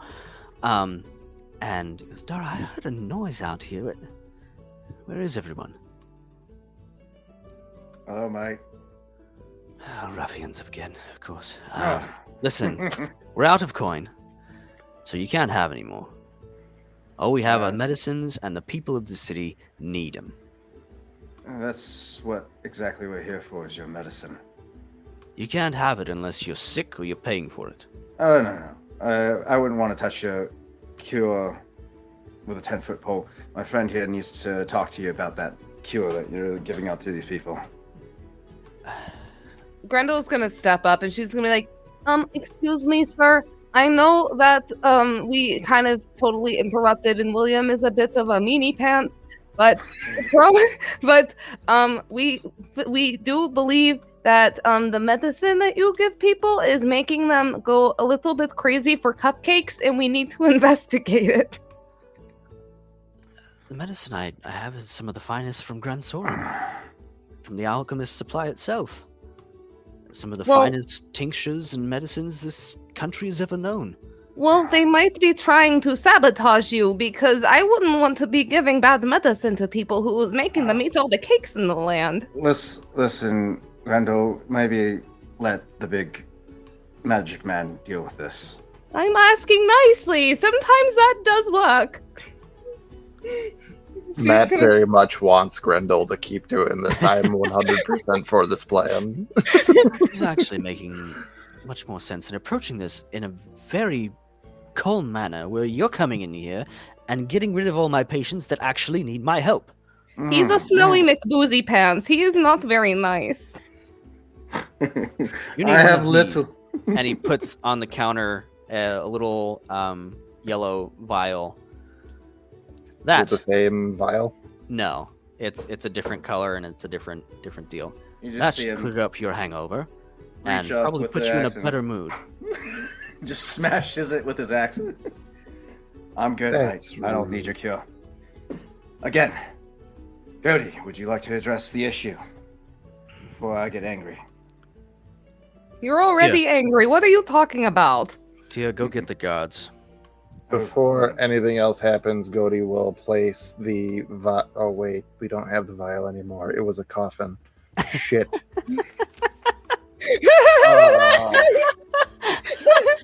Did Nagender actually bury it? Okay. 100% again, you're actually buried it.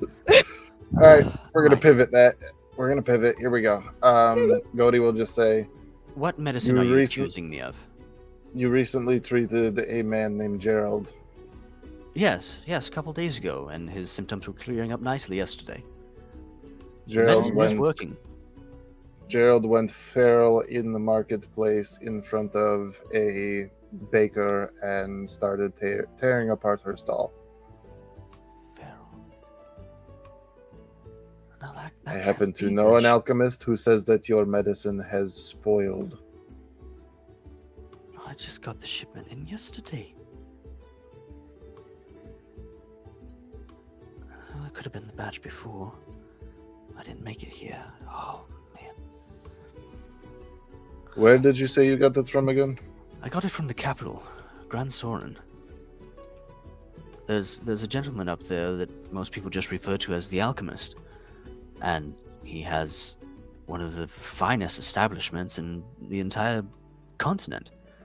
Provides health potions to the navy and the army, and potions to the adventurers guild, and the just name someone who they haven't supplied goods to, and I'll eat my whole shop. What are the I other would advise cities that against they that. supplied these other goods to? Well, there's the general goods stores here, but I have a special license that allows me to get some of the stronger medicines and potions in and sell them to very specific clientele. And treat my own patients. That's what I use most of them for. How many other patients received the same treatment as Gerald? Let me see. I can't give you names, but I can give you numbers.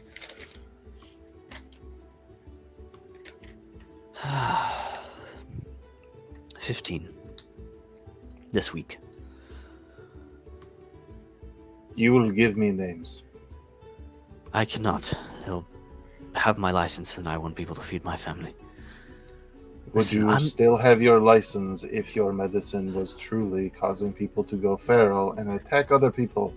There is insurance. I don't make the potions here. I have a default. If it's something wrong with the supplier, Tell I'll go that for to the the supplier, not me. Tell that to the lobby full of patients that were just here. And I just cleared out my. God. I mean, I could just take your lists by force if I need to. He looks at you, William, and he's like, "You are absolutely here to ruin me." No, I'm just. Well, I could care less either way, but you know, my friends are more interested. Make it a persuasion check for me, Gody. With I advantage. have. Okay. And you also have inspiration from earlier. No, I used that. Oh, you did? Oh, that's I right. used that and then ended up not needing it, so hey, but better safe than sorry. Mhm. Alright, so persuasion with advantage. Oh, that's good. That's a 19 on the die for a total of 18. All right. You can't have my list. It's got sensitive information about their conditions. I care not. Actually, I take that back. I do care because it seems that this plague is elsewhere and of great importance that this plague must be cured. They have other conditions that are quite private. So would it be all right if I left those out and just supplied you with the ones that are relative to the condition you're trying to ruin me for? Fair. Names is All right. What's the condition that these people are? Let's see, Greg.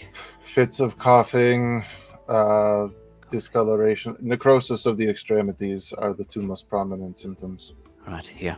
If you rips the paper can and hands it to name you. this condition for me. It doesn't have a name. It's sprung up here in the last few months. And from what I understand, there are a few other places between here and Grand Soren that are experiencing some of the same. Unfortunately, a couple of our last shipments have not made it through Embershot, and we're running low on supplies. Brody will interrupt things and just say, Nagendra, tell me if you smell anything off. This lobby was just filled with sick people.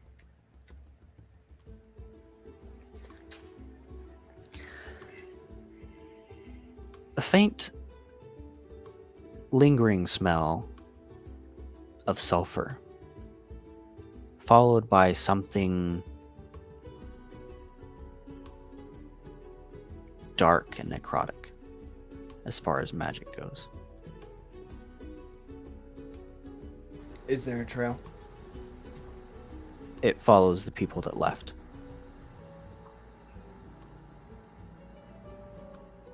Nagendra's gonna come out of the back room.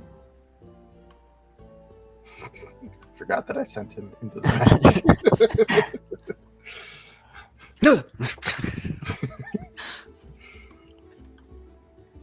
Necrotic and sulfur. Following the crowd. Gody is the very little color that is in Gody's face is going to drain for a moment, as he's going to walk over to Nagendra in front of everybody and draw the executioner's axe and hold it out to them and say, "Does it smell like this?" Does it? The handle bears faint traces. Where somebody would hold it, yes.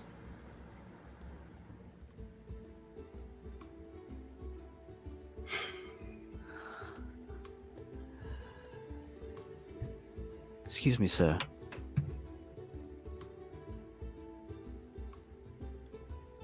You are telling the truth, aren't you? I have no reason to lie. I assure you, I had no ill intent. I was simply administering what I thought was safe and supplied to me.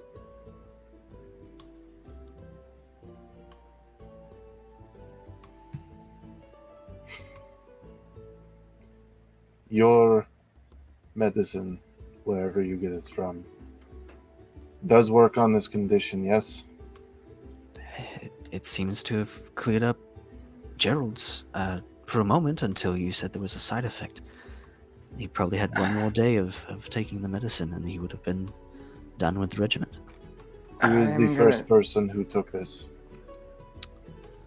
Let's see, that'd be Alexis. He lives 4 blocks that way. If it is, in fact, the medicine that is doing this, we will know for sure. If this medicine actually works on this plague, we will also know for sure. During this whole exchange, William's been watching the doctor intently, just studying his mannerisms and his body language to see if he's telling the truth. Can he get anything from that with his tactical assessment? Okay. This is why I needed you. That's going to be a nat 20 with a D8 is going to be a 22. That is nasty. All right. Studying him, spending time, hearing the timbre in his voice, everything he said has been nothing but the truth and genuine. Goody. Doc is telling the truth. He doesn't seem to be lying. Like Seems you odd. yourself, sir, I don't have a reason to lie. I'm here to help. Could never be too sure, mate. You city folk are always got something going on up your sleeves. But just know that we believe you. World. Cody will take whatever information that this individual is offering and turn to leave. And as he's leaving, he doesn't normally do this, but he's going to mutter under his breath, and he's just going to say, "Just like Decay." All right, Dara. Collect Following all out. of the elixirs and burn them, I suppose. Don't know what else to do. And they just keep talking about how to continue forward with their business as you exit. As William exits, he points his hand axe up at the roof. Sorry for the hole in your roof, man. Just theatrics. Just get out, please. And we are heading to Alexi's house, correct? yeah. Might as well start there. Oh, Alexis, you'll love him. Great fisherman and all-around good guy. Just stand-up citizen, of course. Used to work for me, actually, when he was a young boy. Yes. Well, Let's Should that's this go. be an endearing trait? Ah, yes, here we are. And he knocks on the door. Alexis, got some friends to see you. It's Corellian. Corellian Enoch, I forgot. Enoch He's still Trading with us. Company. Nagi's gonna just shove open the door.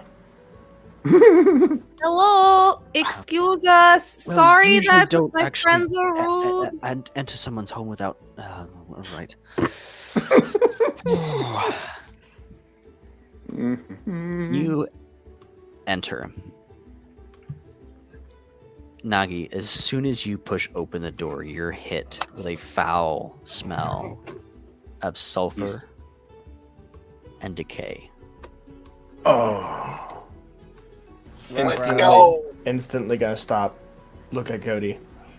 It's here. Cody is going to draw the dagger / wand that he was just given the night before and cast light upon it. Just to make sure that we can see throughout this hovel. Just the room. Smash. As soon as you do, sitting in a chair, leaned back, and gorged beyond what a human should be able to achieve, bloated, is a half-elf individual just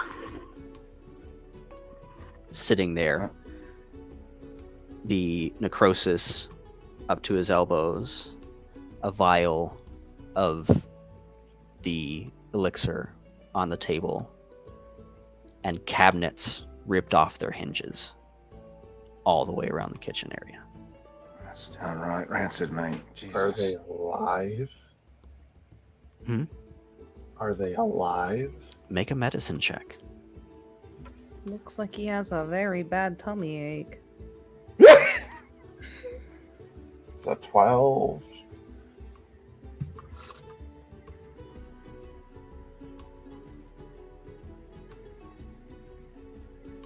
They do not appear to be having signs of life. However, as you're looking at it,